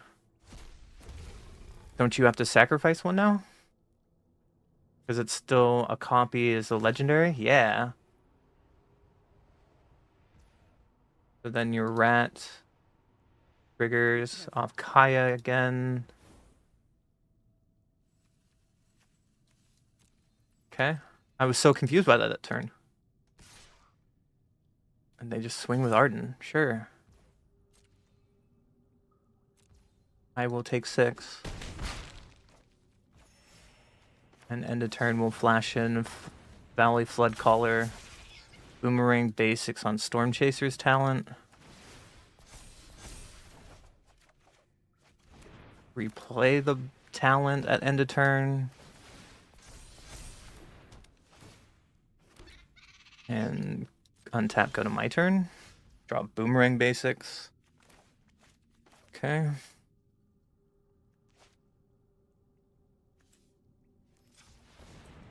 Blue, red. So we have a ton of mana, so we can just Storm Chaser's talent, pick up Boomerang Basics from our graveyard, play it on talent, untap our guys. We can, so we have infinite to draw our deck here. That's kind of sick.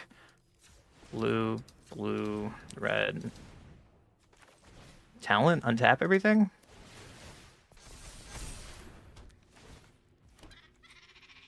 Red, blue, red.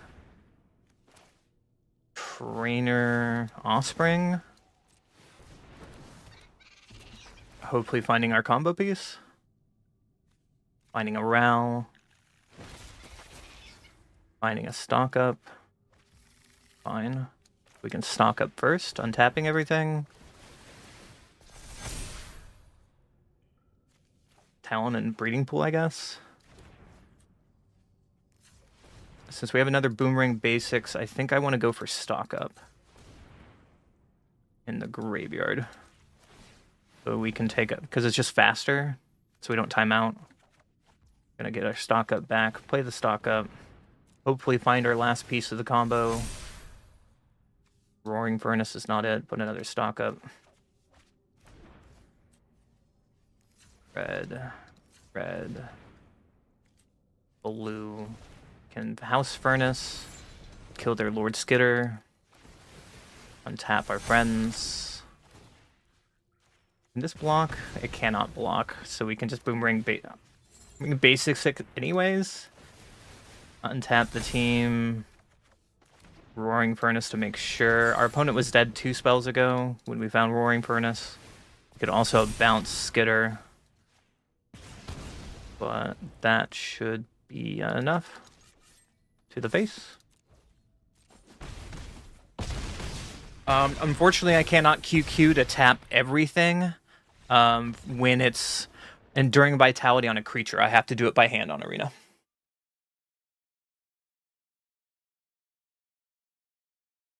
Tapping QQ only taps your lands. Alright, let's try one more with this deck and then I can call it a day. This next game I can maybe show you.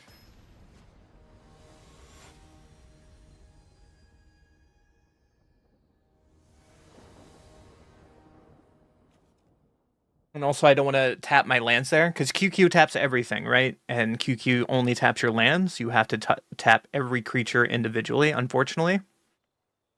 And also in that instance, I just want to untap my creatures anyway, so I don't want to QQ, hotkey, shortcut, whatever, go faster to tap my lands when I need my lands untapped to kill him. Or for extra mana if I need it, right? One goes first. We have Roaring Furnace or Badgermole. Sure. Let me try keeping this. We'll play Abandoned Air Temple first. Scary. So we'll just save our life by playing Breeding Pool first. Carrot Cake. After a Fountain Port. Are you just mono white tokens? That's sick. But that means they're probably playing Ugin, which is not sick for us. We can just play our Verge with Badgermole, I guess.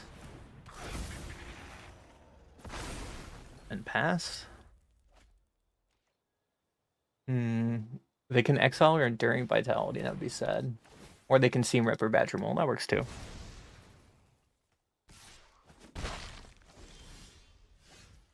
So we can Sanctum into Enduring Vitality. Next turn we can Sauna for full.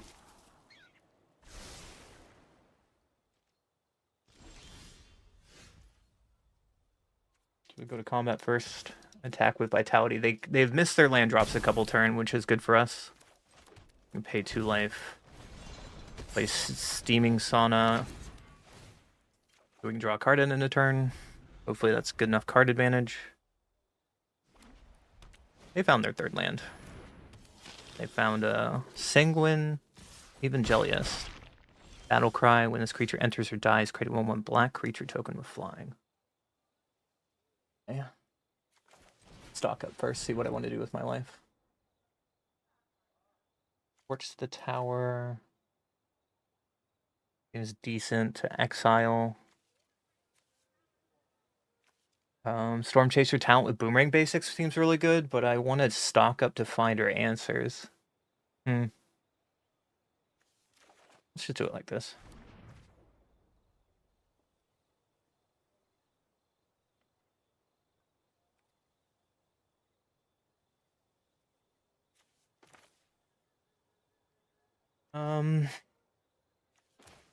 Let's play our Sanctum tapped. And attack with Enduring. And keep up Torch the Tower. I think that's what I want to do. If they double block, then this is great for us, because now we can tap Verge on the Sanguine to exile it. Kills their bat. We can just pass, draw a card at end of turn, Asana.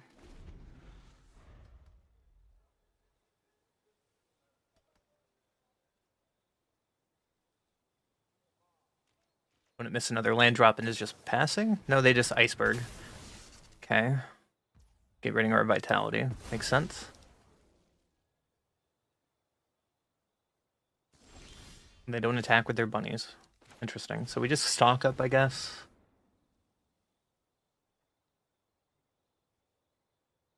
Found another Enduring Vitality. And Thundertrap Trainer seems okay.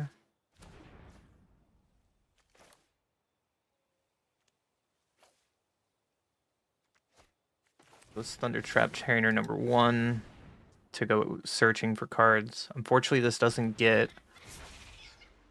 our Otter that we're looking for, but it does get a Ral. I like a Ral here. Play Stomping Ground and pass. Draw another card, end it. That's too many Rals. Luckily, we have infinite maximum hand size. An opponent scoops it up. That's fine. They miss a land for too long.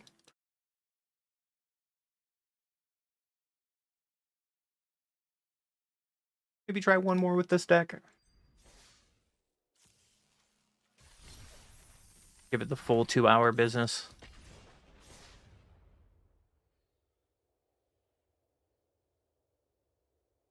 Also, how are you, Just a Guy? Good to see you again. Someone in my YouTube comment said there's too much air in my YouTube videos, so I should talk more. I'm giving it a shot. It's probably really fucking annoying, but I'm sorry. We can... This hand doesn't seem bad, right? We're going first. This hand doesn't seem bad with Thundertrap Trainer. But if we miss land drops, this hand is terrible. Because we don't get into stock up. Doesn't interact with my opponent. We can try it, but it has potential to be terrible. So we just play our Breeding Pool and pass. Opponent plays a Mountain. Okay. So we play our Sanctum into Trainer. We at least drew lands, which makes me feel better about stock up next turn. They're holding priority, so I'm gonna guess they're mono red burn. Or mono red aggro in some form. Boomerang Basics is not what we need, but Bushwhack gets red.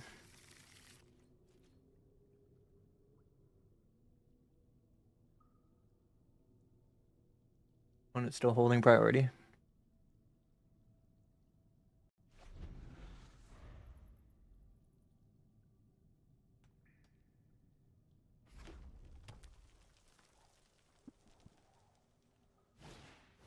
Firebending a student. Okay. I think we still need to stock up here.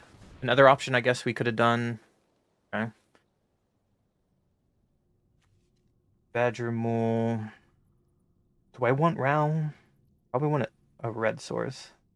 I'm going to take a red source. Another thing we could have done that turn is Talent with Bushwhack to fight Student. I hope I just don't die here. We could easily just die here. I'm not respecting the Student. Wild Ride, Haste. It's a 5/3.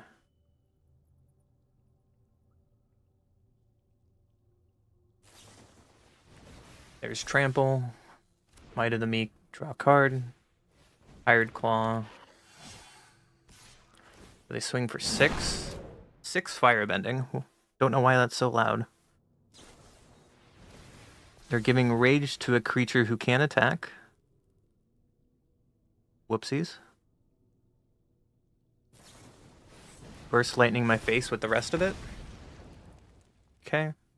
Just take 8 because it has Trample. Fine.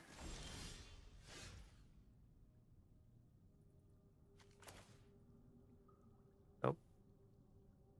Passage on red. Badger Mole on Breeding Pool here. Make a here. Storm Chaser's talent. Still holding 1 green up. So that means we can torch the tower on the student. And Bushwhack fight the Hired Claw.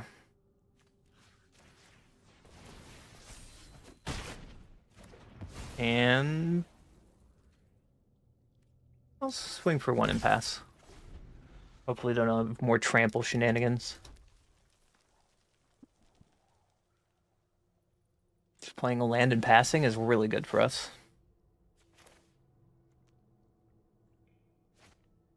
We can just play stock up. Taps us out of red. Analyze the pollen is really good. Same with Roaring Furnace. Because we can analyze the pollen. Now we can get for 8 and go find our otter, and we can combo next turn. Could have been an option to Enduring Vitality first, but I'm just not going to attack. In case they have some haste shenanigans and we can block. They just play a land, play a Hired Claw. They can give haste to the Hired Claw. Nope, just a charger. And Wild Ride, they can harmonize from the graveyard.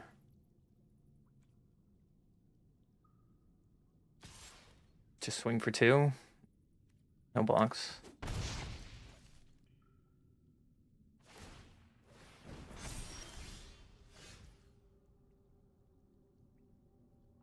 How do we do this? Enduring Vitality.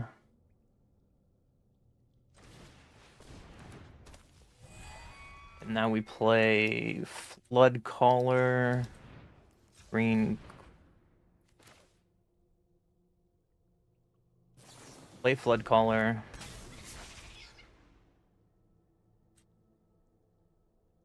If we do it this way, we can kill the Hired Claw to get it out of the way, untap our guys.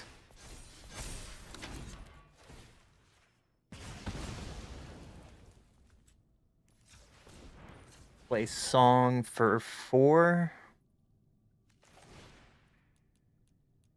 Untap the team. Yeah. So here's what I was saying just a guy. I'm spamming Q. And this is how the game interacts. I have to do it by hand, by spamming Q. Just so you guys get really annoyed with me, you know? So now we can just tap our team. My opponent is dead here with like 2 spells, so we can just stock up here, untap the team, get a Boomerang and another stock up. Play a Roaring Furnace, and then they're just dead. He was pretty good.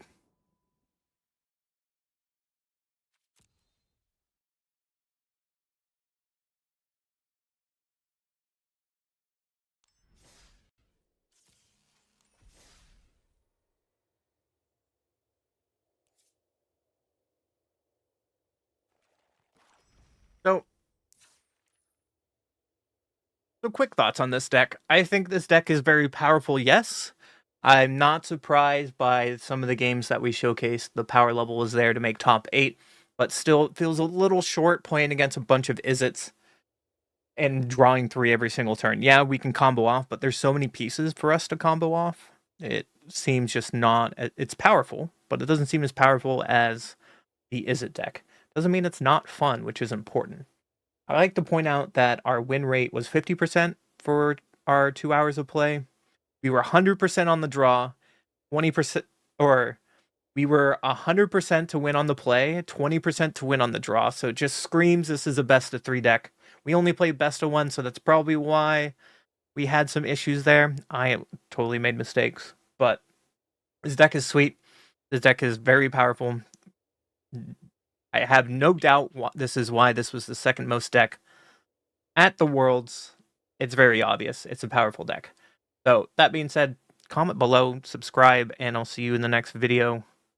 Thank you for hanging out, and thank you for all the subs, and happy holidays. Okay. Is that a weird statistic? I want to point this out. I'm not joking. 8 and 8. Win rate 50%, 100% on the play, 20% on the draw. I did punt in a couple of those games. Other games, it was just like mono red shenanigans. So, all right. To the wheel. Are we playing looting or are we playing Cavero? I'm going to stand up really quick while we figure that out. And go pee. I will be back in a couple minutes. What are we playing? I'll find out when we get back. Woo!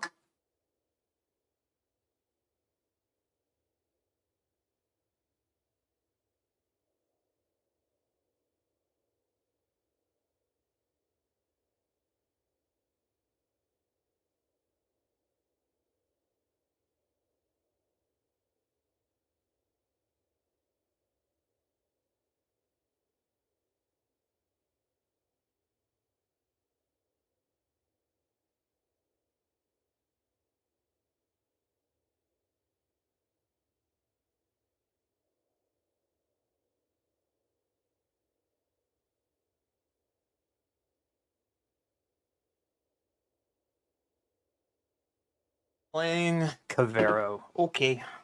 Cavero it is, my friends.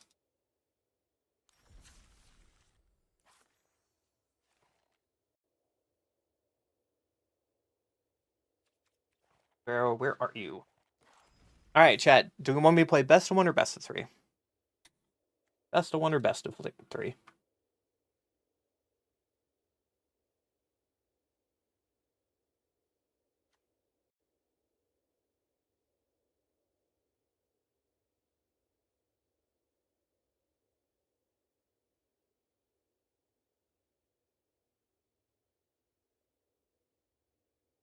Alright. Let's try some best of threes, right? We'll give our best shot at some best of threes today. So, if you guys are still sleeping or whatever and you're hanging out, still appreciate you being here. But welcome back, Unkindness Crew, to another video. We are playing Sultai Reanimator, also known as Cavero.deck. Recently, there was Worlds 31, and there is one Sultai Reanimator deck that made in the top 8 by Ken Yukihiro. So we're going to play that deck today. And it has some different additions than what previous Cavero decks have been running. And, for example, this version is playing Analyze the Pollen. The previous versions on, like, Arena wasn't playing Analyze the Pollen. So I think this is a fun way that we can find Cavero when we're trying to combo off. It's also playing Oblivious Bookworm. At the beginning of your end step, you may draw a card. If you do, discard a card unless a permanent enters the battlefield face down under your control. So we're not morphing this turn, so it's always a guaranteed loot. And it has 3 toughness on turn 2, which seems pretty solid. Unfortunately, it's not playing the Town Greeter. So instead of the Town Greeter, it's playing Brood Spinner. So another 3 toughness creature, 2/3, reach when a creature enters Surveil 2 for 2, which is still pretty strong. And I don't know if we'll do the 6 ability, but sacrifice this creature, create a number 1/1 black and green insect creatures with flying equal the total number of card types in your graveyard. Maybe it's a way to win the game at the very end if we can't find Cavero. We're playing 4 Beard of Triumph, destroy target creature or planeswalker, pay 3 life or discard a card. 3-drop, I love this card. It is Awaken the Honor Dread. You destroy target non-land permanent. Saga 2, mill 3 cards, and then Saga 3, you may discard a card when you do return target creature or land card from your graveyard to your hand. So good way to get a land, good way to get Cavero back. And then the 4-drop, Cavero. Cavero says you may have it enter as a copy of any creature in a graveyard, except it's still Cavero, and it's a 4/4 Spider Human, which is great because even if they exile 1 card, Cavero checks the card on resolution, so I don't target a card in graveyard, which is really nice. And then our top end, what are we copying with Cavero? We have 2 of Harvester of Misery. When this creature enters -2/-2 for all other creatures until end of turn. Or we can discard this card, target creature gets -2/-2. Good way to kill Badger Mole. We are playing the full set of Overlord, so we pen or pay for 5. When this enters or attacks, mill 4 cards, and return a non-avatar creature card or planeswalker from the graveyard to the hand. Which is really nice, because there's no other avatars, so it can't find itself, but it's still a very strong card to fill up our graveyard. Playing 1 of Terror of the Peaks, kind of like our finisher. Spells your opponents cast that target this creature cost additional 3 life, but whenever another creature you control enters, this creature deals damage equal to that creature's power to any target. So whenever you bring your entire graveyard back, this just pings our opponent for deadly lethal. Cavero, the 2 targets that it's going to usually look for is Bringer of the Last Gifts. When it enters, if you cast it, each player sacrifices all other creatures they control, and then each player returns all creature cards from your graveyard. So Cavero copies Bringer of the Last Gifts, and it still counts as casting, so it brings back everything from the graveyard this way. And then Arden, demons you control Menace, Lifelink, and Haste, and then at the beginning of combat this turn, exile 1 target creature from your graveyard. Create a token that's a copy of the card, except it's a 5/5 black demon, so it has Menace, Lifelink, and Haste. Another addition to this deck, which I like, it's playing Analyze the Pollen as a way to get Cavernous Souls. I know some older versions playing 3 versions of Cavernous Souls, sometimes 4. But this way, in this version, you can analyze the pollen with collect evidence to find the one of Cavernous Souls, and it cleans up your mana base a little bit better. I know in the past there is some issue with the mana base when you're playing so many Cavernous Souls. So, a good way we can find it. In the sideboard today, we have Intimidation Tactics to target opponent reveals their hand. Choose an artifact or creature card in exile. We got Deep Cavern Bat. Look at the target opponent's hand. You may exile a non-land card from it until creature leaves. More just hand disruption. Soul Guide Lantern if we're trying to fight against Lessons or the Mirror. We have one of Webstrike Elite. We saw this on camera. This card is really spicy. You can find it with Analyze Pollen, and when you cycle this card, destroy up to 1 target artifact or enchantment with mana value X. So it's a way in the sideboard that we can go find and be disrupted with Analyze Pollen. He also playing Glarb. I love Glarb. If you haven't seen Glarb, he is a fun commander, but also is finding his way in standard top 8 of Worlds. Let's go, Glarb. You may look at the top card of your library at any time. You may play lands and cast spells with mana value 4 or greater from the top of your library. This is including Cavero. Or you can Surveil too. Fill up our graveyard, find what we need. Urgent Necropsy is destroy up to 1 target artifact, 1 target creature, 1 target enchantment, and 1 target planeswalker with equal to whatever you collect evidence to CMC cost. Great card. I like this as a 1 of. I am a fan because it is instant speed. We have a 1 of Disruptive Stormblood, destroy target creature with power 3 or less, or when it enters, destroy up to 1 target artifact or enchantment. This card is solid. It's great. Overall tool, we can find it with Analyze Pollen, or bring it back from the graveyard with Cavero. It comes in a lot of matchups. It's really solid. And then a second Cavernous Souls in case we are playing against like the Azorius deck that loves to play Demolition Field and kills their first Cavernous Souls. We have a second one. So that's the list today. If you guys have any questions, let me know. But this is Ken Yukahiro's top 8 Cavero deck.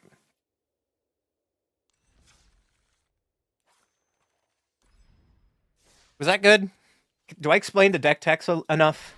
Some people say they like me explaining the decks a lot, so maybe I should think of like an overlay for my videos to do that. I don't know. No. That was best of 1. I said best of 3. Come back. I need to work on best of 3. I'm terrible with best of 3, and that's a problem because Magic is actually a best of 3 format. Ranked best of 3. Let's do it.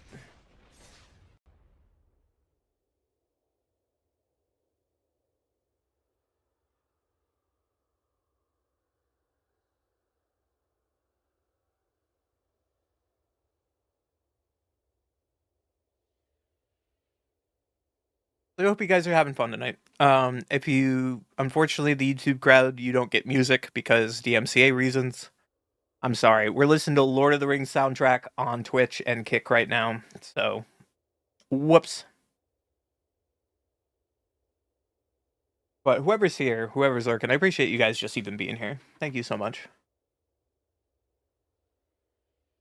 It's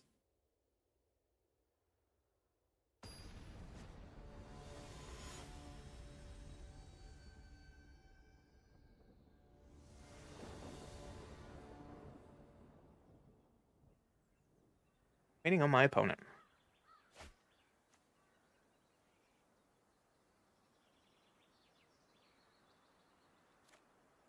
Alright, so my opponent goes first.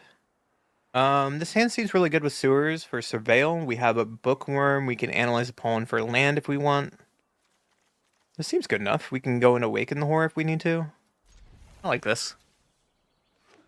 My opponent plays a restless reef, so they're probably Kaito, my guess. We play surveil. Put a bringer in the graveyard. That's like the best turn one surveil. But jig is up. They know what I'm doing. Swamp and the Storm Chasers talent. So they are the Demir Bounce deck. Just fine by us. So we can play a Verge, play a Bookworm, end step trigger, draw a card, and we can pitch Arden, probably? Yeah. Now we can analyze the pollen if we want to find Cavero.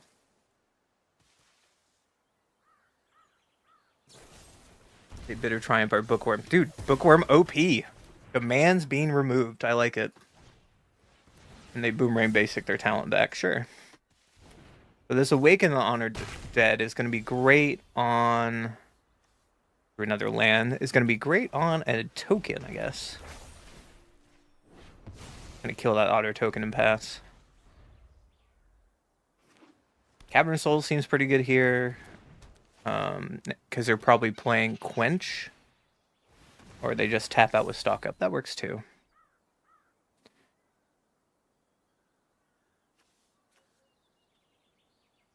Our best draw is Cavero straight up. That's not a Cavero. So Awaken the Underdead got a Cavero.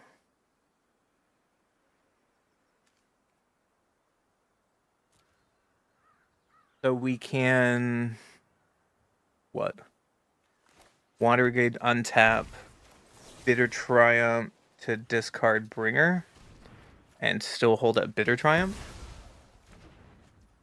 And we can pass. Next turn we can Awaken to get Cavero back. They're just going to Boomerang Basics after playing a land with Storm Chaser's talent.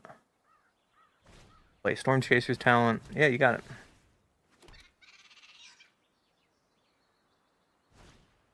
And Tiny Bones joins up. Okay. And we will pitch probably Bitter Triumph. Don't need you anymore. Hopefully they can't Tiny Bones. Nope, doesn't matter. Awaken the Honor Dread. We can pitch, analyze the pollen to get Cavero back. And opponent scoops it up. Off to game 2. So they're blue, so we got to bring in Cavern of Souls. They're probably playing the looting deck. So what? What's good here? Our Elite feels good. Our Disruptive Stormblood feels good. Urgent feels good. We want to bring in Bat? Be disruptive? Probably. What do we take out? What do we take out?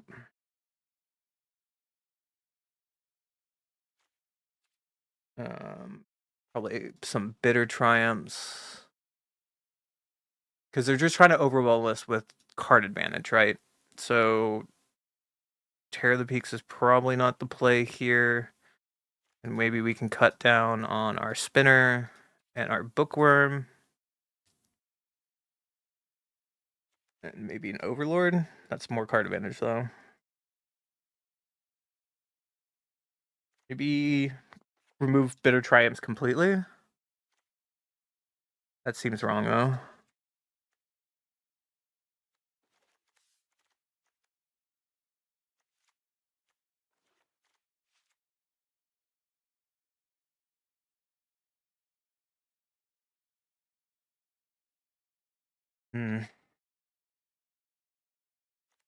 Maybe more another Brood Spinner.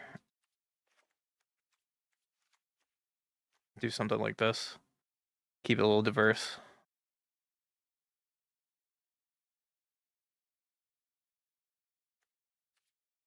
Right, like this.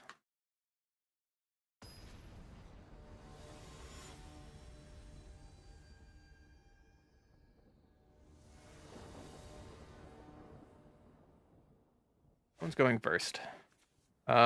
We can analyze the pollen for more lands. So turn 1, analyze into bookworm. Doesn't seem like the worst. Try it. Or analyze the pollen into overlord. Depends what they play. Like they mulligan down Storm Chaser talent, yeah. We drew land. So I think we're still analyzing the pollen to go find a swamp. And passing the turn. They play Verge. Are they going to play the bounce game with talent? Fear of Isolation, picking up talent, yeah.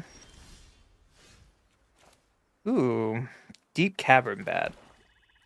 Let's play that. That was a good draw. Take a look at their hand, get some information. Taking us talent, leaving them with just an isolation and 2 lands. Seems good to us. They drew Boomerang Basics. Okay. Okay.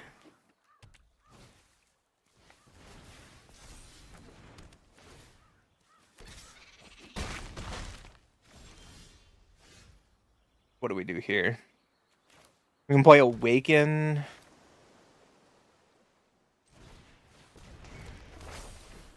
To kill talent, and they can't play Fear of Isolation still?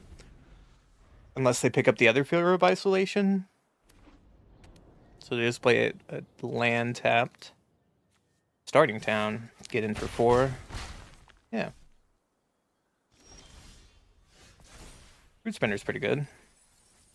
Awaken mills over a bunch of trash. So let's Deep Cavern Bat, see what they're doing. They drew a bunch of bricks. That's okay for us. So we can multi-passage. A2, play our Brood Spinner, which has reach. And then there's a Cavero. He's pretty good. We have nothing in the graveyard, though. We're going to put Cavero in there with Awaken. And they drew a stock up. That's a pretty good draw. Gotta worry about our life total now.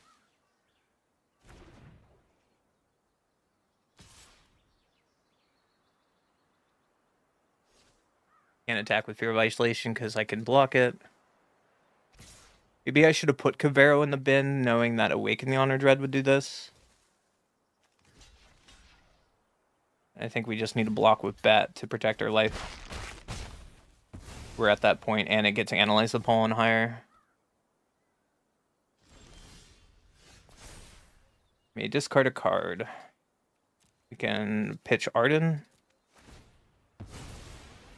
to get a land back.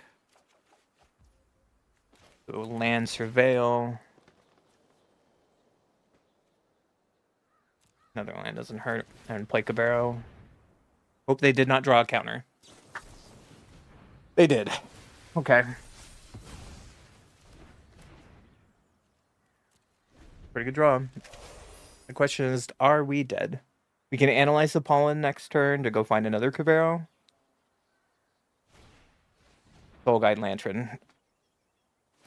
Okay. That play is now dead.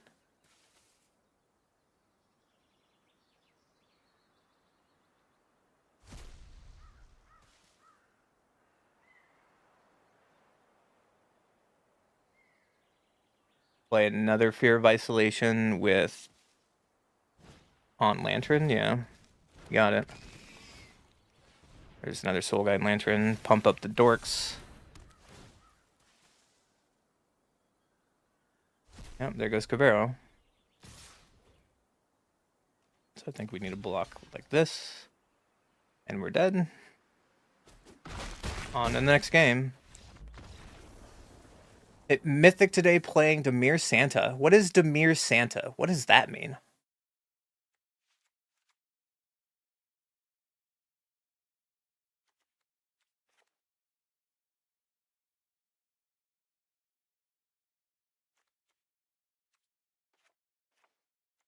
think we bring back some of our cards. Bring back some Brood Spinners. Take out Bitter Triumphs. They're not going to do anything here. Tactics hasn't really stopped what they're doing. We'll try it like this.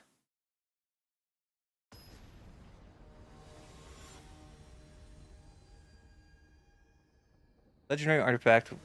When it enters, be cast it, draw 5 cards. You have no max man size and don't lose the game for having 0 less life. Whenever you gain life, draw that many cards. Whenever you lose life, discard that many cards. And if you have no cards in hand, you lose a game. That sounds sick. I need a deck list.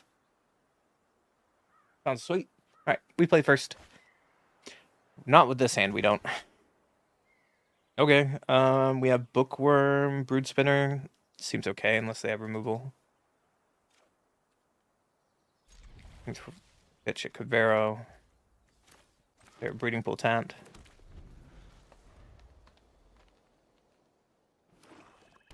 And in the Grimoire, and they paid 2 life from game and it lost. That's sick. Tactics. No, it exiles. They're probably going to take Bookworm or Cavero. Yep. So we will just play our Swamp and play our Spinner. Hopefully find some lands. Analyze Pollen is wrong because we still can't play our Bookworm. It still gives us a land drop. Whoops. Nowhere to run on our Spinner. Yeah.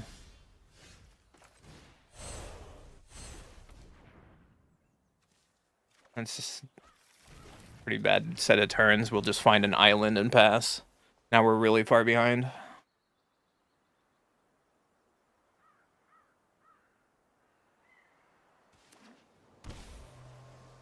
Passage untapped. So they're gonna Filter of Isolation. Okay, then why did you pay 2 life? Unless you have Lantern? It's a really bad matchup for us now, sideboard. But I guess that's to be expected. So we can play our Bookworm, play our Watery Grave, loot end of turn. Pitch Arden and pass. Nowhere to run to kill our Bookworm. We knew this was coming. Play another Verge. And there's their Soul Guide Lantern. Yep.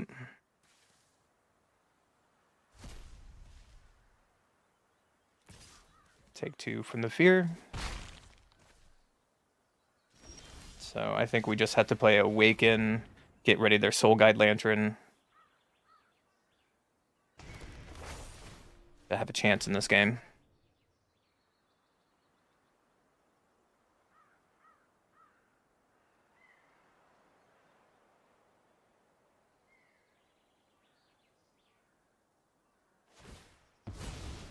So they just crack it to get rid of our graveyard. Makes sense. Or they could have drawn a card. Our graveyard wasn't that scary. So Isolation does 2. Yep.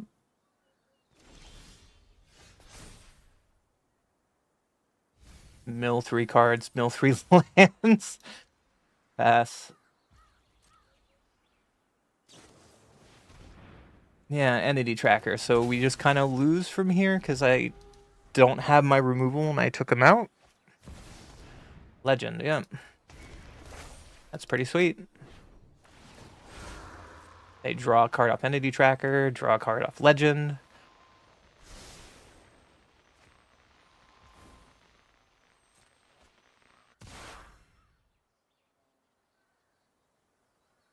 Now we're just going to lose to their card advantage that we don't have. Yep. Get in for 4. Awaken the Honor Dead. Yeah. Discard Bringer. And get back a Brood Spinner. Cavern Bat maybe can shut down their shenanigans for a second.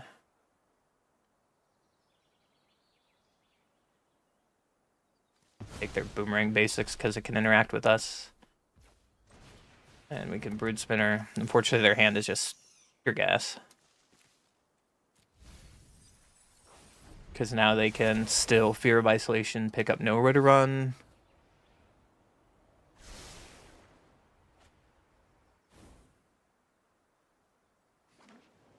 Find a land, so now they can keep up Get Out as well by doing the play we just talked about. Yep, there goes. There goes Nowhere to Run. Nowhere to Run, probably killing our bat or the Brood Sprinter. Yep.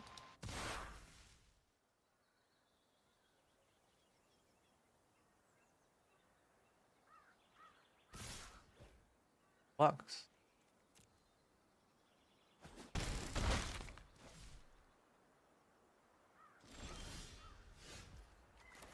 Drawing a land, and they can counter that with Get Out. So we just pass, sadly.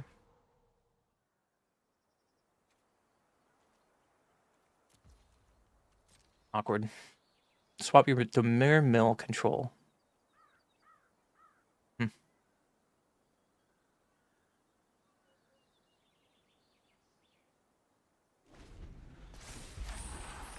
So they don't have to do anything for the rest of the game. They can just attack and keep up Get Out.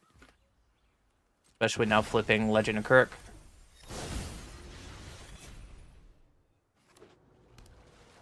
They play the land. Do they have enough to activate Avatar Kirk? Probably not. Boomerang Basics. Sure.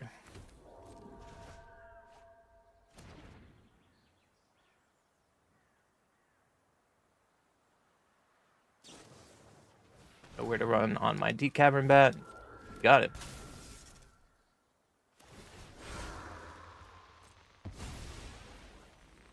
Draw a card, Amenity Tracker.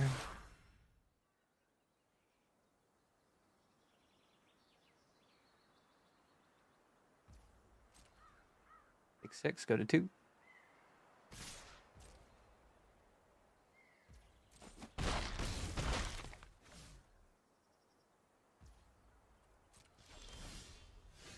And we lose.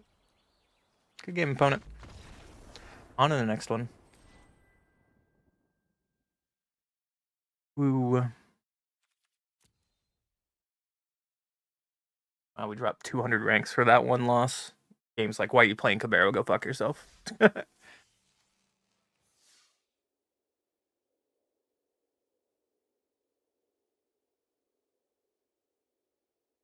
I've been seeing a lot of like donation decks going around with Iroh. I'm surprised you're just playing Demir.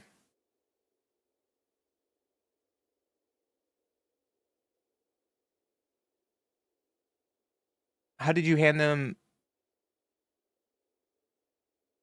How did you hand them your Grimoire? Is my question. Or did you play the? You're playing the Raven, right? The Falcon or whatever it's called. Yeah, you're playing the Falcon. That makes sense. You should throw that list in my Discord so I can look at it.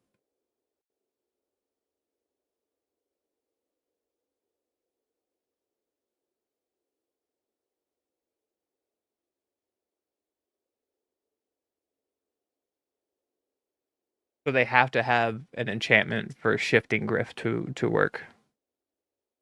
Oh, you took their Dragonback Assault? That's funny. Oh, I want to see that list. It looks like a lot of fun. Anyways, more fucking champion decks.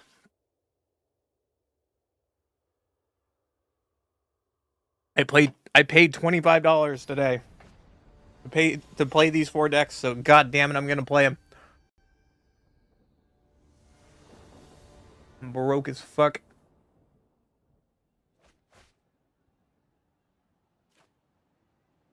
Opponent goes first. We can't play anything in our hand, so I'm gonna mulligan that. Looks a little better. We throw away an Arden. We can analyze, right? This is green. Analyze into Brood Sprinter. You just play a passage. So analyze the pollen. Probably getting a swamp.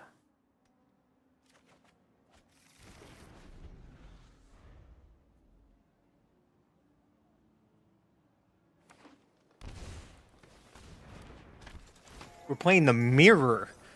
Oh, baby. But they're playing the Town Greeter version. So it's a race to who plays Cabarro first? Which is awkward. So we're going to play our Brood Splinter.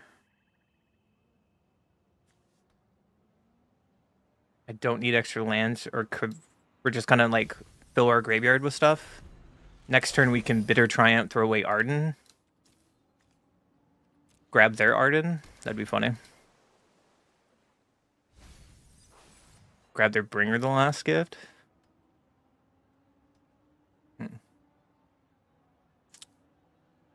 This is going to be awkward. Analyze the pollen for what? Their own Cabarro? Yeah, sure.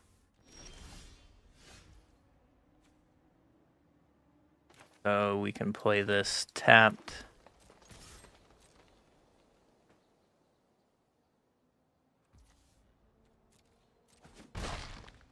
Pass.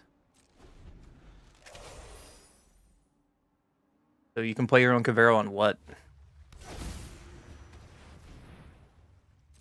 Yeah, your Cabarro is copying Arden.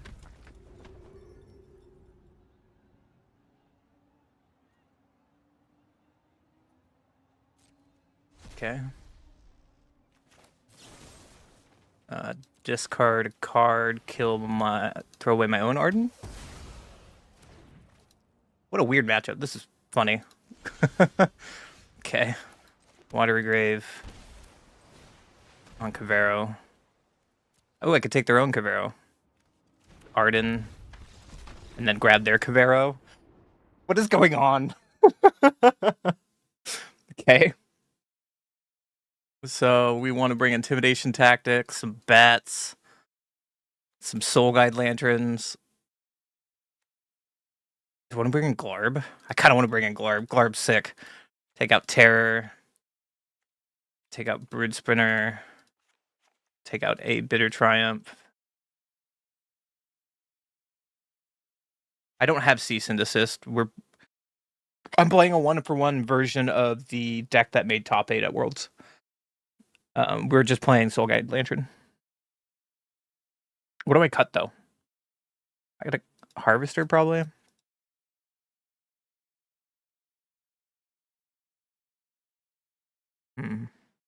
What else? What else? Maybe it's not a Glarb matchup?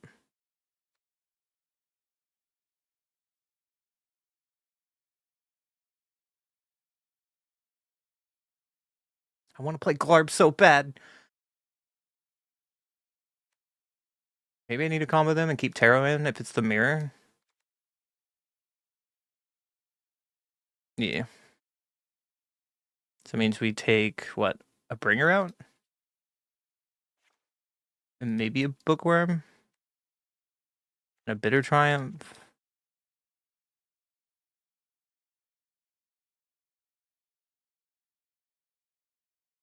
And go 61 special? Let's try it like this. I feel like I just, like, become a new deck sideboard. Maybe I take a Cabarro out? I don't know.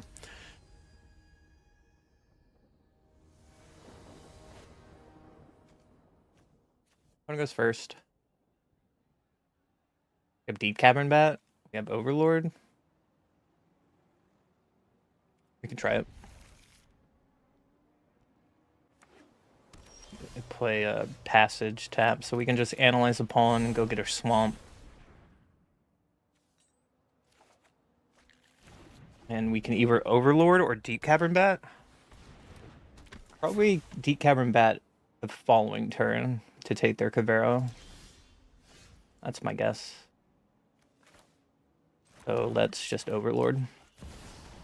The only downplay about doing this is if they have 2 Cabarros. All my Glarbs. Okay. My Cabarro could become a Glarb. Intimidation Tactics. Probably taking my Deep Cavern Bat or my Cabarro. Sure.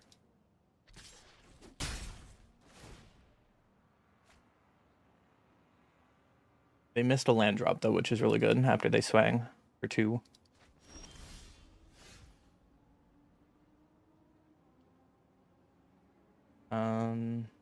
They're missing land drops. I think I just want to Awaken on their Bookworm, right? That's their only form of card advantage now, and they miss land drops for a couple turns. Now we can Deep Cavern Bat them.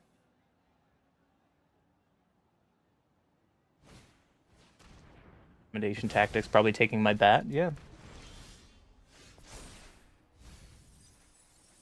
There's a Cavero, that's good.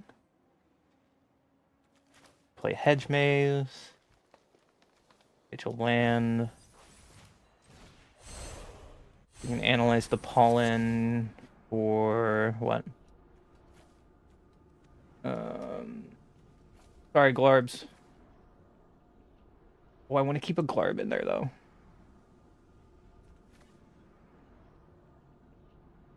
We can't. The Glarbs have to go if we want Cabero. My opponent just gives up. Okay, that works. They missed too many land drops, I guess. I'll take it. Winning the Cavero Marrow, that's all that matters, right? All that matters. But yeah, you got to give me a list to your sweet, sweet deck, even if my opponent misplays. I will definitely try to play it on stream. I keep seeing, like, you know, the 3 or 4 color versions of the Gifts deck, not a 2 color. You playing Secrets of Bloodbending? Gross. Gross. I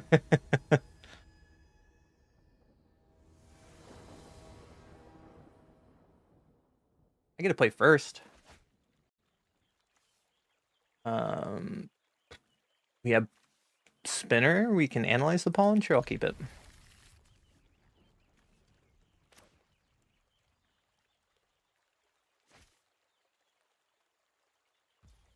So we can play Blooming Marsh first for analyze the pollen to go find an island.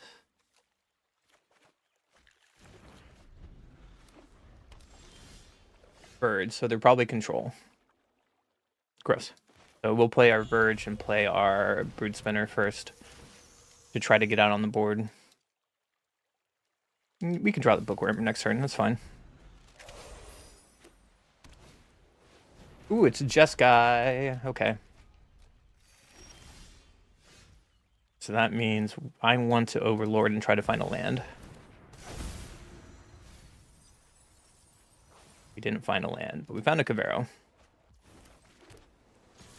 It's a juicy graveyard, though. We need to find a Cavero sooner than later.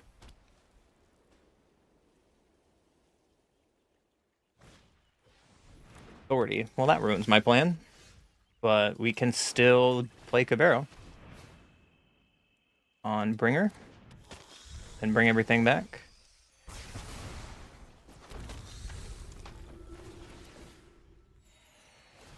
The downplay, I want to submit 0 here. The downplay of this is if they play a split up, and we can get got by that. If not, we can kill them next turn. Battlefront, okay.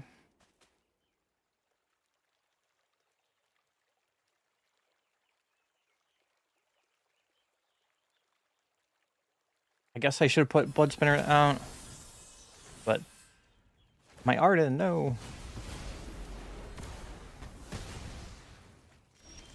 Okay. Still slowly present lethal. Play our Bookworm. Hold up our removal if we need it. Throw away a Harvester. Show me board wipe. Nope. On the next game. Okay. So we're bringing in Stormbrood. We're bringing in Elite. We're bringing in Soul Guide Lantern. Another Cavern. What? Breeding Pool. Bring in Tactics.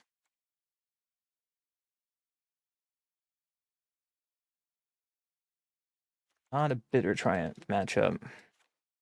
If they're going to get me with tokens, they're going to get me.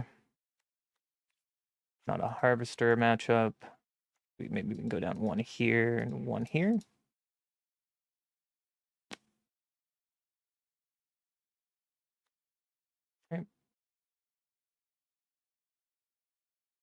Cabinet Bats does seem good here. You can bring it on to play for game 3. I did dodge that. I got lucky. They're gonna bring all that in. We won game 1, which is the important one. Now it's an uphill battle. And we cannot do it with this hand. I don't know why I brought in Soul Guide Lanterns. What was I thinking? What? I really did that. Well, my shame is going to be everywhere for everyone to see. Whoops. So we can Hedge Maze. Cavero in the graveyard is fine. We can Cavernous Souls on Spider. They fire bricks, yep. Another Cavero. Interesting. Spider. And play our spinner. Both of those are good, but we can't cast this. So maybe another spinner is fine.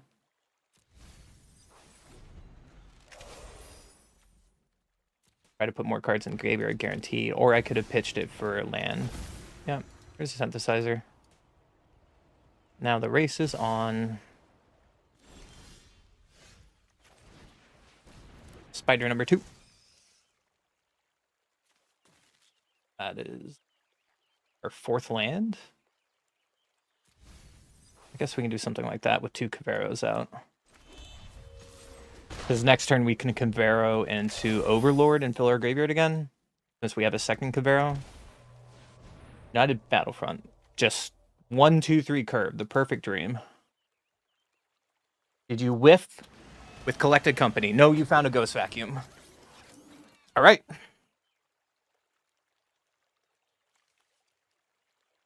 Are you going to take Cavero or Overlord?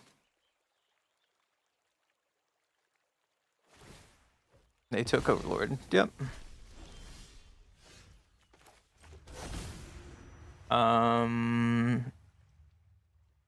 Put this on Avatar.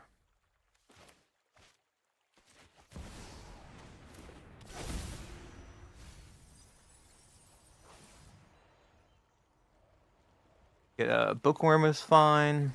And we can Bookworm and pass. Get some triggers. Pitch another Overlord, that's fine. I'm expecting them to take Bringer here. Cavero does not target, by the way. So they sack this to get a Scrap Bot. Yeah, you got me, brother. Alright.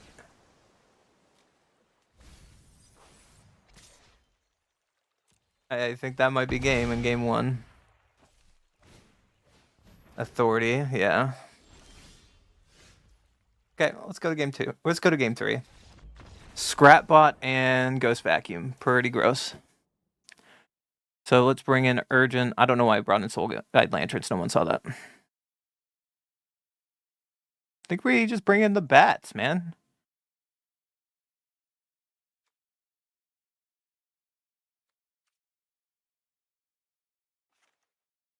No one saw that. Don't worry about it. Don't worry about it. Maybe this was a Glarb matchup. I don't know. Maybe this was a Glarb matchup.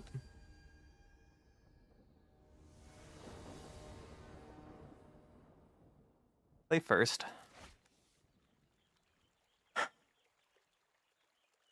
We'll try keeping this. It's a little slow, but it has all of our colors and it has Awaken with interaction. It can fill up our graveyard. Turn 1 Ghost Vacuum. You got it. I think I'm just not going to play anything then. And we can Awaken, Honor, Dread their Ghost Vacuum. Play Fired Bricks, sure.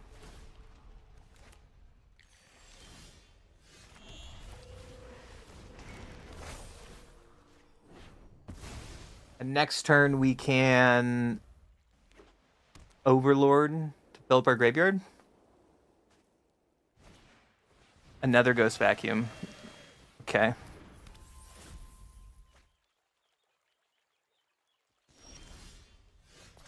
Alright, Awaken, what are we gonna find?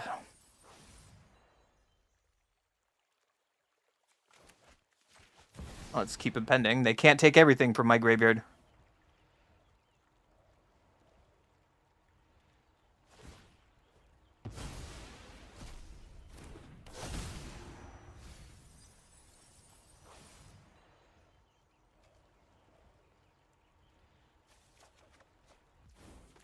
Can take our Stoomblood there to get rid of Ghost Vacuum eventually.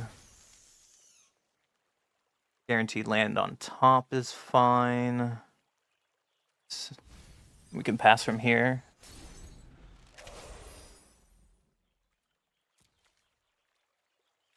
So they can get what? They can take Cavero. This is return target creature land card. If we do that, I guess we can bring back Bookworm. We just slam a Battlefront. Yeah. A miss? There's no way that card misses. What?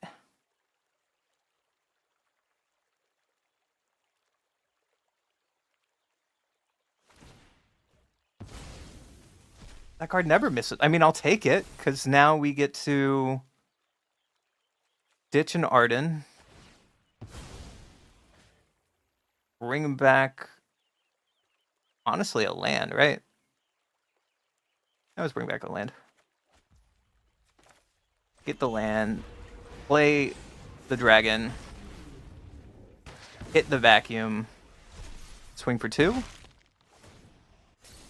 Next turn, we can get back Arden and Bookworm. Unless they have, like, a Wrath. We're gonna try.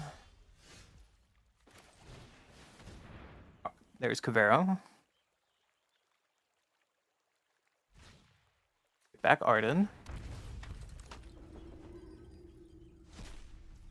Go to combat. Get back Bookworm. And we're gonna swing with everything. And I think I'm just gonna hold on to our Bookworm here. They're probably gonna Wrath. They're dead on board either way.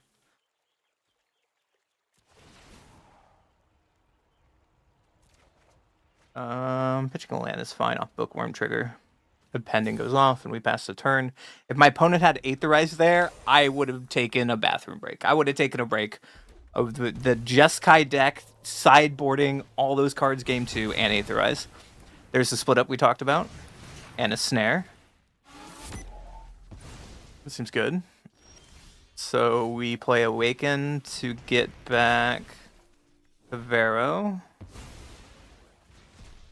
And this can get back... what? Honestly, Stormbird. To get Clay Bricks. And then Bookworm to present lethal on board. Let's just play the Watery Grave. In case we need more mana. We can draw a card. Pitch the island. That seems like pretty good. This is pure value right now. Relic. Put a stun counter on something. They're looking for an answer. No! I'll take it. What a good game. Let's go.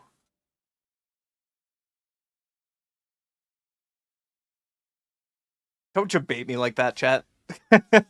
Don't you bait me like that. Alright. Alright. Cavero is Cavero.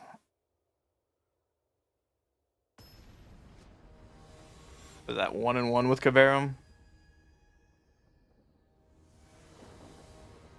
Awkward. 2-1. Never mind. Hey, they had so many sideboard cards that first game. Or that second game. It's only fair. One goes first. We have a Brood Spinner with an Arden. We have a Surveil land. This might be worth keeping. Island into Grand. Alright. Here's the matchup we were worried about. We don't need another land.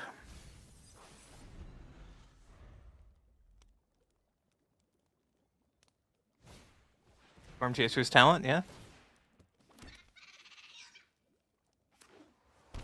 play another passage on to bounce talent with boomerang.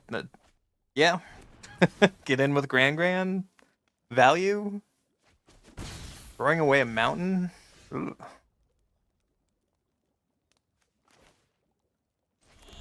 We'll play our spinner. Throwing both of those away. Absolutely. The next turn we can awaken the honored. And then the turn after that we can Cavero. Seems okay. They just play a talent. And they have removal for my brood spinner, yep. I should probably kill Grandma.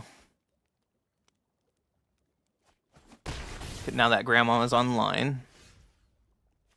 So we're going to play our untap land we just drew to save our life. Waken the Honor Dread. Killing Grandma.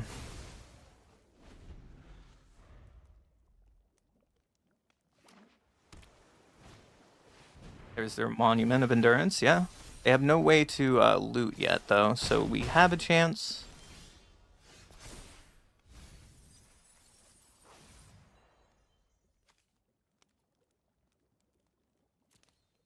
I think we just still play Cavero on Arden.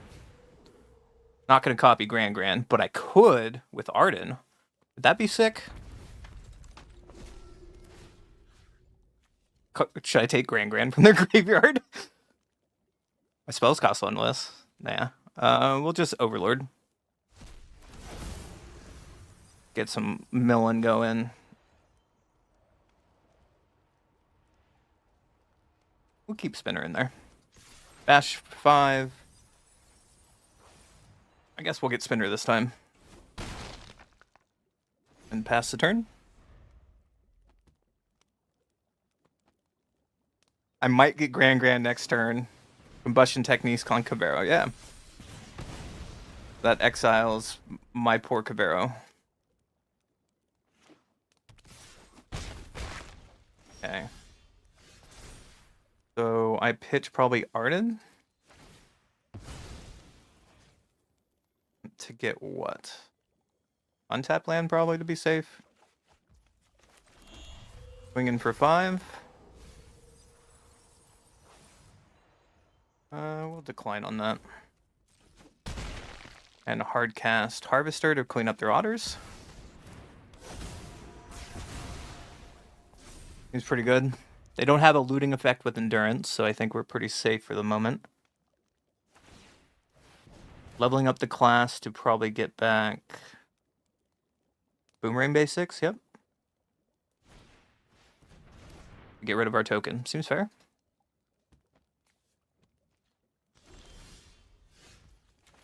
Player Surveil land we drew. Pitching a land. Playing our Spinner Spider.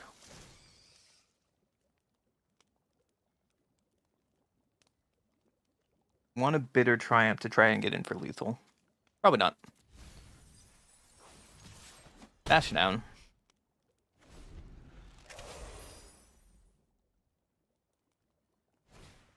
Boomerang basics. Get another token, yep. And off to game 2. That game wasn't over, but... Alright, so we bring in Lantern for sure. We bring our second Cavern in. Bring in Urgent. Bring in Stormblood. Bring in Elite. I don't think Bat comes in here, unfortunately.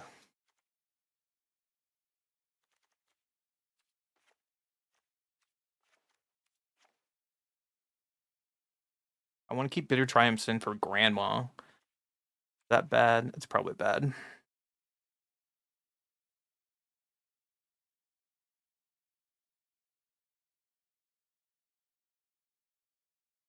Go down 1 Analyze. Analyze is so good. Maybe go down a Bringer. Like so, and try it like this.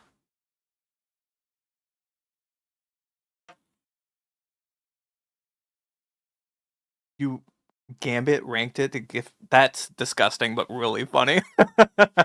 I mean, the deck my opponent is playing 1 Worlds. It's a very powerful deck. He didn't find any Ancestral Recall, right? I feel a bit lucky on that game one because they didn't find their ancestral recalls, nor did they get their full combo assembled with endurance and the enchantment. Soul Guide Lantern's okay here. We can analyze with Overlord with Soul Guide to keep them off lessons. That's okay.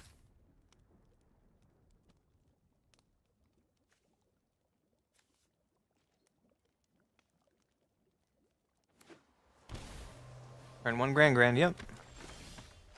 Or Blooming Marsh can go find probably an island so we can get our Verge online. Our Awaken can kill Grand.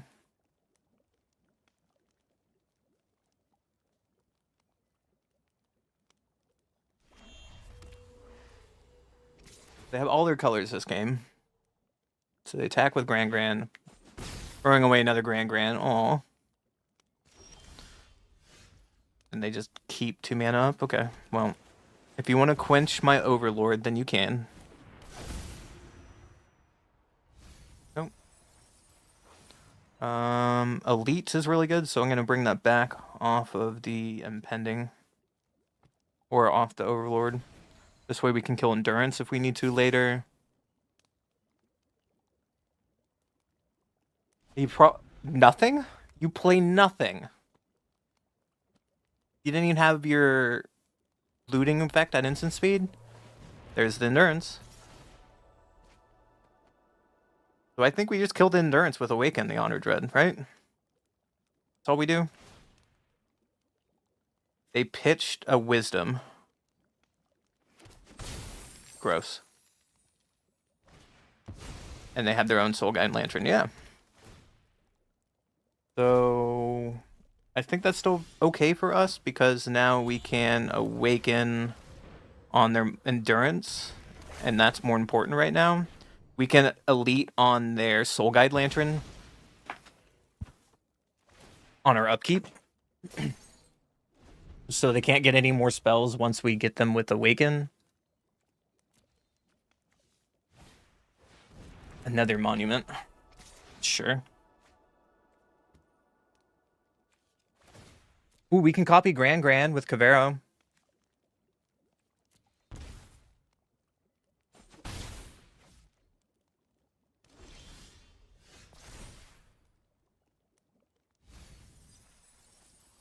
Okay, Soul Guide Lantern.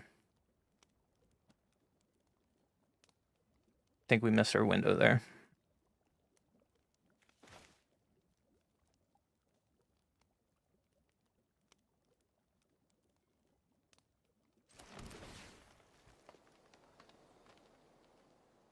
Another Awaken's really good. So we can kill Soul Guide Lantern at the end of their turn, and then Awaken to get back Elite, probably. We can Awaken on their Monument of Endurance as well. It's another one, sure. That's scary, because now they get to loot twice with Grand.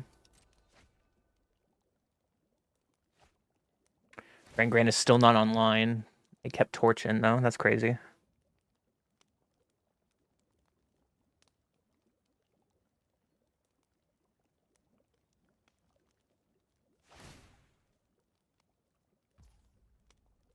Drain me for 3 and draw a card. Not keeping a treasure up seems really good for us.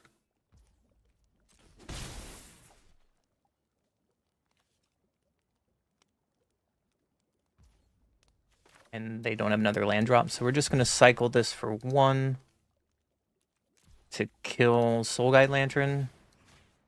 Unfortunately, they exile this, and we don't get anything off our Awaken. But that's kind of the game we're playing right now.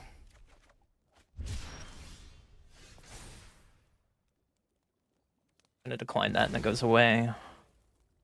So next we can what? Awaken with Overlord. Take them off their game plan. It might have been good to take them off Grand there. But Grand's not online yet, and we'll Soul Guide Lantern next turn probably.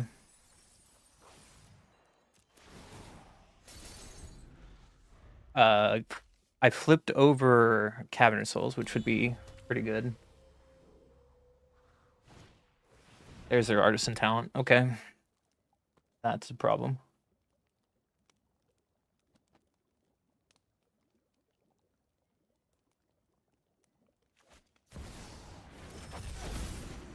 Into Riddler, draw 2. Ugh. Like, also could have attacked with Gran. I don't know. They pitched a Riddler, so we get to copy Riddler with Cavero? Right? Is it just yours? In a graveyard. Oh, this is going to be sweet. Mill 3 cards. This seems like a really good turn for us, right? So we can Harvester on Gran. Cavero on their Riddler. Draw a card.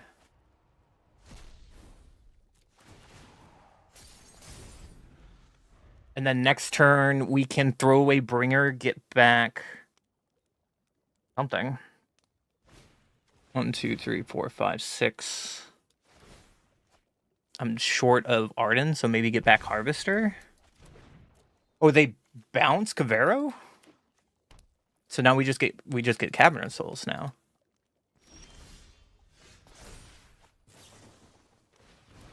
Wisdom in response, sure. Draw 3. And I die. Okay. I was close to turning the corner. We were so close.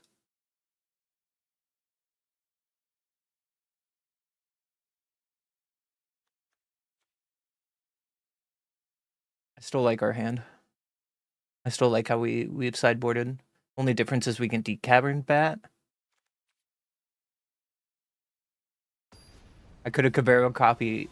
Did I have an Arden in my graveyard? No, I only got an Arden after the trigger, right? I mean, I could have copied Arden, but I didn't think there was one in my graveyard. Was there? I'll play first.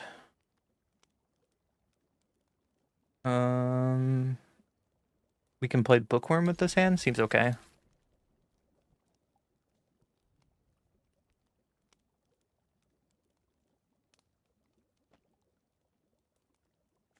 Maybe this Urgent is gonna 3-for-1 them.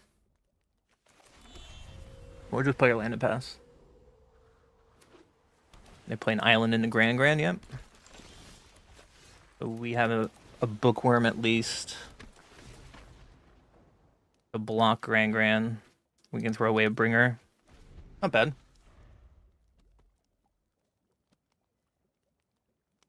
We can Urgent. He's pretty good.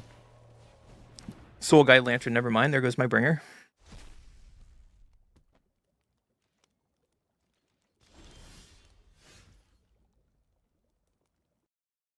You had 8 ads? Yeah, I only play the minimum amount of ads on my channel I possibly can. It's 3 minutes of ads once an hour. And then you shouldn't be getting other ads, but Twitch has been dumb lately.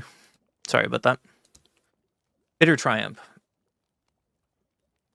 Which we can't play until we play this. So we can Surveil. Hopefully finding another land, which is great.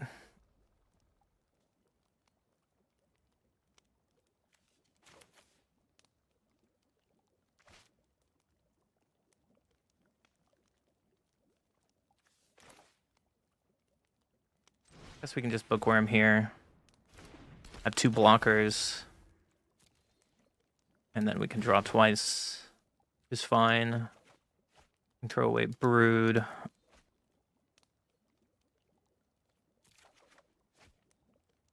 Throw away another land. That seems fine. Pass the turn. We could just play straight Cavero on our spinner and force them to use Soul Guide Lantern. That's also an option.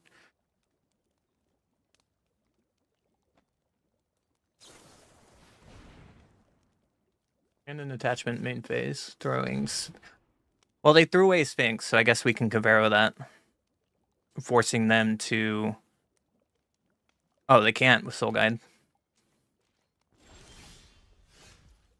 might be our play.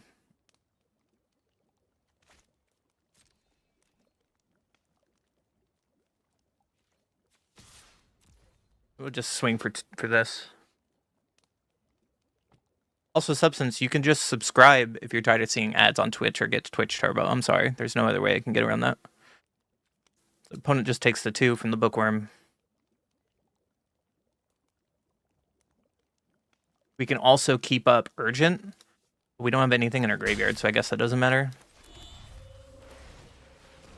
Opponent, would you like to respond to Cabero?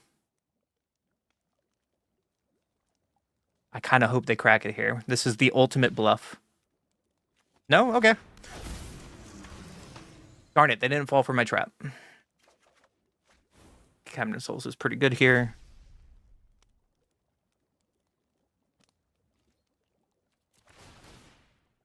Get some Bookworm triggers at end step.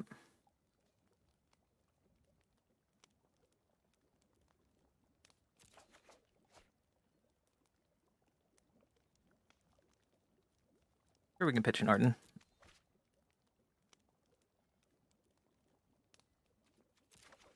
And then we can hold on to Analyze and pitch another land.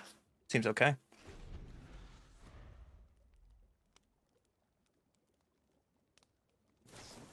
Abandon Attachment main phase again. So they're missing land drops again, which is really good for us. So what we can... Oh, they're just getting jiggy with it. Trying to find a land. Then they give up. Happens in the... It's like 1-for-1 case of the finals of Worlds. Kind of like that. I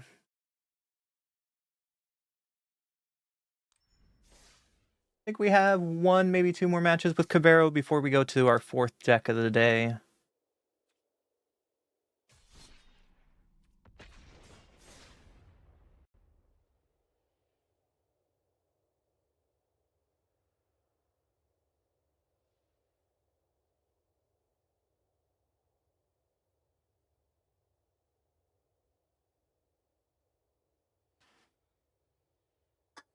Get YouTube ads? Yeah.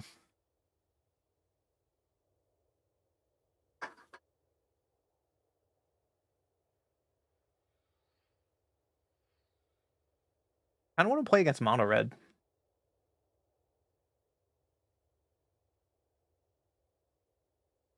That's probably a mistake. They go faster than I do.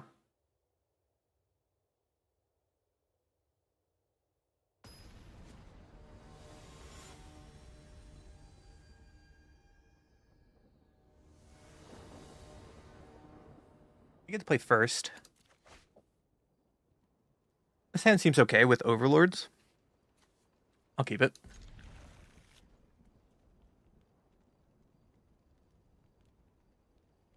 Mono red is kind of dead in best of ones. We've seen quite a bit of mono red on best of 1 and best of 3 today. Surprisingly, both versions. Both an actual just straight old school mono red, and also the we've also seen the Leyline as well. So Mortuary, throw Bringer away, perfect. Analyze a Pollen, can find Cabero already. Llanowar Elf. So you're telling me we're racing. Play Blooming Marsh and Overlord. There's a Cabero. I will take up Cabero.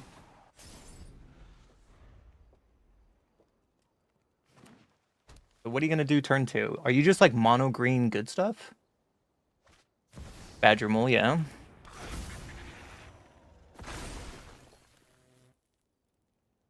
If that's all you're going to do, I'm okay with that. They can play Ouroboros next turn. If they play another Badger Mole here, maybe we have to kill a Badger Mole with Awaken. Origin a Metal Bending main board. That's sick. I think I still want to Overlord here.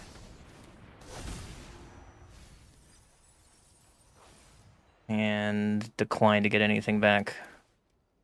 And get a Verge and pass. I don't want to kill anything at this point. The Bringer, the last gift, is just going to be more than lethal. It is definitely a choice what my opponent did my last turn. But they drew the second Badger Mole. So they have 6 mana to do what? To do what? You played Ouroboros here, but it looks really bad.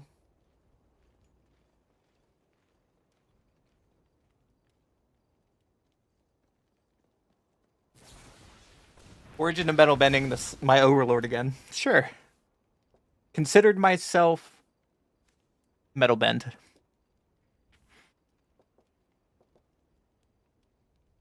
It just makes my graveyard better, so I think that's a mistake, my friend. Wallop Centuries. Okay. I will play my Kavera on turn 4. Copying a Bringer the Last Gifts. Getting a trigger. Keeping this Arden. And going to game 2. He's just been able to be mana efficient, but that was just trash. So we can bring in Disruptive, probably bring in Elite, and bring in Intimidation Tactics. Is this a Glarb matchup finally? Do we bring in Glarb? I want to bring in Glarb so bad. Take an Overlord out. Take a little Friends out. Take a Bitter Triumph out, at least one.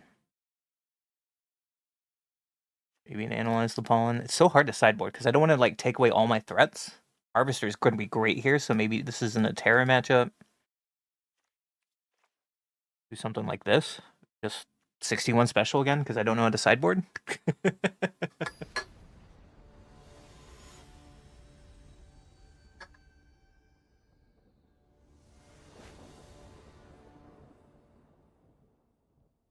Oh, this hand looks great.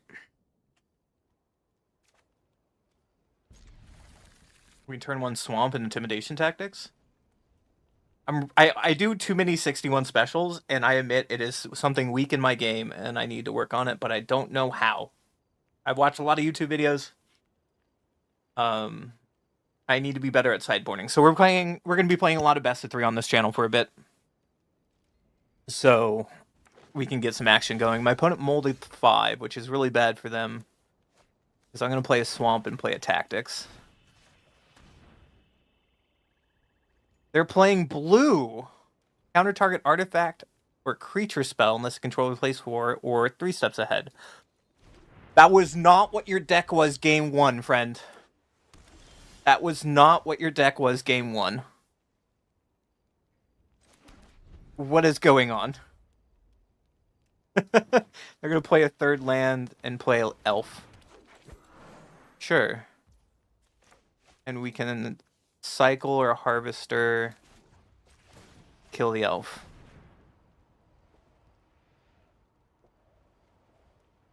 Can't counter that, sorry.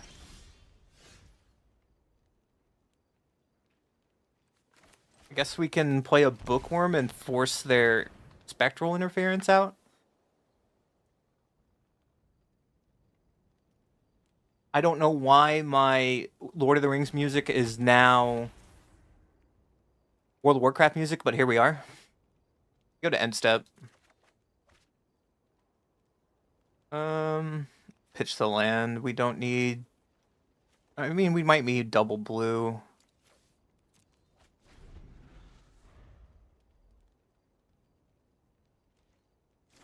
And they just passed?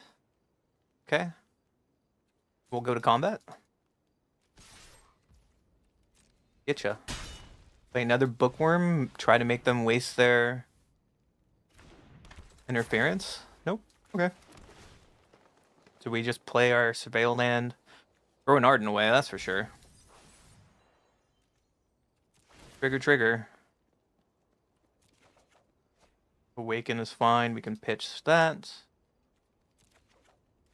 Intimidation Tactics is fine, so I should probably pitch Harvester.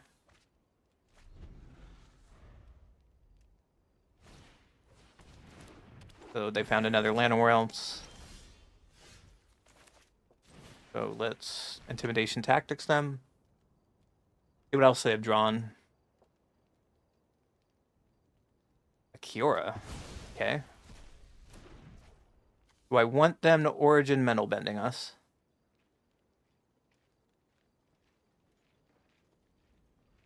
For their Land of War Elves? Probably not. We can just attack with a Bookworm, keep up Bitter Triumph. And get some value here. By cycling, Doorway Bringer, yeah. There's a Glarb. No, Glarb. I'm gonna throw away Awaken. Our graveyard's big enough. I'm not worried about their board so far.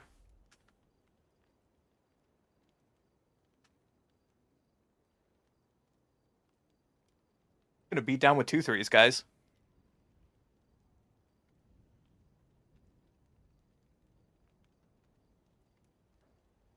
Where's my camera? I just have it off today. I mean, I'll have my camera on eventually. But I'm just feeling like I still enjoy with my camera off. Unless you want to really want to see my face. I don't know, you should sub or something and I will show my face. I don't know. I'm just vibing, playing Magic with the boys. 3 steps ahead to draw 2 cards and discard. Fine. That's really good for us, because now we can Cavero.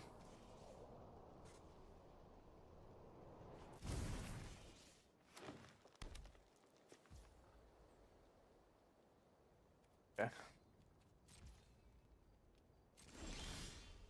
So we can Cavero now, get back Arden, and my opponent scoops it up. They got mana screwed, but I have no idea what they're playing. I'll take it. I don't know what he's doing. He's making a brew that probably doesn't have enough lands in it, is my guess.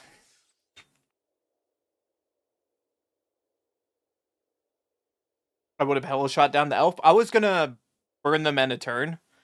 But they were tapped out and I could just win on the spot. And killing an elf there when I know I'm gonna Cavero, and bringing stuff back from the graveyard, just there's no point in removing it then, right?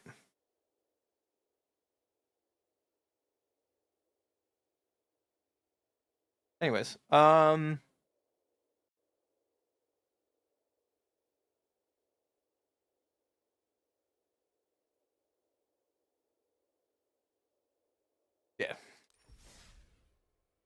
That's fair. You want him to tap out. That's a totally fine play to do. Alright.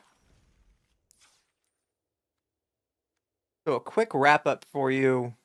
It's Cavero. Cavero does Cavero things. When Cavero mills over well, it does great. It's great at winning game 1 until all the graveyard hate comes out of nowhere, which is normal to be expected. But I kind of like this version of going more towards the ground with Bookworm, Spinner, and Analyze the Pollen, a way to find Cavero or find your Cabinet of Souls when you need it, or just have more blockers. This deck was playing the 1/1 beforehand when you had the guy who mills 4, Town Greeter. Yeah, they were playing Town Greeter, and it doesn't really block as well, where you can get more advantage, I feel, with Bookworm, or Brood Spinner is a great blocker. So I kind of like this new version better. And it makes sense why Ken Yukihiro made top 8. Not only he's an exceptional player, but he made a better version of Cavero, and this deck is sick. So don't forget to like, comment, subscribe. Have fun during the holidays, and I'll see you in the next video. That was the same guy that quit shot my Overlords, yes. So the last deck of the day, unless we want to play more Magic afterwards, is Looting.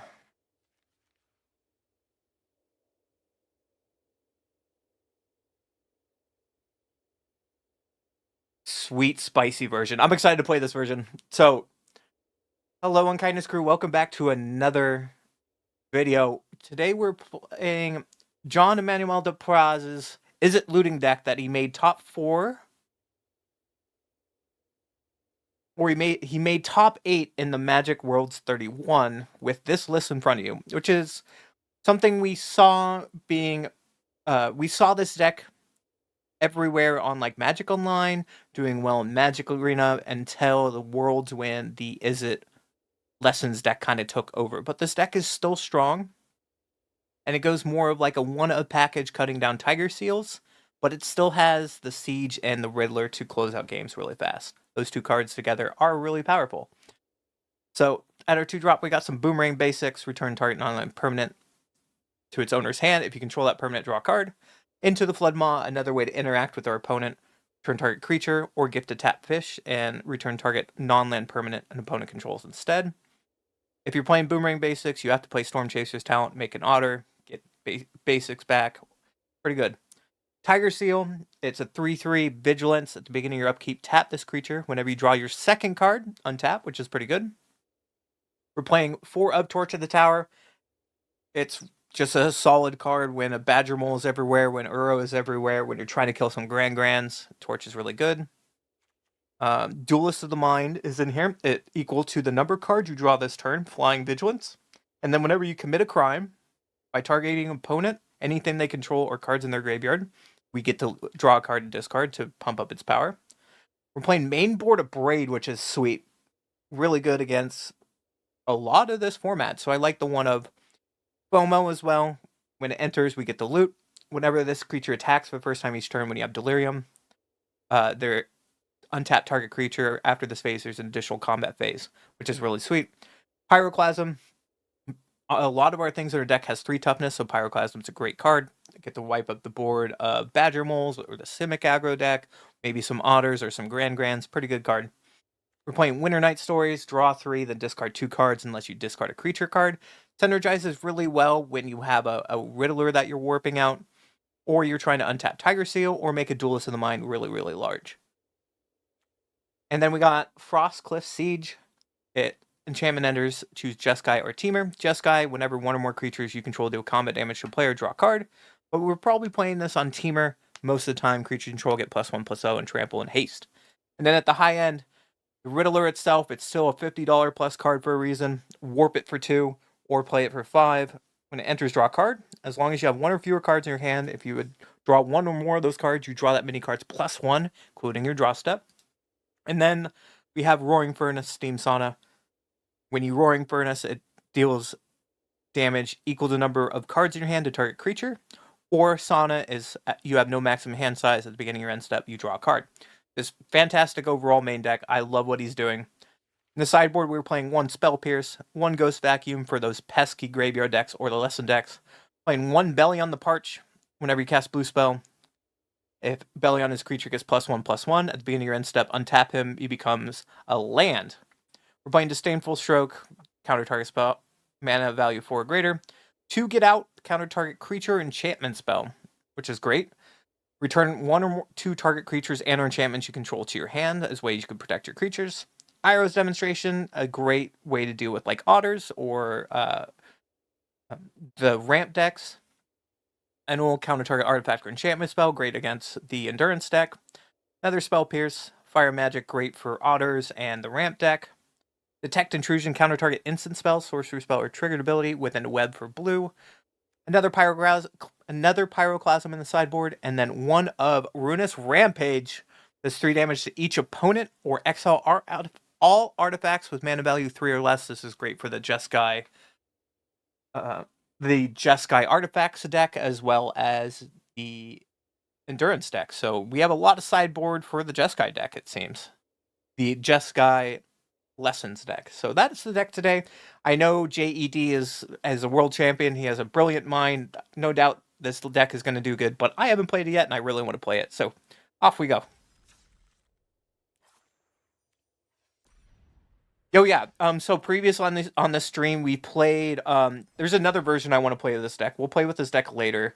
We're doing the same concept, but we're playing with Splash Portal and Opt, rather than playing with FOMO and the 2-drop as an idea to Riddler out with Splash Portal to flicker it. Or we can get some shenanigans going, like Boomerang Basics on Roaring Furnace.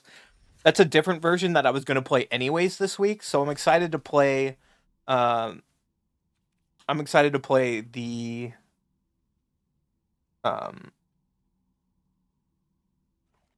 looting deck. Question is, best of 1 or best of 3?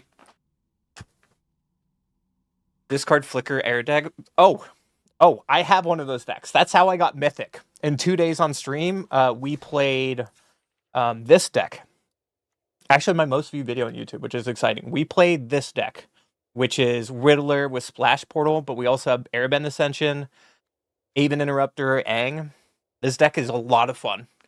And it destroyed what we thought was the meta until Worlds. This deck was really good against the meta. Sways played Flicker Hair Apparent against me and conceded after a deadly cover-up and chose Hair. That's funny as fuck. I love it. I love that a lot. Anyways, best of one or best of three, please. What do you guys want to see? Eventually it'll be in a video, of course.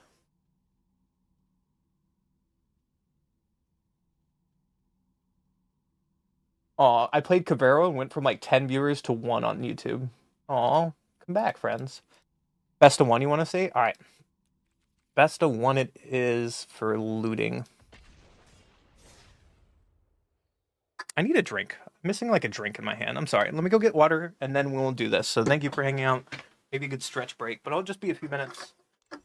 Since you're not even here anymore, so I'm not going to show you my face. I was going to turn on my camera, but whatever.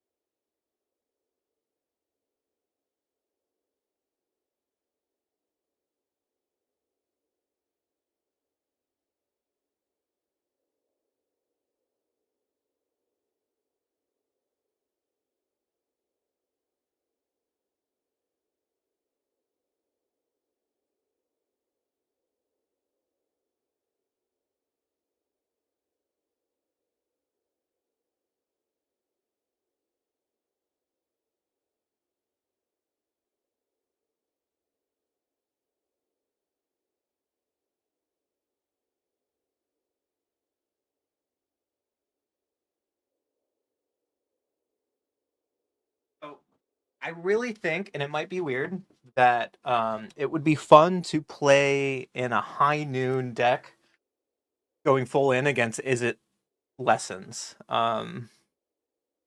I want to see how that deck that I just showed you, the Aviator deck, does against Lessons. Because on my grind, we played against a lot of like the deck we're about to play, and we did just fine. So we'll see how this deck goes. Do all the not I've put some of those videos. Like if you did that to me, I'd probably put it in my video because I'd be laughing.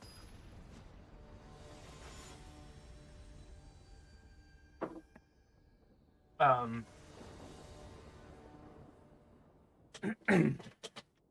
mean, my video that just went live today, I have a few losses in there. I'm like, that's a sweet deck. People should see it kind of thing. Right? If I'm playing Heir Apparent and someone wrath me in that sense, like if someone surgical extraction all my Heir Apparents, that has to go in one video, dude. Even if it can't all be wins. Anyways, I go first. We have talent with basics. I think this is pretty good.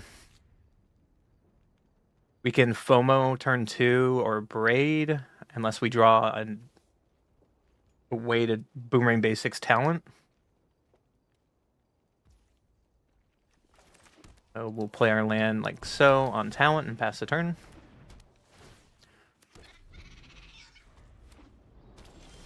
Starting town.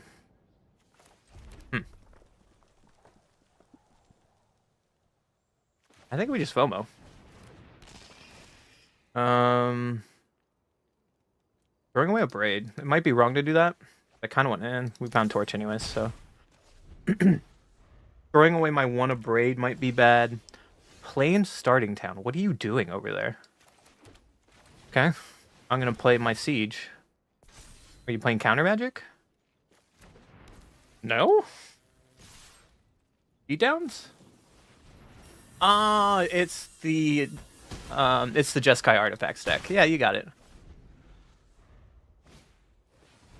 Play Fired Bricks to find a land. So that means we can Duelist the Mine with Into the Flood Mall is a good draw here. We can bash in like this and pass. If they play anything relevant, we can into the Flood Maw.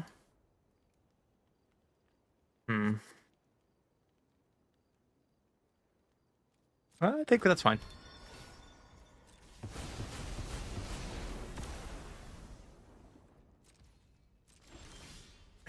We can Boomerang Basics. The talent. Play the talents again. Ooh, we can get in for Riddler for 5. Maybe not. We can talent here, hold up both of our interactions. Nah, that's not good enough. We play Riddler. We draw a card.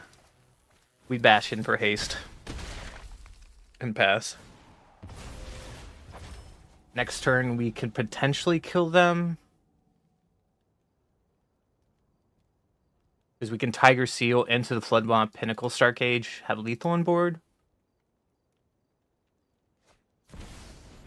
They tap out for Synthesizer. That's really good for us. So they're just straight dead. Right? I don't have to do anything else but cast my Riddler and beatdowns. See ya. On to the next game. I'll take it.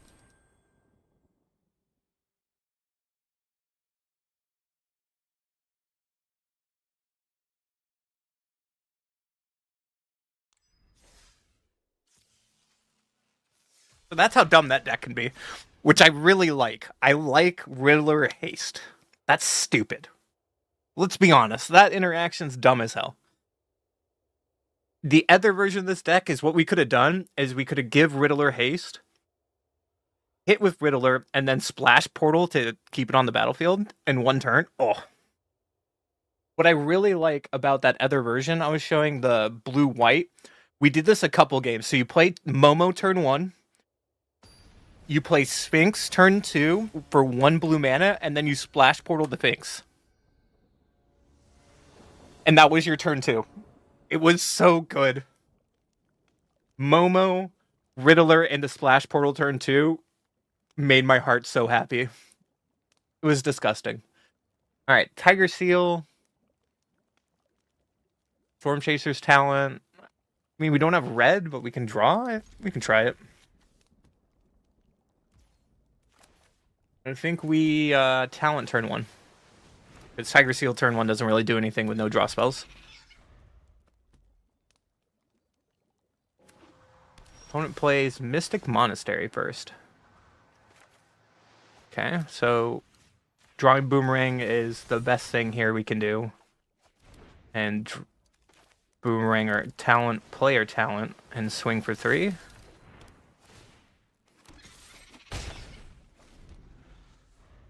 Fortunately, still don't have red. Huh.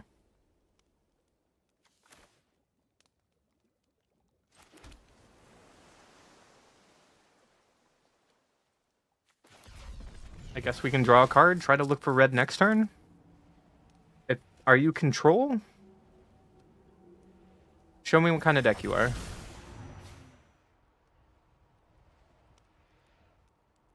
What are we doing? Okay, I'm gonna go to combat.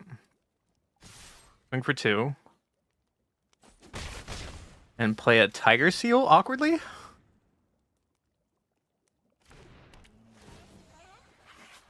I don't know what my opponent's doing. Hi, Stella. We were literally just talking about that deck. I'm playing Is It Looting? So they get lost my Riddler. Oh, I mean, I was hoping they would get lost my Riddler, but they just got rid of Tiger Seal. So we have to Winter Night Stories here to try to find a land drop. Hopefully this resolves. They just played a good land. I think I want to discard. They're playing probably Jeskai control or 4-color control, so I want to discard 2 interaction cards that don't do anything here. And we can play this to put this on the honor to hopefully draw more cards. Also helps out our Riddlers to get less cards in hand. Duelist might not be a bad next turn. But also Siege next turn might not be bad either. A Flanker. I'm surprised. I'm glad you liked the Exoria Splash video. I really like that deck. Hey, and you blocked and passed. I really like that deck. I think that deck is one of the best calls to the current meta. The Azorius Splash deck. Anyways, my opponent played a land. I just passed. What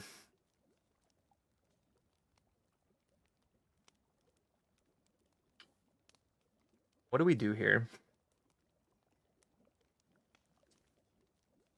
I guess we can maybe FOMO? And see if my opponent wants to counter it. No, they don't. Okay. We can throw away probably a Duelist because I want to get the Siege down. They didn't find it, so let's look for another land.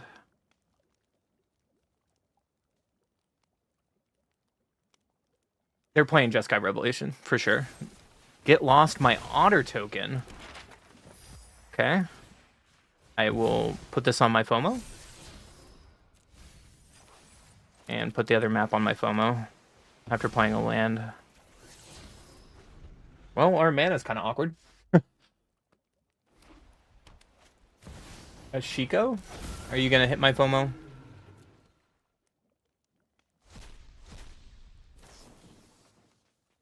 Yeah. This is not bad for us, because now we can play our Siege on Teamer. Boomerang basics. Now we just Riddler. Get in there.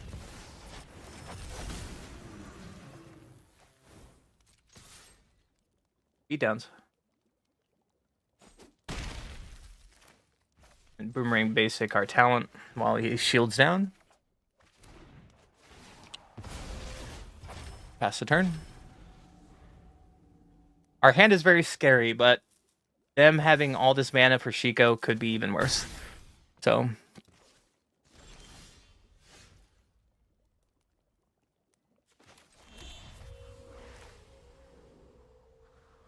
we play FOMO here. Pitching Spiral Bluff Canal. There's still not a ton of mana, so we might be okay. Lightning Helix my FOMO. Are you sure you want to do that? Because now we just get to play Riddler. Draw a card, has haste.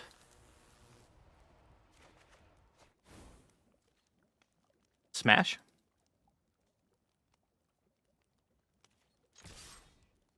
Smash.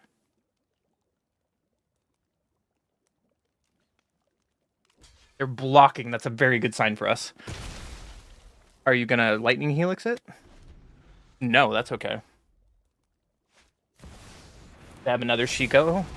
Probably to get lost for our Riddler. It's fine.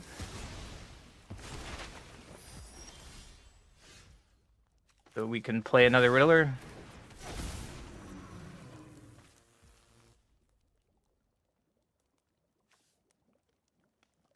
I think I can map here. That was really good. And this is on red. Dash.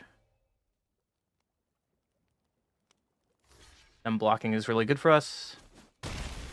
And I think I still want to play Storm Chaser's talent.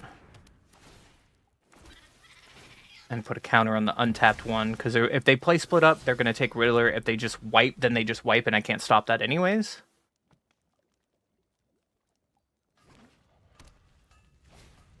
There's an Ultima, okay. So they just had the wipe.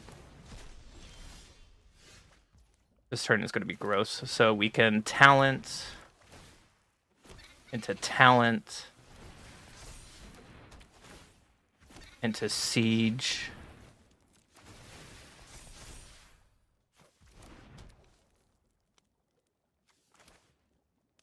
We can abrade our own creature, right? Or Neverwit Night Stories. Yeah, we just had enough. Good game, opponent. I don't care about this overlay. Go away.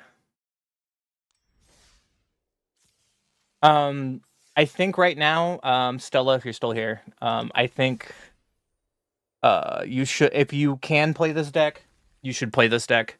One of our viewers took this deck to his local tournament and won the tournament. Like, he just crushed the tournament. He's just destroying F&M with this deck. He went locally to like a local regional, destroyed 8-0. It was sweet. This deck is fun. We took out Washington for a high noon, but I want to play this deck against Is It Lootings and Is It Lessons, because we did really well against Lootings. I want to play against Lessons to see how bad that matchup is for us. But put in my decklist channel. Sweet. I'm going to pull that up right after this game. Thank you, sir. Or ma'am, or whatever. Doesn't matter. Person on the internet. Thank you. I go first. You have interaction or just duelist turn 2? It's okay. We can untap Torch here in case they're playing like Grand or a Mana Dork.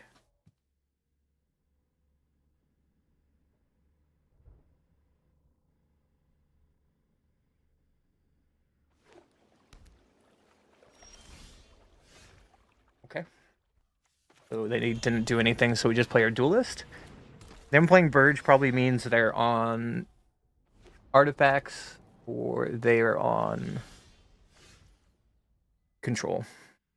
So we're gonna just slam our siege here. Show me counter magic.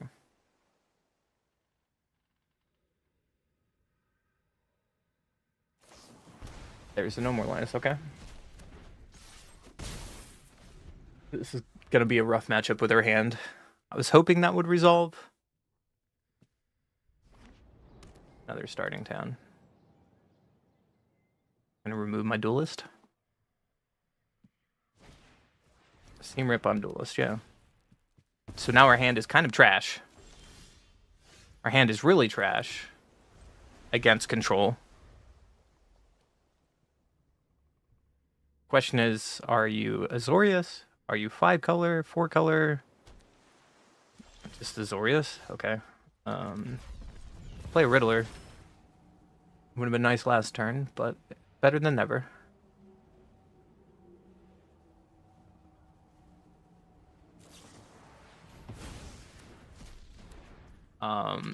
This is looking pretty bad, friends. They counter my Riddler.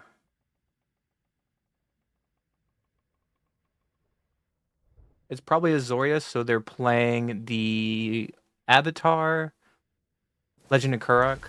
They're playing Malcolm. Thank you for a target for my removal. So if they're playing Malcolm, that means they're probably playing the Splash version. So yeah, we just pass, keep up a removal. Not what I expected to go against here, but here we are.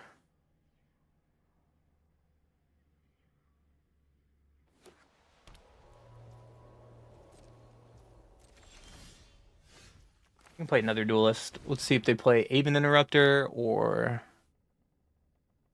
if they play Aang here. Does it matter? Like, they can play Aang and we can just replay it? Like, yeah, there's an Aang. Got it. I just replay duelist. Pass. A Drowner, okay.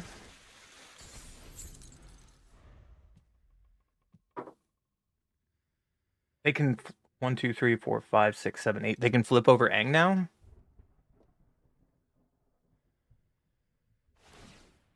No, they just animate their land. Okay. Beat down a clock.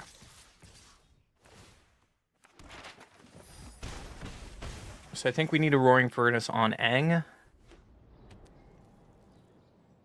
I'm gonna Drowner in my duelist. Yeah, so they're tapped out, which is really good for us. So now we can Roaring Furnace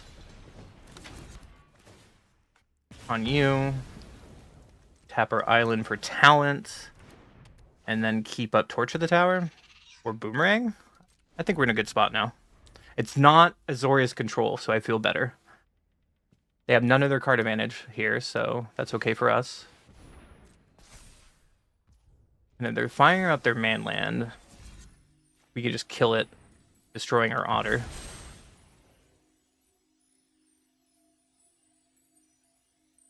You like to counter this, sir?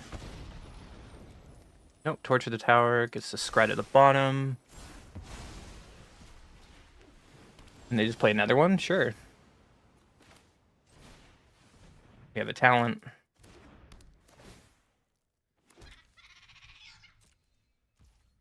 We need to find some help here. Because they're just going to animate their land, yeah. Next turn, I'm going to Boomerang Basic. Either... Probably the talent. I was hoping maybe they would play a creature on board and I would bounce Roaring Furnace. But now I'm just a turn behind from doing what I wanted, which might be a problem.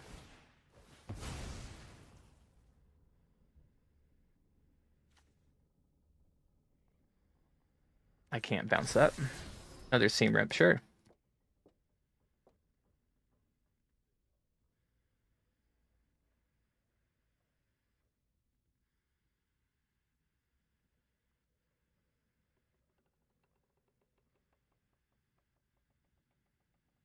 Opponent's thinking of keeping Seam Rip on top. Probably. To take one of our talents. Yep, that's what they did. They're flooding a little bit. So let's Boomerang Basics. Get our talent. And play around Iceberg. Okay.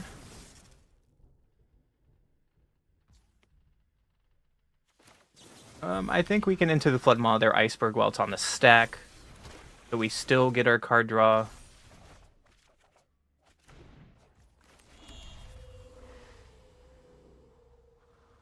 We can still play our talent. And get down with it. They have Aang's Iceberg. They could probably take our Siege unless they want to take an Otter.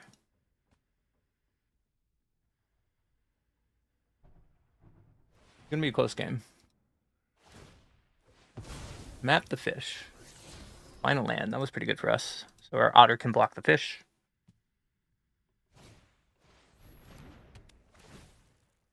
Or Seam Rip the Otter. Okay.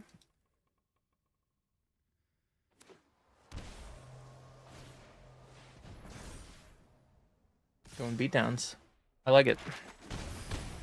We're at 6, so we could die next turn if we don't find anything.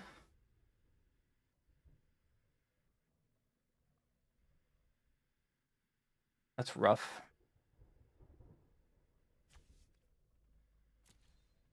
We can't torch their anchorage now.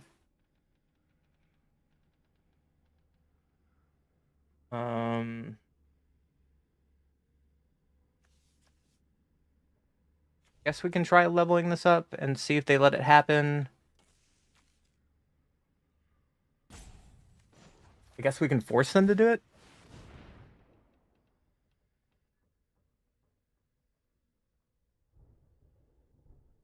I'm not doing anything else. If they have one form of removal, they let it happen. Okay. We'll get our torch back. And we pass.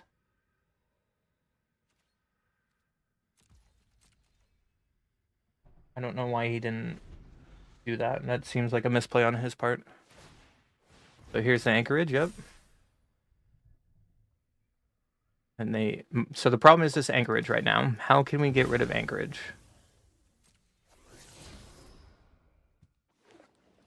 We're dead next turn to the anchorage.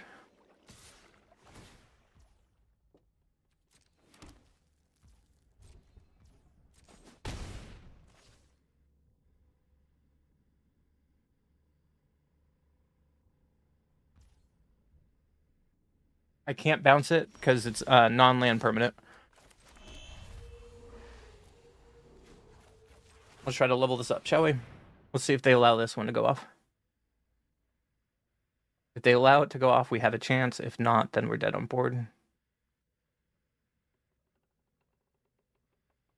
Yeah, unfortunately, Into the Flood Maw says non-land permanent, so I can't bounce their main lands.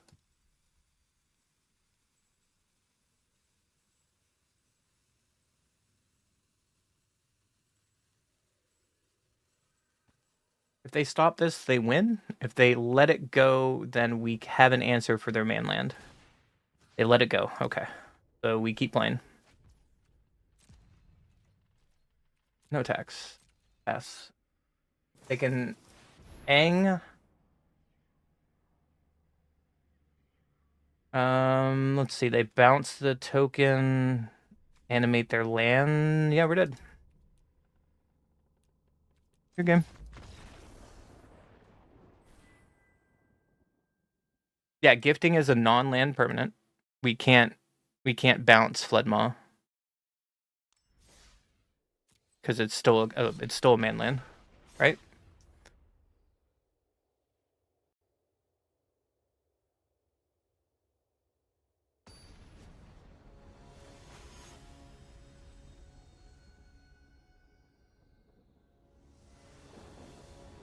Are you sure?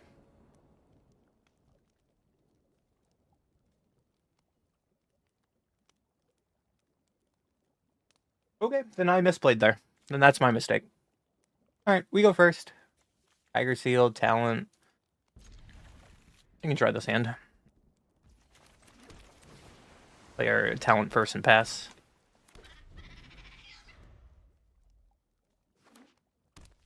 Courtyard. Oh, it's the black-white sacrifice deck. So does that mean we duelist or no? Probably. We can pass turn. Pretend we're blocking. I would like to draw a red source, please. Portrait the Tower Exiles, which is really good in this matchup. Especially when there's a Squire. That was our best draw. We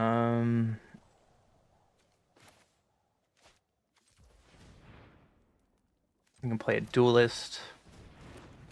And we can torch the Squire now, get 2 triggers.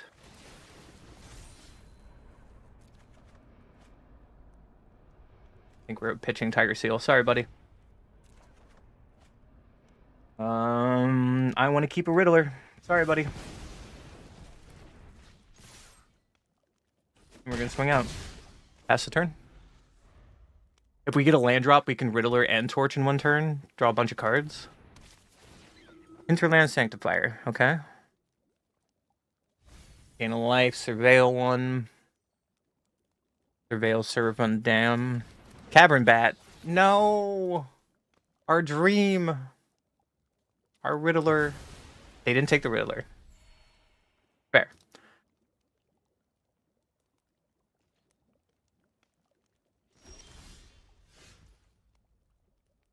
I still think we Riddler here. Draw 2 cards. That was pretty good because now we can play FOMO. You have to draw and discard when you play FOMO. I think that's worth it to get FOMO online. And swing for 10. Seems pretty good.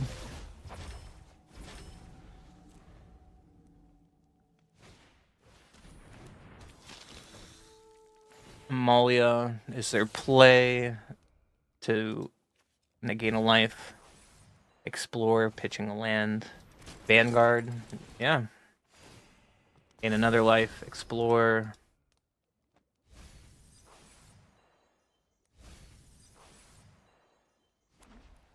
Play planes, play another Vanguard, yeah. Showing a cleric. That's they've been the cleric, okay. Are they just looking for what is the 4 mana return everything from your graveyard? Whatever it's called. Milia's get up to 5. Deep Cavern Bats. Just block. I explore another land. So let's Winter Night Stories.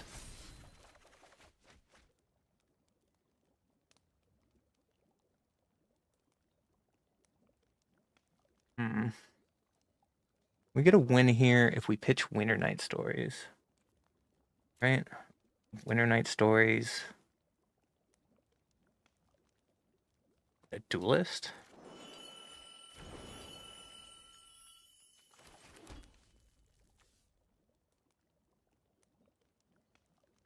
No, we can't.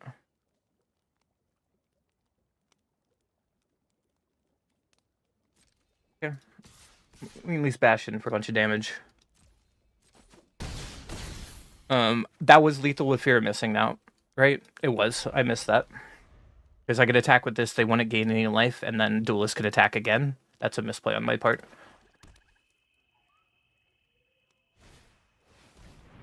This is legendary, but I guess they would just want the trigger to make their Amelia bigger.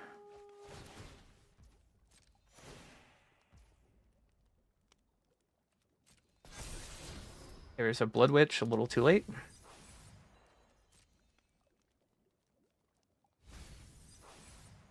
Never punished for my mistakes, but, you know, here we are. Voice of Victory off Leona triggers. Another Leona trigger in combat. Yep.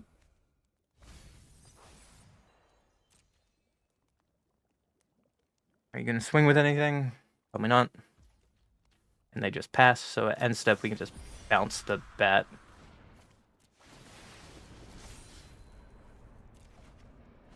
Bring way to land. The right way to land.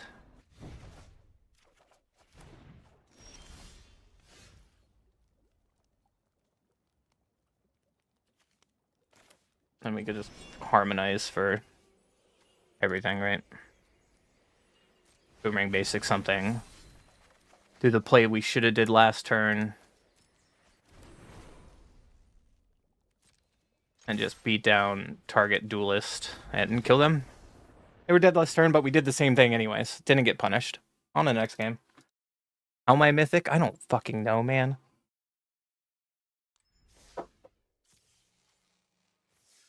This deck is good. This deck is really good. I like it a lot. I mean, we're not drawing 3 cards, but...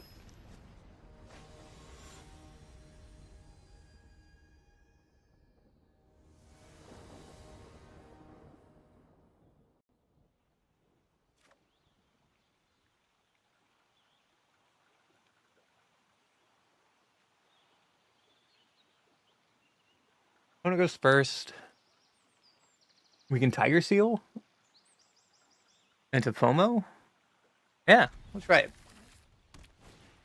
They play Gene Pollinator, okay. We will play our Tiger Seal, sadly. Is this Simic aggro finally?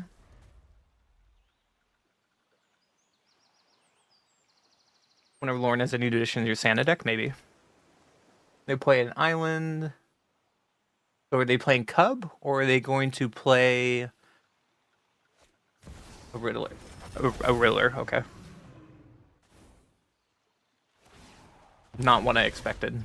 And they didn't make mana with Gene Pollinator. So I think we can just play our FOMO like we talked about. Pitching a Winter Night Stories because we have 2 of them. And untap Tiger Seal and bash. A little Tiger Seal. You're like pretending to be Delver. I don't even know if Delver was printed. Would people play Delver? Probably not. There's not enough ways to like flip over Delver. I don't even think if Delver existed, I would play it currently in the Izzet deck. Maybe I would play it over Tiger Seal. I don't know. But they shock in passage on Swamp. Here's the Badger. There's the Badger we know and hate. Enter Boroid. Alright. Okay.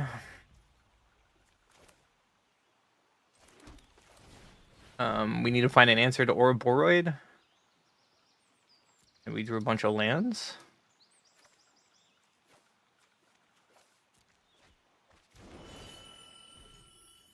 And unfortunately we can't attack, and this Ouroboros going to get out of control.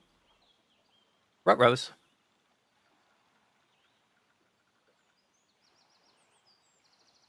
I don't know what Evercleave meta is because I quit Magic for the past 8 years. So that sounds like a scary meta.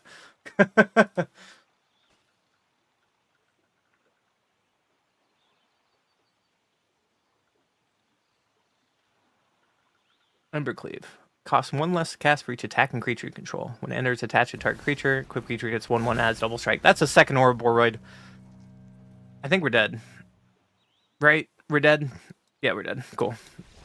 Yeah, and a Decabber bat? Yeah, we're dead. Good game, opponent. Our hand was not reactive at all. And that's my fault.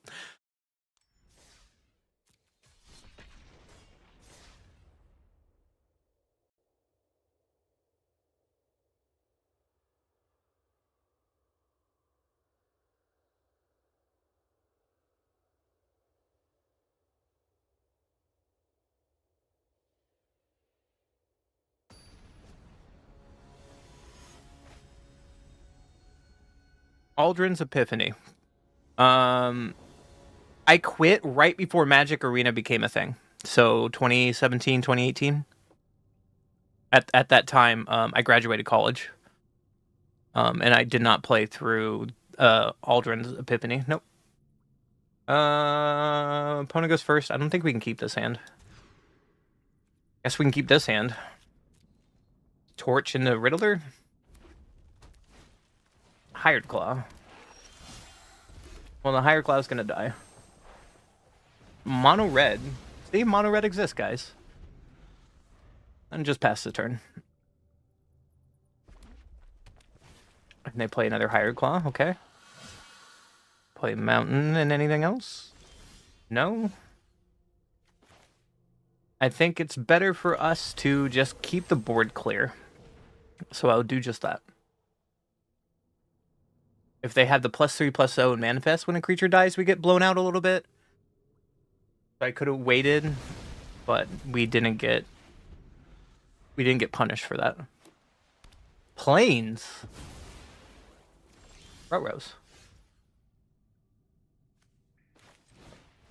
Let's get FOMO down. Probably pitching Passage.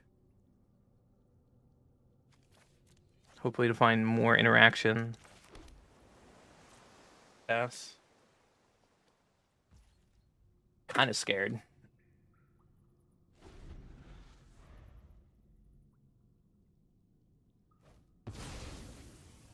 They plot another slick show off. That's bad, right? That's bad.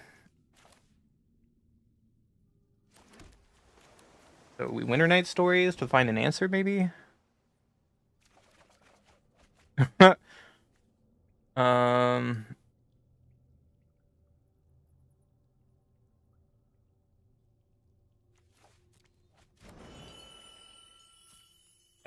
I guess we pitch the creature and FOMO can have pseudo vigilance.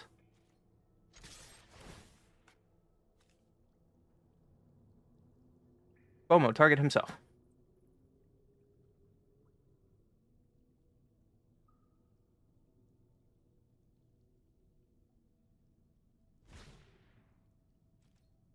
Untap him, swing for 2, and no attacks because they might have a on ground. I don't know. I'm really scared, honestly. They play land. Yep. There's show off number 1 and show off number 2. Firebending student. Giving it haste. With haste magic. Exile the top card of your library. You may play until your next end step. I think we need a block to protect our life total, guys. Turn inside out on the flyer. Yeah. I'm glad we blocked. So it's our turn. We play a land and just hard cast a Riddler and hope the Riddler lives.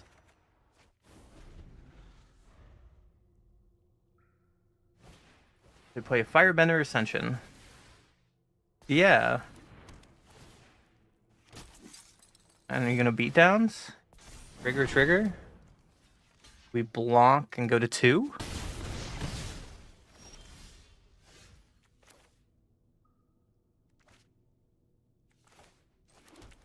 So we boomerang basics you. Boomerang basics you. And play Siege on Teamer.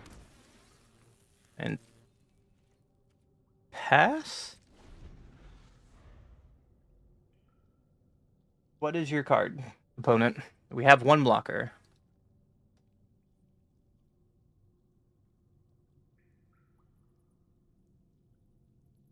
What if they play the 2-drop enchantment to take our Riddler?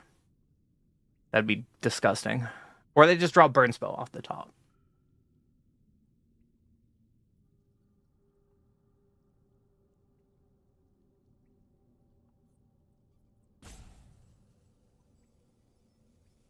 Well, seeing as they're thinking their turn, they didn't draw an answer to my Riddler. So they play Firebending Student. Just pass? Seems okay for us. We draw 2 cards because of Riddler. So let's Winter Night Stories to try to find something. Duelist is really good.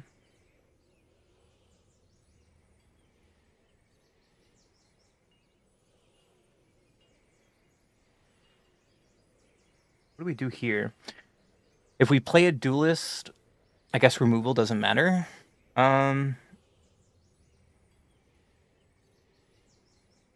Decline and throw away Storm Chasers and the Tapland. Play an island, play a Duelist. And then Duelist can attack for 6 this turn with Vigilance. Would you like the block?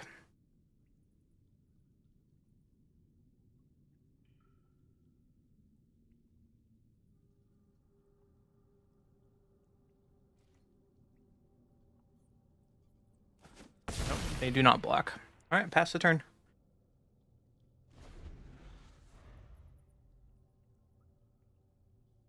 Hey, they have a lot of outs. They can any burn spell in the format. If they play a Witch Stalker Frenzy, I would be sad.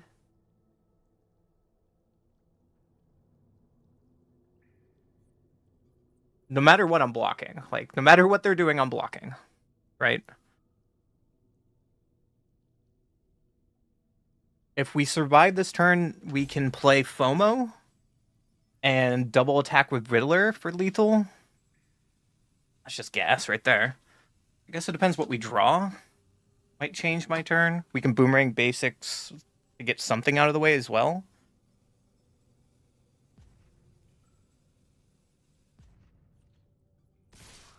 They're attacking. Yep. So that means we need to block. And I think I want to block the bigger toughness on this show off. What do you have, friend?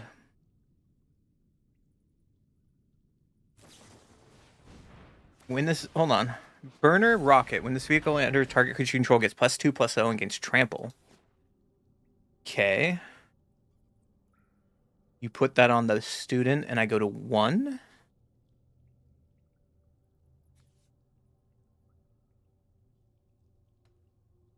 Okay. What is your other spell?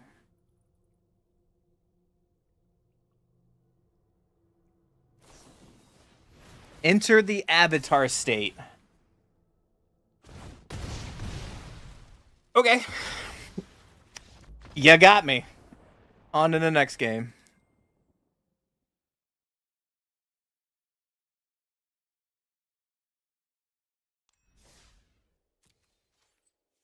I got nothing. I got nothing. I'm gonna put that on YouTube. Fuck it. You say someone doesn't put loser videos, that video will be on YouTube because I want people to be like, what the fuck is he playing? And someone should comment that. Someone should comment that. Some people don't want to fuck up. A lot of Mythic players play like that. Opponent goes first. We have talent, boomerang basics, pyroclasm? Sure.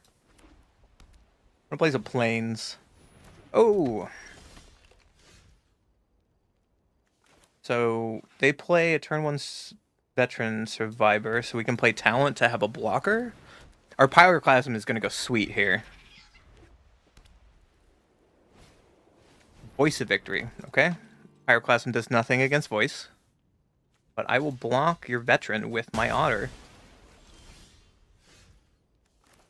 We'll untap, play duelist, and pass.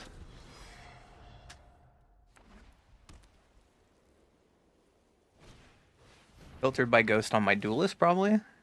Yeah, you got it.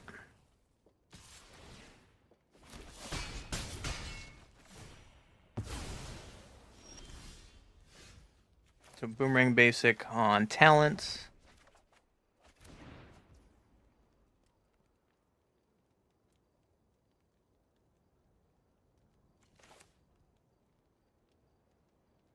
I think we do this on blue and just talent into talent. And pass the turn. We can torch the tower next turn to kill voice. They play a Sanctuary and Archangel of Tice. What? Alright. You got me, homie.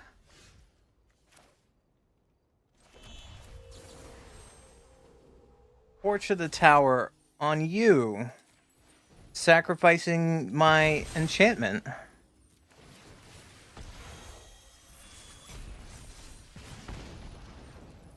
Into the Flood Maw is a really good draw. For their Archangel of Ties. I have to pay 1 when I attack, and then I have to pay 1 when I block. You got me.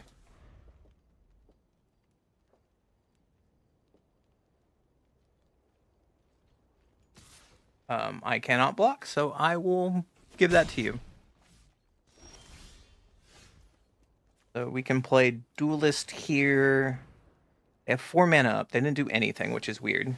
Even Interrupter. Yeah, you got it. Throw away your Duelist for a minute. And we pass.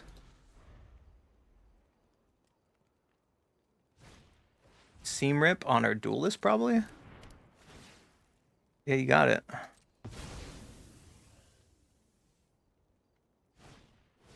Asuki. My opponent's playing some spice over there. Yeah, Asuki makes Aben a 3-2. Untap land is pretty good, because now we can see Cliff Siege. And then we can Pyroclasm Aven Interrupter, and our tokens live. And we can play our Duelist for 0 now, and bash in with Duelist. Pass the turn. I really like this card. This card in Limited is fantastic, Suki. They're just going to replay their Archangel Tithe, which is fair.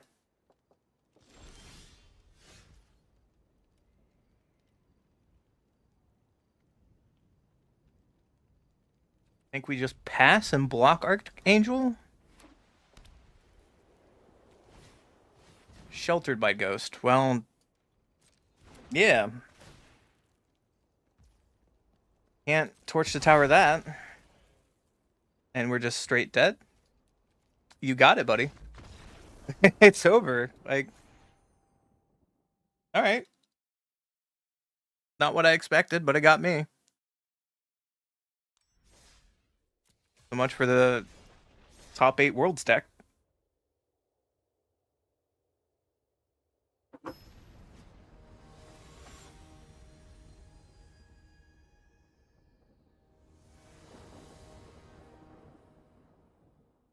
I go first. This hand doesn't do anything. Its mana's too bad. We can keep this though. I think I want to pitch Siege here. This is interaction. Riddler's Riddler. I'll piss off Siege and play Tiger Seal turn 1. Unfortunately, this Tiger Seal is not really going to do much for a couple turns. Get in there, buddy.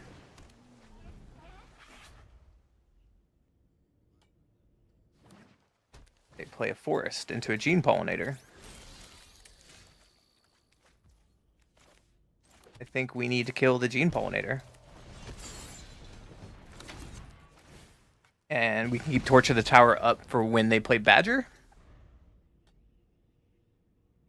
I'd like to draw land, please. They are Simic. There's Badger.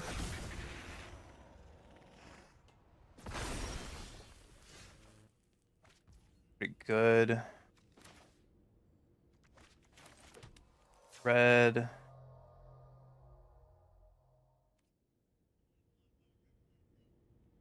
I don't want to pitch Riddler, unfortunately, to this FOMO, so we'll just Badger Mole and pass. Kill the Badger Mole and pass.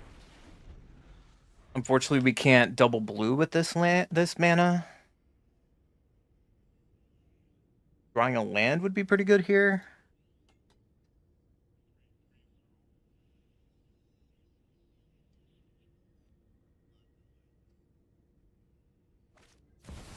Another Badger Mole, okay. Did you miss another land drop? They did. So we can play our lands. We can Riddler to draw 2. Hopefully we can kill this Badger Mole Cub.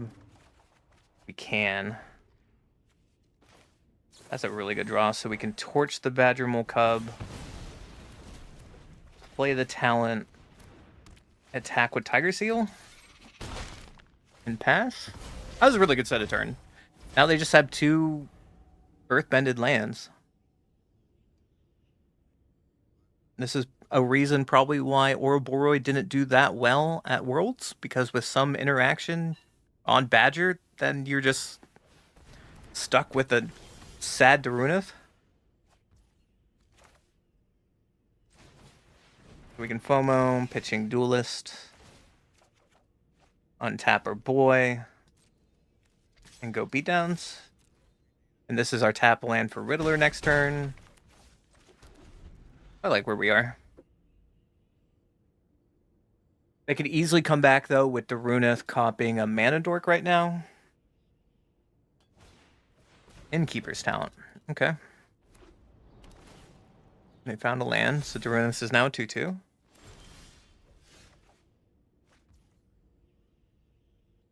Huh. Do we Roaring Furnace Darunith? I think so. It's better than Riddler. Their way to get back is they're copying things with Darunith. What? Oh, I have no cards in hand. I am an idiot. I am an idiot. Riddler was just better. Riddler was just better. I forgot how that spell works. I forgot how that spell works. I'm a fucking idiot. Anyways. I was like, it's a removal. Oh, I equal to number of cards in hand. So now, yeah. So this is how they get back into the game. Landfall trigger on Darunith. Yep. They can level up now, make Darunith. Have Ward.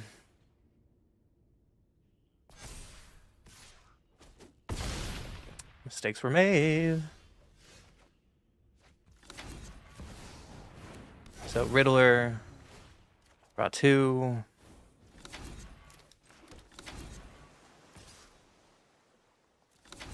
So they can copy an Ouroboros now? Do I just die to that? Oh. Yep, there it is.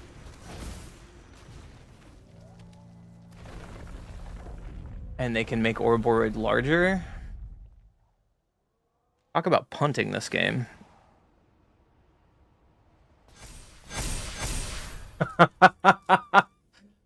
Yeah, I deserve that. I deserved that. Alright. I mean, I don't think that would have changed our game. We were kind of dead to that anyways, but still would have lost to that curve, yeah. I mean, the difference was that turn we could have Winter Night Stories to try to find an answer. Whatever. We go first. We have Tiger Seal. We can Duelist. Yeah, I'll keep it. Interaction. Hopefully Tiger Seal continues to not impress me.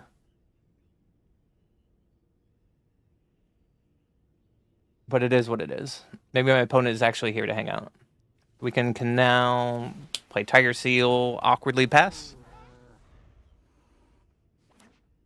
Opponent plays Blooming Marsh, so they're probably playing the green-black Ouroboros deck. So I just want to play Duelist, honestly. Then next turn we can Pyroclasm. Like, they can play a bunch of Mana Dorks here, or Badger into another Mana Dork, and Pyroclasm's going to be really sick. They're one of Stormbrother. Okay. Okay. So we're just going to kill their Mana Dork in response.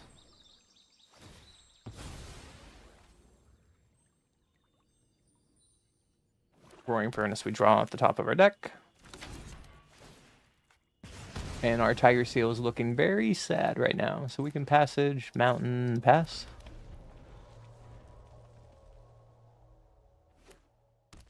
They play a land and just pass. So we can do the same, play a land and just pass. This game is terrible. Oh no. Play a Fabled Passage and just pass. Oh no.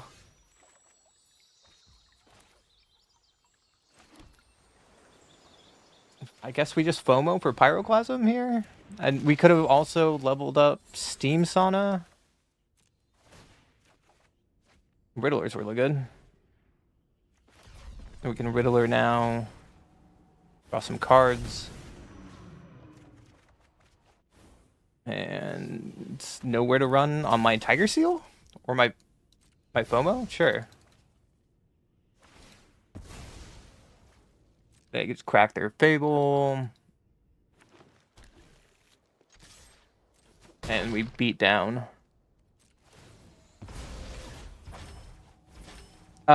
Is it too early to say ban Storm Chaser's talent? Yes, I think Storm Chaser talent is not the problem with this format.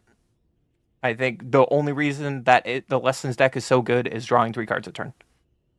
For 1 blue. Like, that is just an average deck without it. Opponent plays Ice Till. That's sweet. We can Ice Till on the stack. We can bounce it back to their hand. They mill a card, which is a Stormbrood, which is good for us, because that would have killed our Furnace. Tiger Seal, goodbye. I think we Riddler here. Untap Tiger Seal. Play our land and beatdowns. Unfortunately, Torture the Tower doesn't kill Ice Till, which is a problem.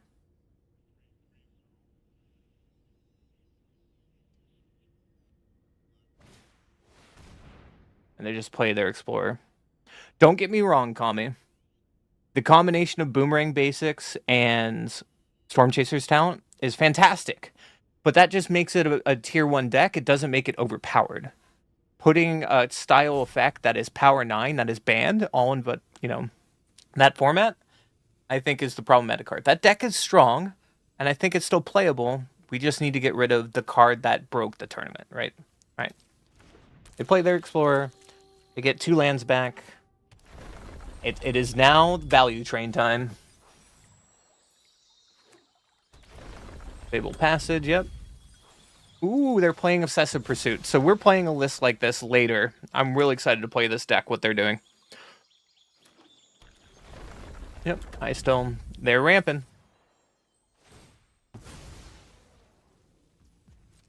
So the question is, can we get Ice Toe off the board? Scouring Storm Soul. That's a clock.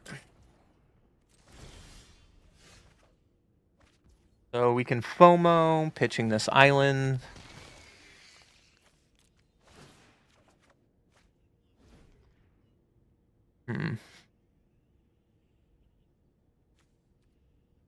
I think if we find the enchantment, we kill them next turn, so I want to go for that win.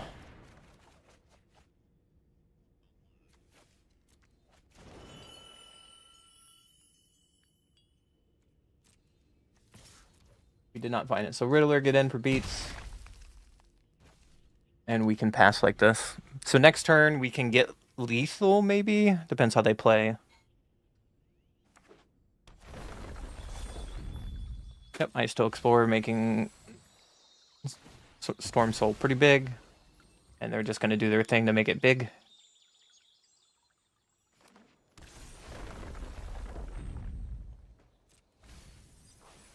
I do like airbending in this format with rooms. I think that's a really cool mechanic that I want to explore more before Lorwyn comes out. And they're just doing their land thing. I can take 9 here. I'm going to present lethal on this next turn. Unless they have a Wrath. Season of Loss. Each player sacrifices a creature.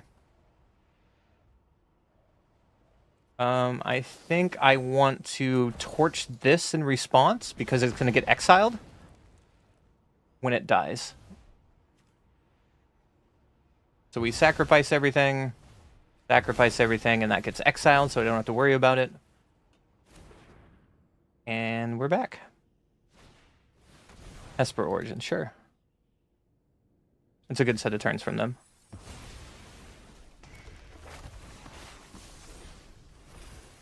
Reveal Cryptic. So let's FOMO. A Braid does nothing here. Storm Chaser's Talent. Gonna Riddler to draw. I guess I messed up there. It's Storm Chaser's Talent first. And we can Riddler again. Didn't get punished, and now we can Storm Chaser's Talent. Also, there was a reason to Winter Night Stories to use on the Riddlers here. That could be another play that we could have done. Yep, Obsessive Pursuit. So now they have kind of their engine online. Another Pursuit. Ugh. So they just sack some clues, makes this summon larger.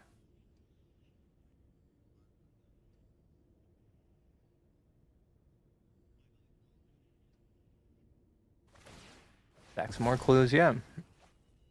So the question is, do we block here and take more damage? Or they can just kill our Otter and we take more damage. One of the two. Badger Mole, yep. On a land, probably.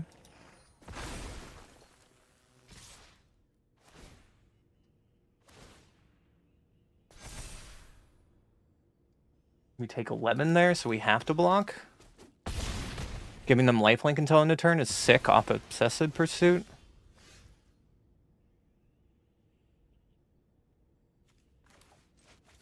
So we have to do this.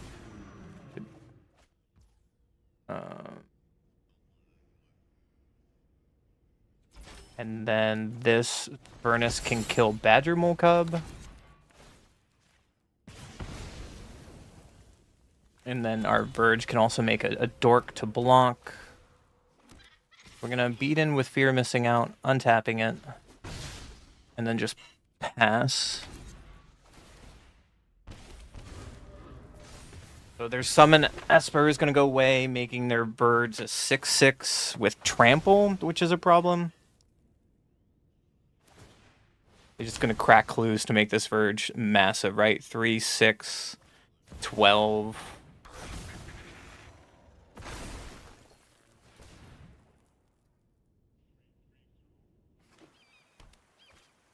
Another Badger Mole, okay. So Badger Mole into Badger Mole on their caves. And they sack the Cryptic Caves immediately to draw a card. 14. Block this, it's 8. So we have to double block like this, and they gain 14 life. Bro. Go to 2.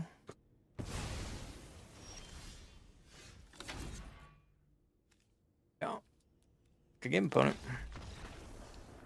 Can't beat that. We kind of just dawdled around for a little too long.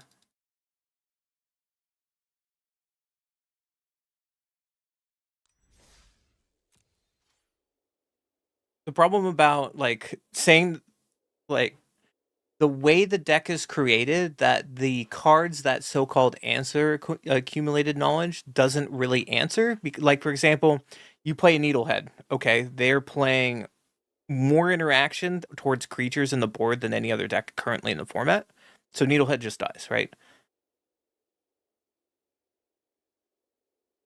Obsessive Pursuit is great. Like we had that deck. We will be playing that deck later this week. I have it right here somewhere. There it is. So we have that deck. This is what my opponent was playing. Right here with Obsessive Pursuit, Ice Till, Seasonal Lost. This deck is great. We'll be playing it later. Anyways, not today. We'll be playing a different day, maybe tomorrow. But we're still doing this deck. I really like Obsessive Pursuit.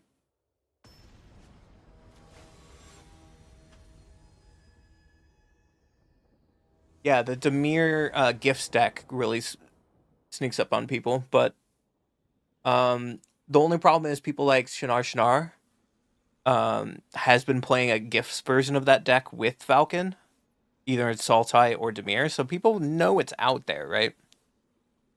I go first. We have interaction. It might be enough, but we don't have our finishers. So let's just play our island and pass. If they play a Mana Dork, maybe we just bounce it. Stadium Headliner. I'm bouncing that. It's just to get tempo. I know it's wrong, but it's okay. I'm going to play this on red and pass. I want them to extend into my Pyroclasm, is my goal. They're on the Boros trigger deck. Yep. Yep. So Inquisitor, you take my Pyroclasm, and I'll show you what's coming. So we're going to Pyroclasm here. And I feel pretty good about our situation. We could have also played Siege and take a lot of damage this turn, but I'm okay not worrying about that because now we can Furnace, kill their voice, play land and Riddler to draw a card, and I think we're in a pretty good spot. Especially with another Riddler. If they don't do anything else, we can Siege and play a Riddler with haste if we draw land. If not, we can Siege and Torch. But they play a War Leader's Call and a Seam Rip on my Roaring Furnace. That's rude. Okay. Well, let's just play Teamer.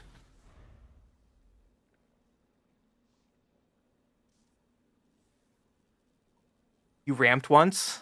Did you take an arrow to the knee, Coffin? One who just plays a land and passes. Okay, so we're just going to riddle you twice for 10. Right.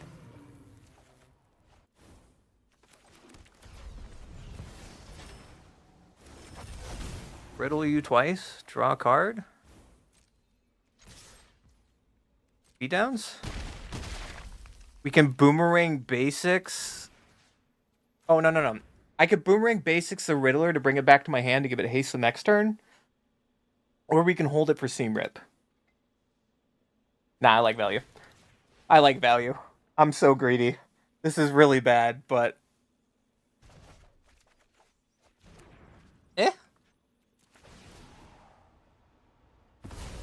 Drawing Sword Chaser's talent makes it really good. I'm at 20 life. Frontline Rush. Create 2 1/1 red goblin tokens. Ooh, they play a Suki?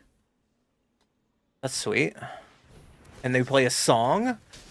That's so gross. I'm at 4 out of nowhere? Wait, opponent, come back. You're not dead. Well, you don't know it, but you're not dead yet. I'll take it.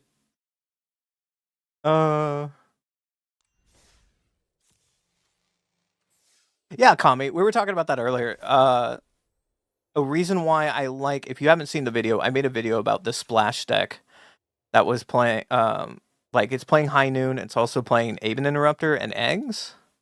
We were playing more versions of High Noon, but this list was just solid anytime we played against Izzet. Like going turn 1 Momo into like Riddler Splash Portal on turn 2 is powerful as shit. Which you can do with this deck with like starting town and passage. Or the Verge on turn 1 and an island on turn 2. Anyways. No one played Azorius Control at Worlds, which was wild to me. No one really played Rest in Peace, which was wild. Like, did they not expect Lessons to be good? What's wrong with them? Anyways, the race is on, and I won the race. Target opponent gains control, another target opponent gains control. They do draw a card. Moogle Merchant's weird.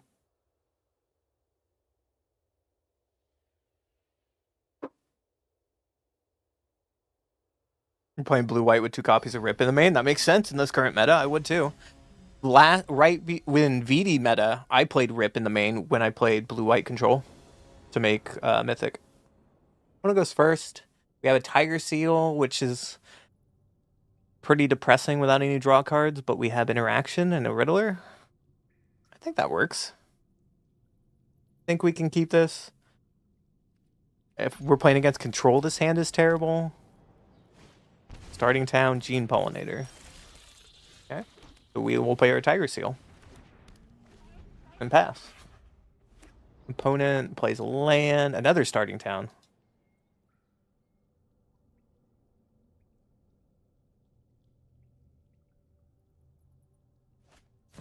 And there's their Badger Mole. Yep. Good thing we have an answer to Badger Mole. They can play another 2-drop, which could be a problem. Scavenging Ooze is sexy. So we'll play just one of our dual lands. And we'll get rid of Badger Mole. And then next turn we can get rid of Skoos, I guess?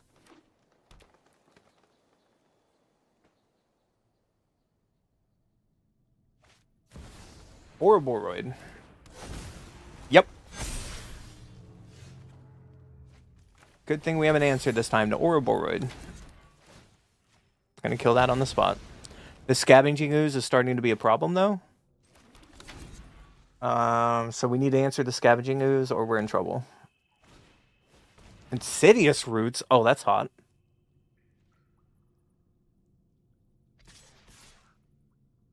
Leaving up Ooze, so it become a 5/5. Okay. Well, drawing another land is not how we deal with the news. So let's Riddler. Wrong card. Drawing another land is not what we needed. So let's go beatdowns.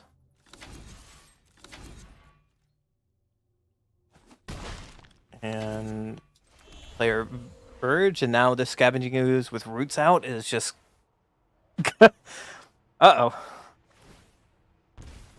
Yeah. Yeah, Roots for 1, Roots for 2. I think we lost this game, guys. I'm surprised there was no rips at Worlds. Like, it was definitely a poor decision. And we saw why. I wonder if they tested, like, blue-white control against Lessons a lot and just realized it wasn't that good. I don't know. That's a 5/5 Ooze. Can't block that.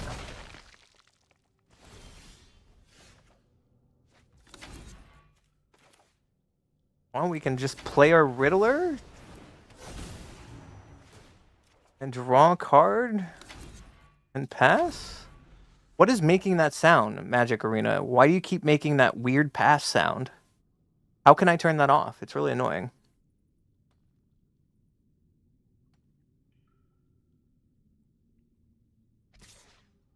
Opponent gets in. No? Okay. Well, that's an answer to Scavenging Ooze. We can just end turn and abrade and torch Scavenging Ooze. If they play... Okay, well, we're just going to kill this now. Before they get creatures in the graveyard for Ooze to make more things off Roots. The room is making that mechanic sound. How can I turn that off? That is annoying as all sin. Oh my gosh, it is. Holy crap, that's annoying. So they get a roots trigger off getting anything back. And these roots are going to be a problem here soon. Yeah, there's a badger mole.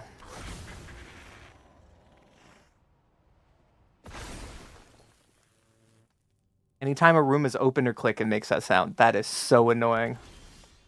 Alright, we draw not a land. Sweet. So we can boomerang basics. The town back.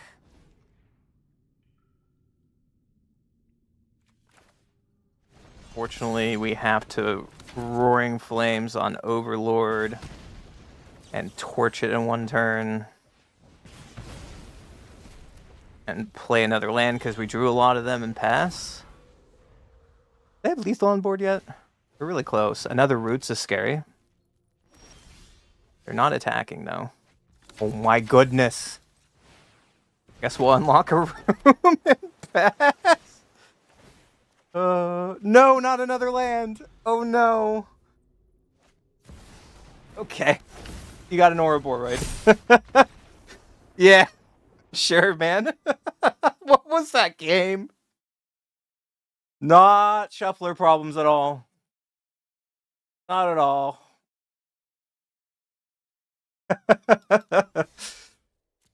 Is this best of three? I don't know. No, this is the finals of World for how I drew. That's exactly what happened in finals of Worlds. If you guys didn't know. Which is really funny, Kami, that Demir is favored against Izzet, but every time I play Demir, I get shit on by Izzet. I haven't touched Demir in like a week and a half because every time Izzet showed up, I just lost. So I don't know what happened to those Demir decks at Worlds. Opponent goes first. We can try it. It has draw. Boomerang of turn 1 mana dork. They shocked in a stomping ground. Oh, buddy, am I going to disappoint you by not doing anything? Pass. What else you got?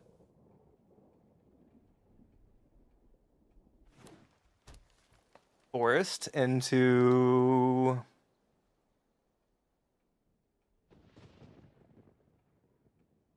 It's 100% a burn card with the... Yeah, so they have the 2 mana burn. Or the 2 damage, 1 red burn. That exiles. That we play in our deck. Coyote. Wasn't expecting that. Alright.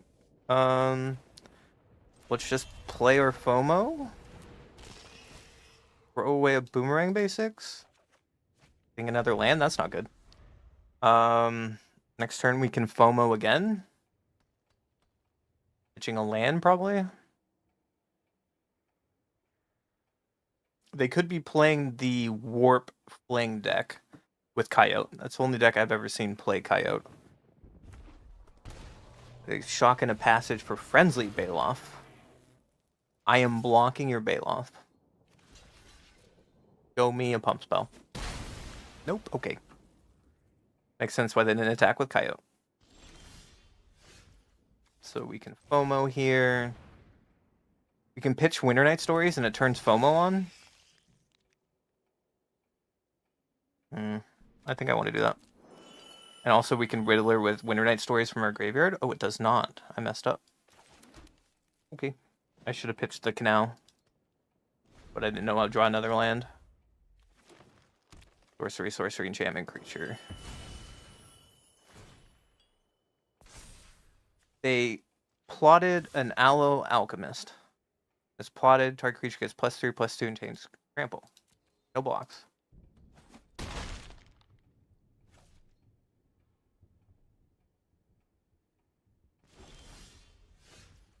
Boomerang Basics is interesting.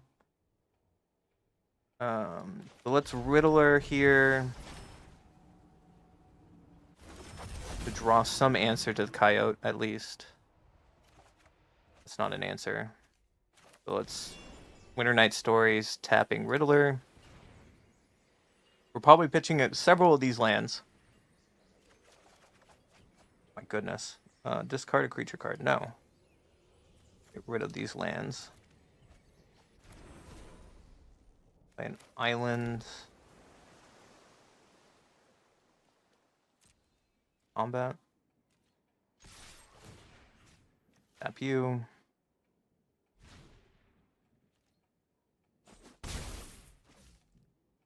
And I'm just going to keep you back. And I think I'm just going to pass from here. Unfortunately, we don't have any red mana still up. But that's okay. A reason we probably could have kept passage, but I want to protect my life source right now. They plotted another alchemist. Yeah, we take 5 again.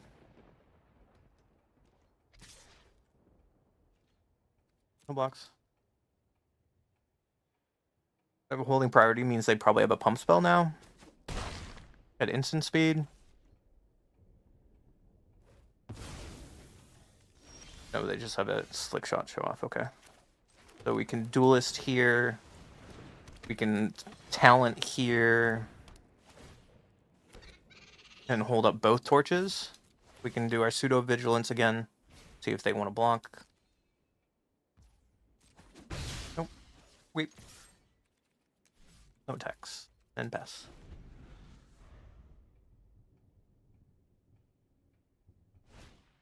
Play their alchemist, yep. And play show off, yep. You guys going beatdowns? Yeah, you are. Block here, block here, and block like this. Let them have priority. How would you like to pump? Burst lightning my face.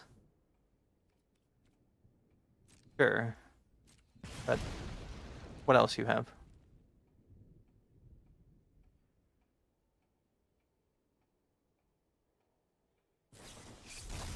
Turn inside out. That's not going to resolve. Trigger, trigger. And I think I need to pitch into the Flood Mod's pretty good too. I think I need to pitch that though, because we have Torch to the Tower. What is your last card, friend? Giant Growth. Again, that's not going to resolve. Unfortunately, our Duelist is going to die now. But we're at 6. I will take that. So let's FOMO into Siege, and our opponent... Yeah, I had too much interaction in that game. I'll take it. On to the next one. Well, he literally pumped and burned into his death, so...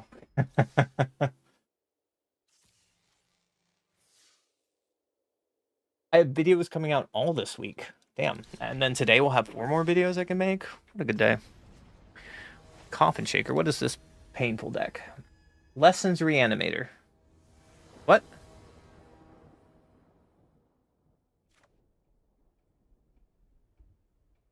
So you're playing Helping Hand with Oculus? Storm Chaser's Talent Grant. That seems silly. Didn't Ash play a deck like this recently? I'll definitely try it. We'll put it together after this game, see if I can do it. Opponent goes first. We have Talent with Boomerang. I'll keep it. Slumlane Keep Guard. So it's the mono white enchantment deck, the enchantment aggro deck. I like these planes that they're playing. It's really pretty. What set is that? Ethereal Armor. Yeah. Team Rip on my token, probably? On Talent. Okay. No blocks. I'm just gonna bounce that with basics. And get in for 2? Okay.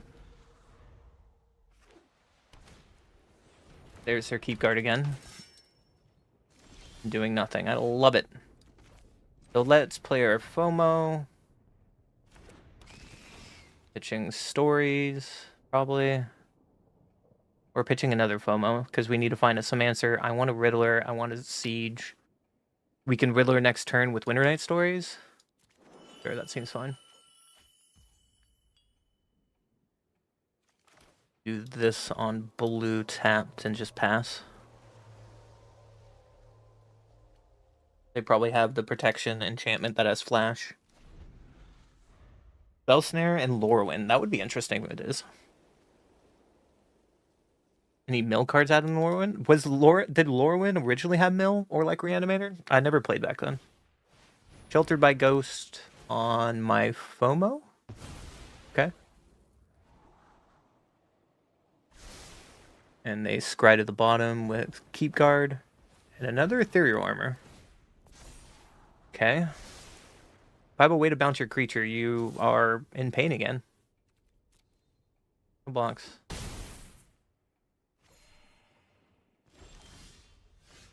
Okay. I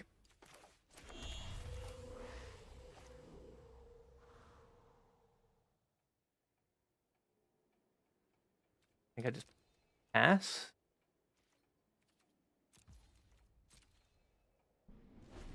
They probably have one protection spell in their hand, so I want to do it on their turn. Aerialist, yeah. Alright. Show me the protection spell. They always have it. Yep.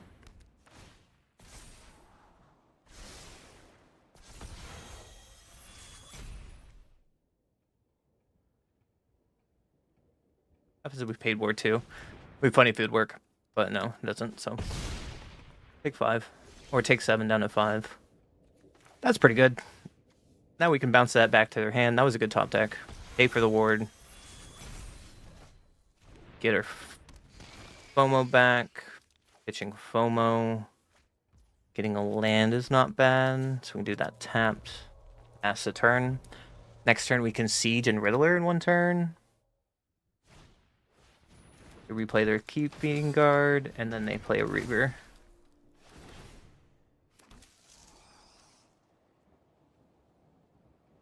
Pressure is still on.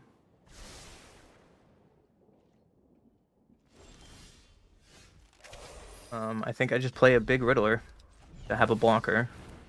Protect my life total for a turn. And we just pass. I know I'm not getting advantage of the Riddler there. But their Aerialist gets flying, and I want to be able to stop it. Especially with Abandoned Air Temple now. That's disgusting.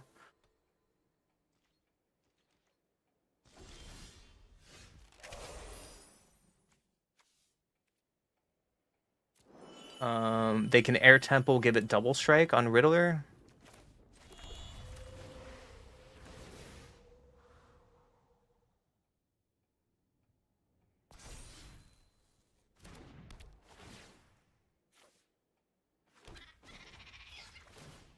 I think this is our only option that we have to get back. Boomerang basics. Play Tiger Seal. I could bring back Torch, but they're going to level it up with Air Temple here in a second, so then that just doesn't help. Because I couldn't pay for Ward by getting back a bounce spell. And they're going to give something double strike this turn. This is the turn we need to survive.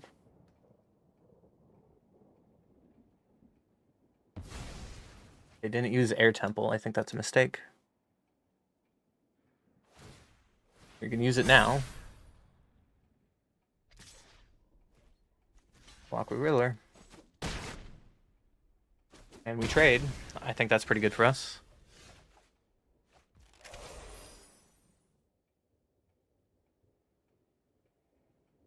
We Winter Night Stories to find something here.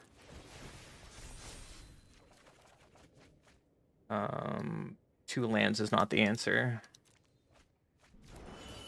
Untap Tiger Seal. Boomerang basics the token. Trigger.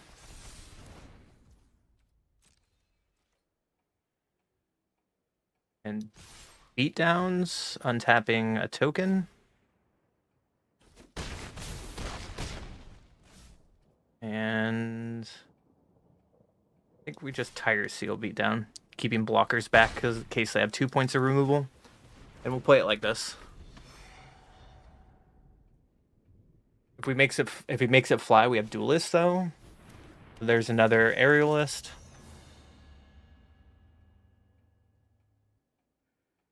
If they have another point of removal to put on Aerialist, then we are in trouble. Ethereal Armor on the Keeper. Block.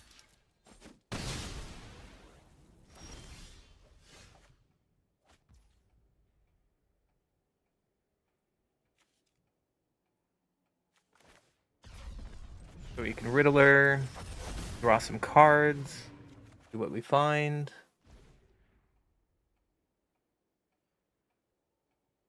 If we give it haste, is that lethal? 3.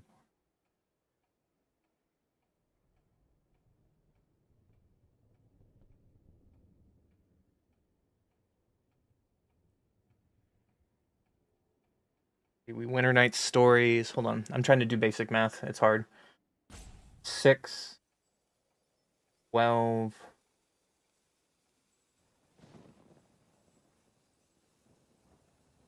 I think that's lethal. Yep. I'm going to tap this to draw 3 cards. Pitching lands. Play the Verge. Play the Siege on Teamer. And attack. FOMO targets the Duelist. And that should be lethal. Perfect. Oh, what a scary game. That was a good match, though. GG, opponent. On the next one.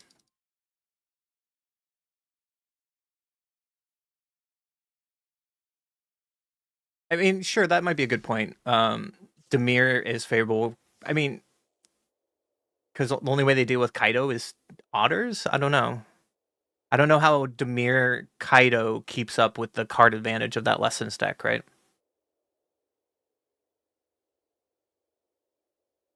I could have style points there. You're not wrong. Gonna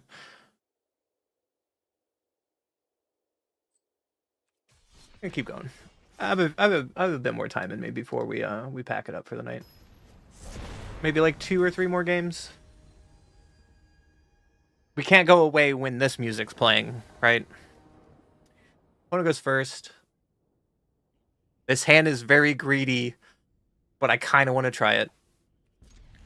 Just Duelist, Riddler, Riddler. They play a Breeding Pool. Oh my goodness. Play this tapped. Our Riddlers with Sieges is going to come out of nowhere. It is Kona. Okay. So we have no interaction currently in our hand for Kona. We need to go searching for it.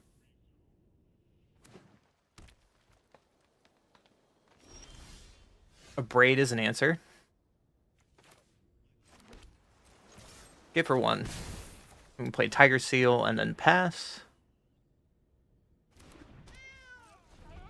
If they slam Kona here, we have an answer, which is great.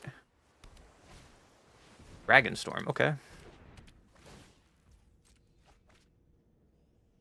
So they don't have one piece of omniscience combo-esque thing.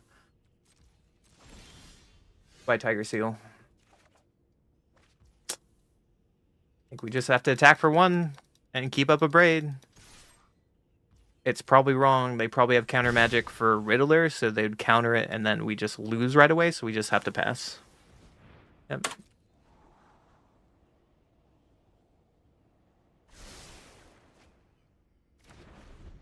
We might be able to 10 points with Siege with Riddlers this game. Just kind of like Jean did when he was on camera.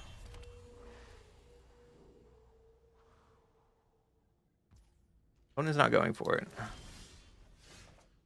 Land drop is pretty good for us, because now we can Riddler.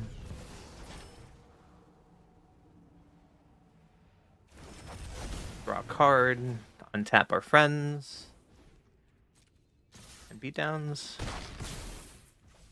Pass. Holding up a braid still.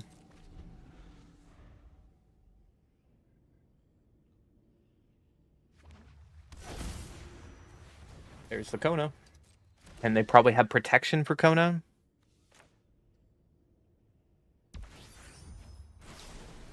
So show me the counterspell, my friend.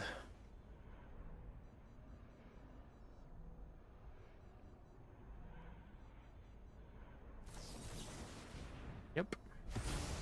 And they have the meringue. You got it.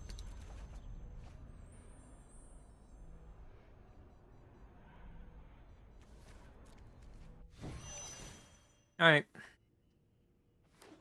There's Omniscience. You have 3 spells in hand. Can you combo me?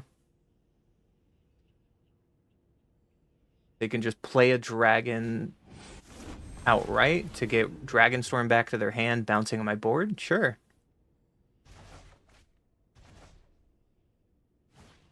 Play a Dragonstorm.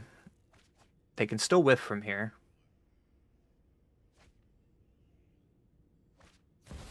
Another Omniscience, sure. And they whiffed. Okay.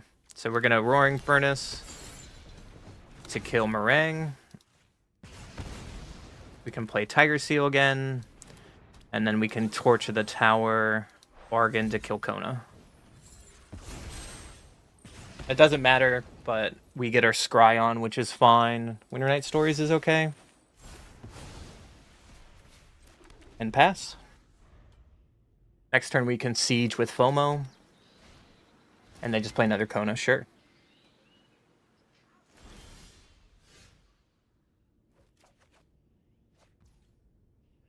So let's play FOMO. What do we have? We have instant, creature, enchantment. Winter Night makes sorcery. And let's play our Siege.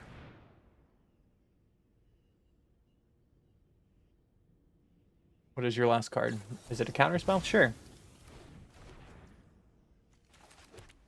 I'm going to play out our land because we have Riddler in hand.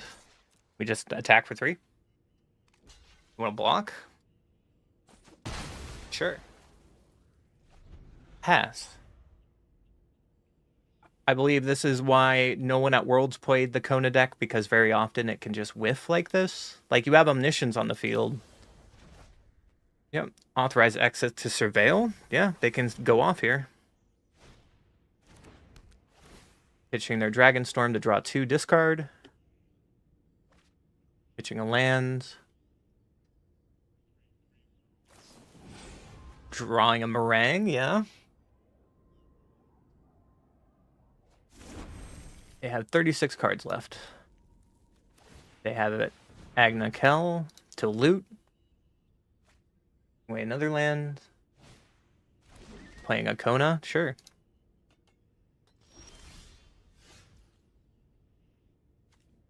Play our Duelist of the Mind. Play a Riddler. Draw 2.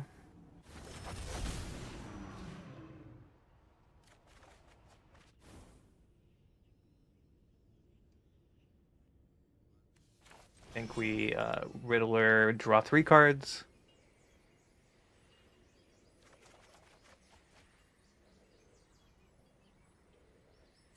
Discard Winter Night and Boomerang Basics. And we can Passage for red. Pay 2 life. And we can, what? Another FOMO?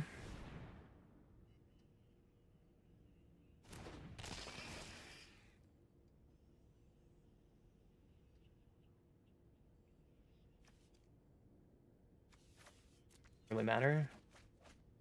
Drawing another torch. We can just pass. This Duelist would have been lethal if we had the enchantment on the field to give it haste, but we can kind of do this next turn.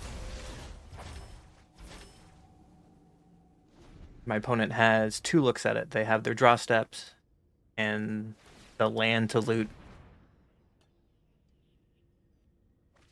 They pitch a land off their looting land.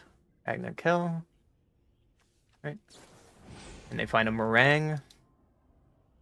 Still looking. Find a stock up, yep. We gave them a little too long to do whatever they wanted. Another stock up, yep. Now we can lose from here. Going double stock up. Triple stock up. So they've seen their entire deck, I am sure of.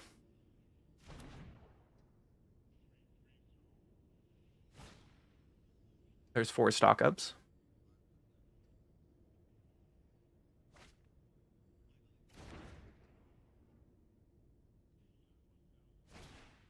There's a Dragon Storm.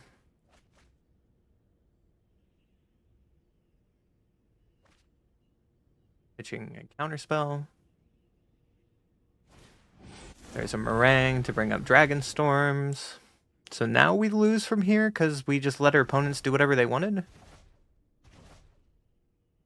So, yeah, we can concede from here. But they whiffed really hard, and we had one turn where we just didn't punish them, and that might have been a problem about playing FOMO rather than the enchantment, knowing their last card was a counterspell, and that's my fault, because they would be dead there, so.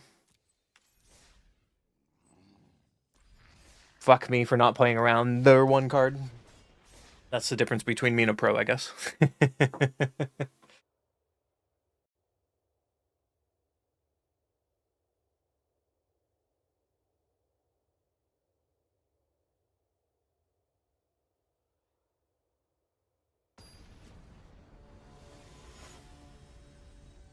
Another reason why I don't play Kona is because Kona does exactly that, and it whiffs a lot, so... It is what it is. Kona goes first. We have Duelist and FOMO. Maybe we can keep this. Maybe it won't punish us. Siren. So speaking of the Dimir deck... Play this on blue. And pass.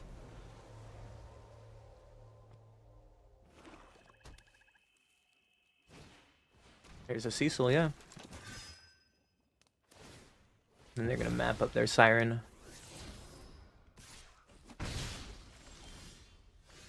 So we can play this in our land. How Kona wins is they play their 4 dragons and bounce your entire board every turn. That's their only win con, is just having 3 to 4 dragons out and just hoping that you can't win with non-spell damage. So they virtued our Duelist.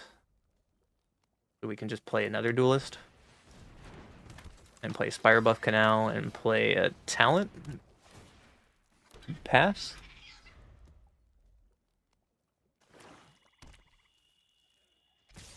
Probably have more removal, so is it worth it to not let them have Kaido? I think so. And we block their Enduring Curiosity. Seems pretty good for us.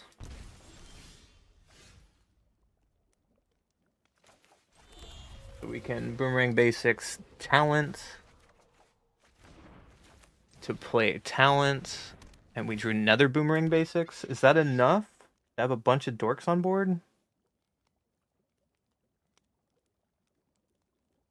I think I want more blockers. Maybe FOMO's better here. Throwing a FOMO away. Getting our land next turn for Riddler seems fine. But now we have to play a weird block game so they don't draw any cards.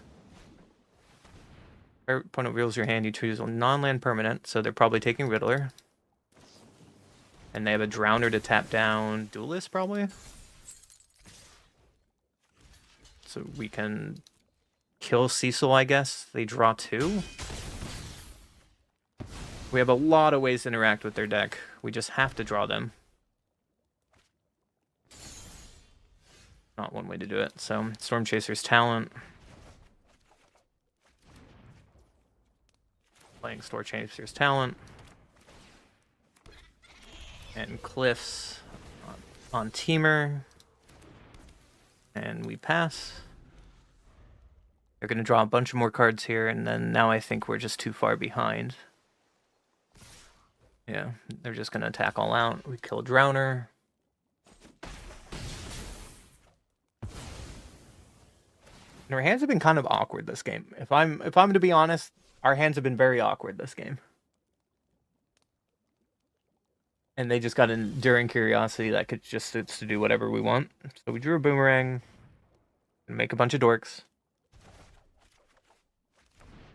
And drew another land.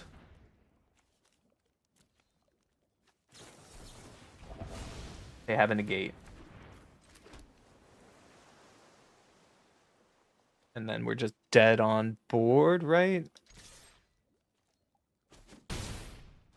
Pass. Yeah, they animate their land, we block. They have removal, I guess.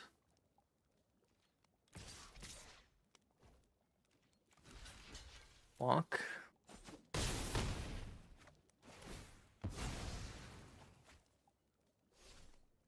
Rats deck with blue leyline. That sounds funny. If rats are all ninjas. Yeah, we just didn't draw well. Good game, I guess. we did a little flooding there. Should have pitched my lands, I guess. I should be more proactive and pitch my lands to FOMO. But I didn't expect to draw that many lands. I don't know. Don't forget to hit that subscribe or that follow button. I will be streaming every day this week. Yeah. Then you run the 5-drop Witch and everything as a Wicked Roll token. That sounds sweet. Oh, I forgot to show the Lessons Reanimator deck. I'm so sorry. I go first. Well, we do the thing, so we're going to keep the thing. I'm going to play our Storm Chaser's talent. I guess we could play Duelist on 2. That might be better. And then we can FOMO Boomerang later. They're an elf deck. So I guess we can Boomerang and kill the elf.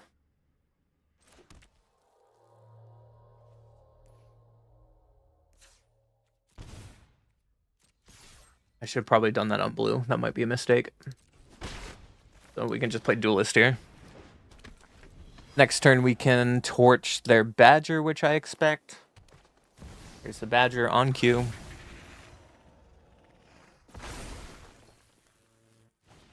Into a Weaver, yeah.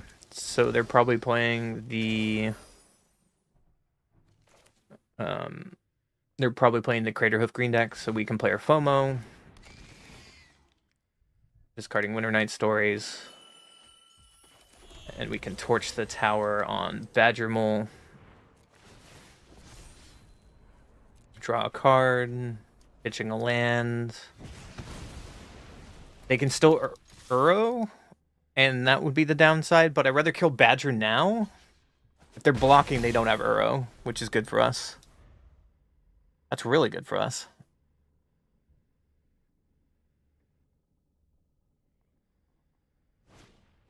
Top Hatch Recruit kicked.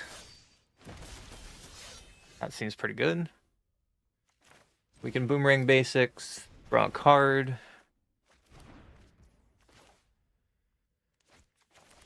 Play a Chaser. Play a Tiger Seal. Hold up, torch the tower. And pass. Next turn we can Winter Night Stories on something.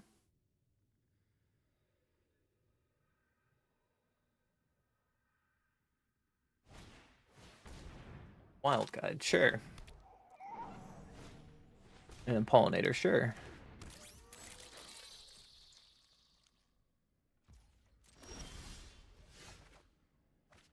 Riddler's really good, because now we can Riddler, draw 2 cards, untap Tiger Seal, Winter Night Stories on the Riddler, pitching 2 lands, Boomerang basics on Storm Chaser's talent, and swing for 7 in the air. I guess we can swing like this. Hold up Torch of the Tower.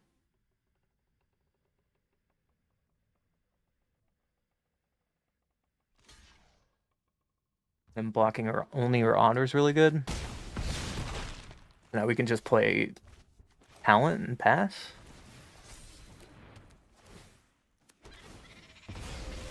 Duelist is so good with Riddler, man.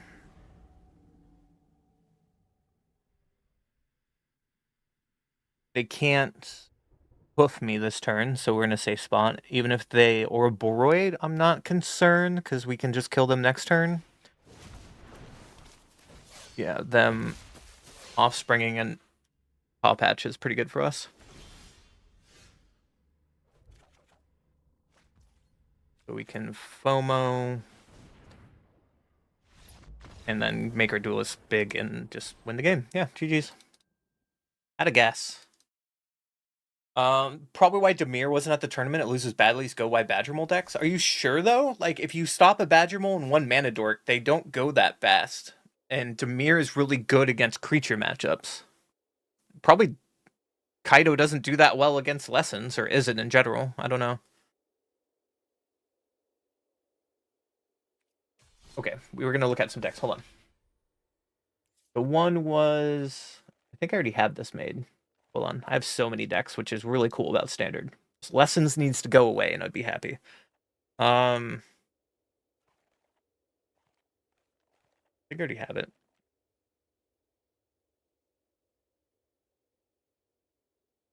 All these decks I wish I can play, but I just don't have enough freaking... Does someone want to just buy me a bunch of wild cards? We can play more decks? Pretty please? Ooh woo. Right? That's how the fucking VTuber girls say it? Ooh woo. Anyways. So Lessons Reanimator is like a best of one deck. I have too many decks. Damn it. Goodbye, Rakdos. Goodbye, Black Red. No. Goodbye, you. Never gonna play you. Sorry, bud. Am I?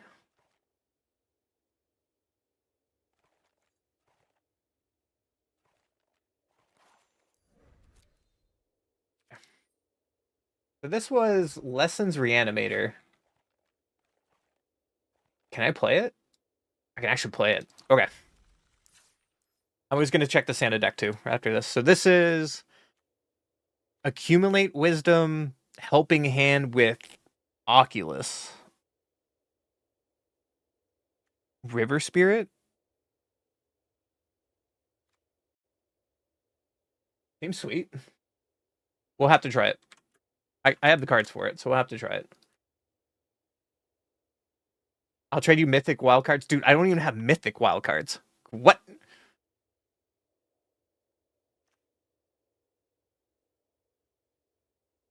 Airbend in here for Oculus? Why would you want to flicker Oculus when you just helping hand it? 50 Mythic and 5 rares? Dude, they should have a way to exchange it. How did I not? I could have sworn I had a deck like that already made and ready to go. Because I've been making some sweet decks, guys.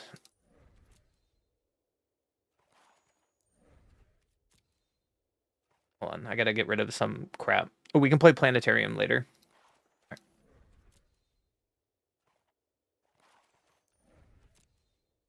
Might have some duplicate decks. Hold on. Hold on. Hold on. Okay. I guess I didn't. So you have this pile of something.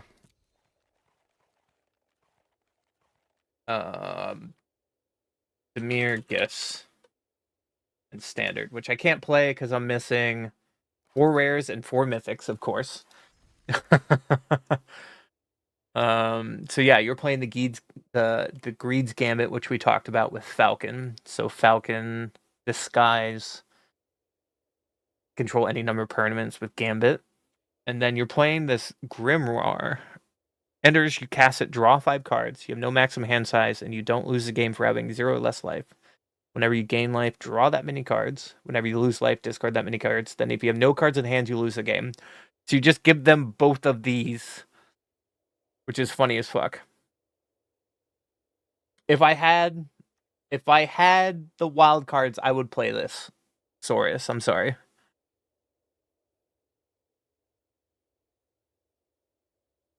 But I just don't. I'm poor. Sorry, bud. I'm a laid-off engineer with no money. You have no sideboard, though, but I would definitely play that deck. That deck looks fun. Anyone else got some sweet shit to look at? What was our record with this trash deck?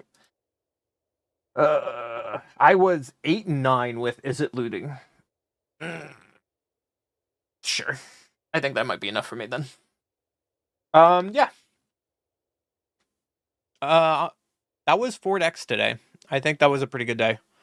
We went through pretty much the entire suite of decks that were important. The only decks we didn't play was the decks that I want to get to, which I don't have tokens for, is this Dragons deck. I can almost make it. Was another deck from Worlds that I really want to play. By Ben Stark. Right? Ben Stark played this. Yeah.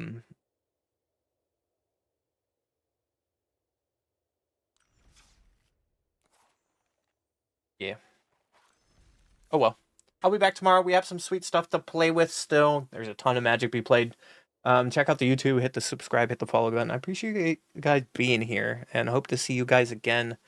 The new crafting rule is kind of dumb. Before it wouldn't let me craft the mythic version of Rip. That's weird. That is a dumb rule. Hold on. I gotta talk about this deck before I leave.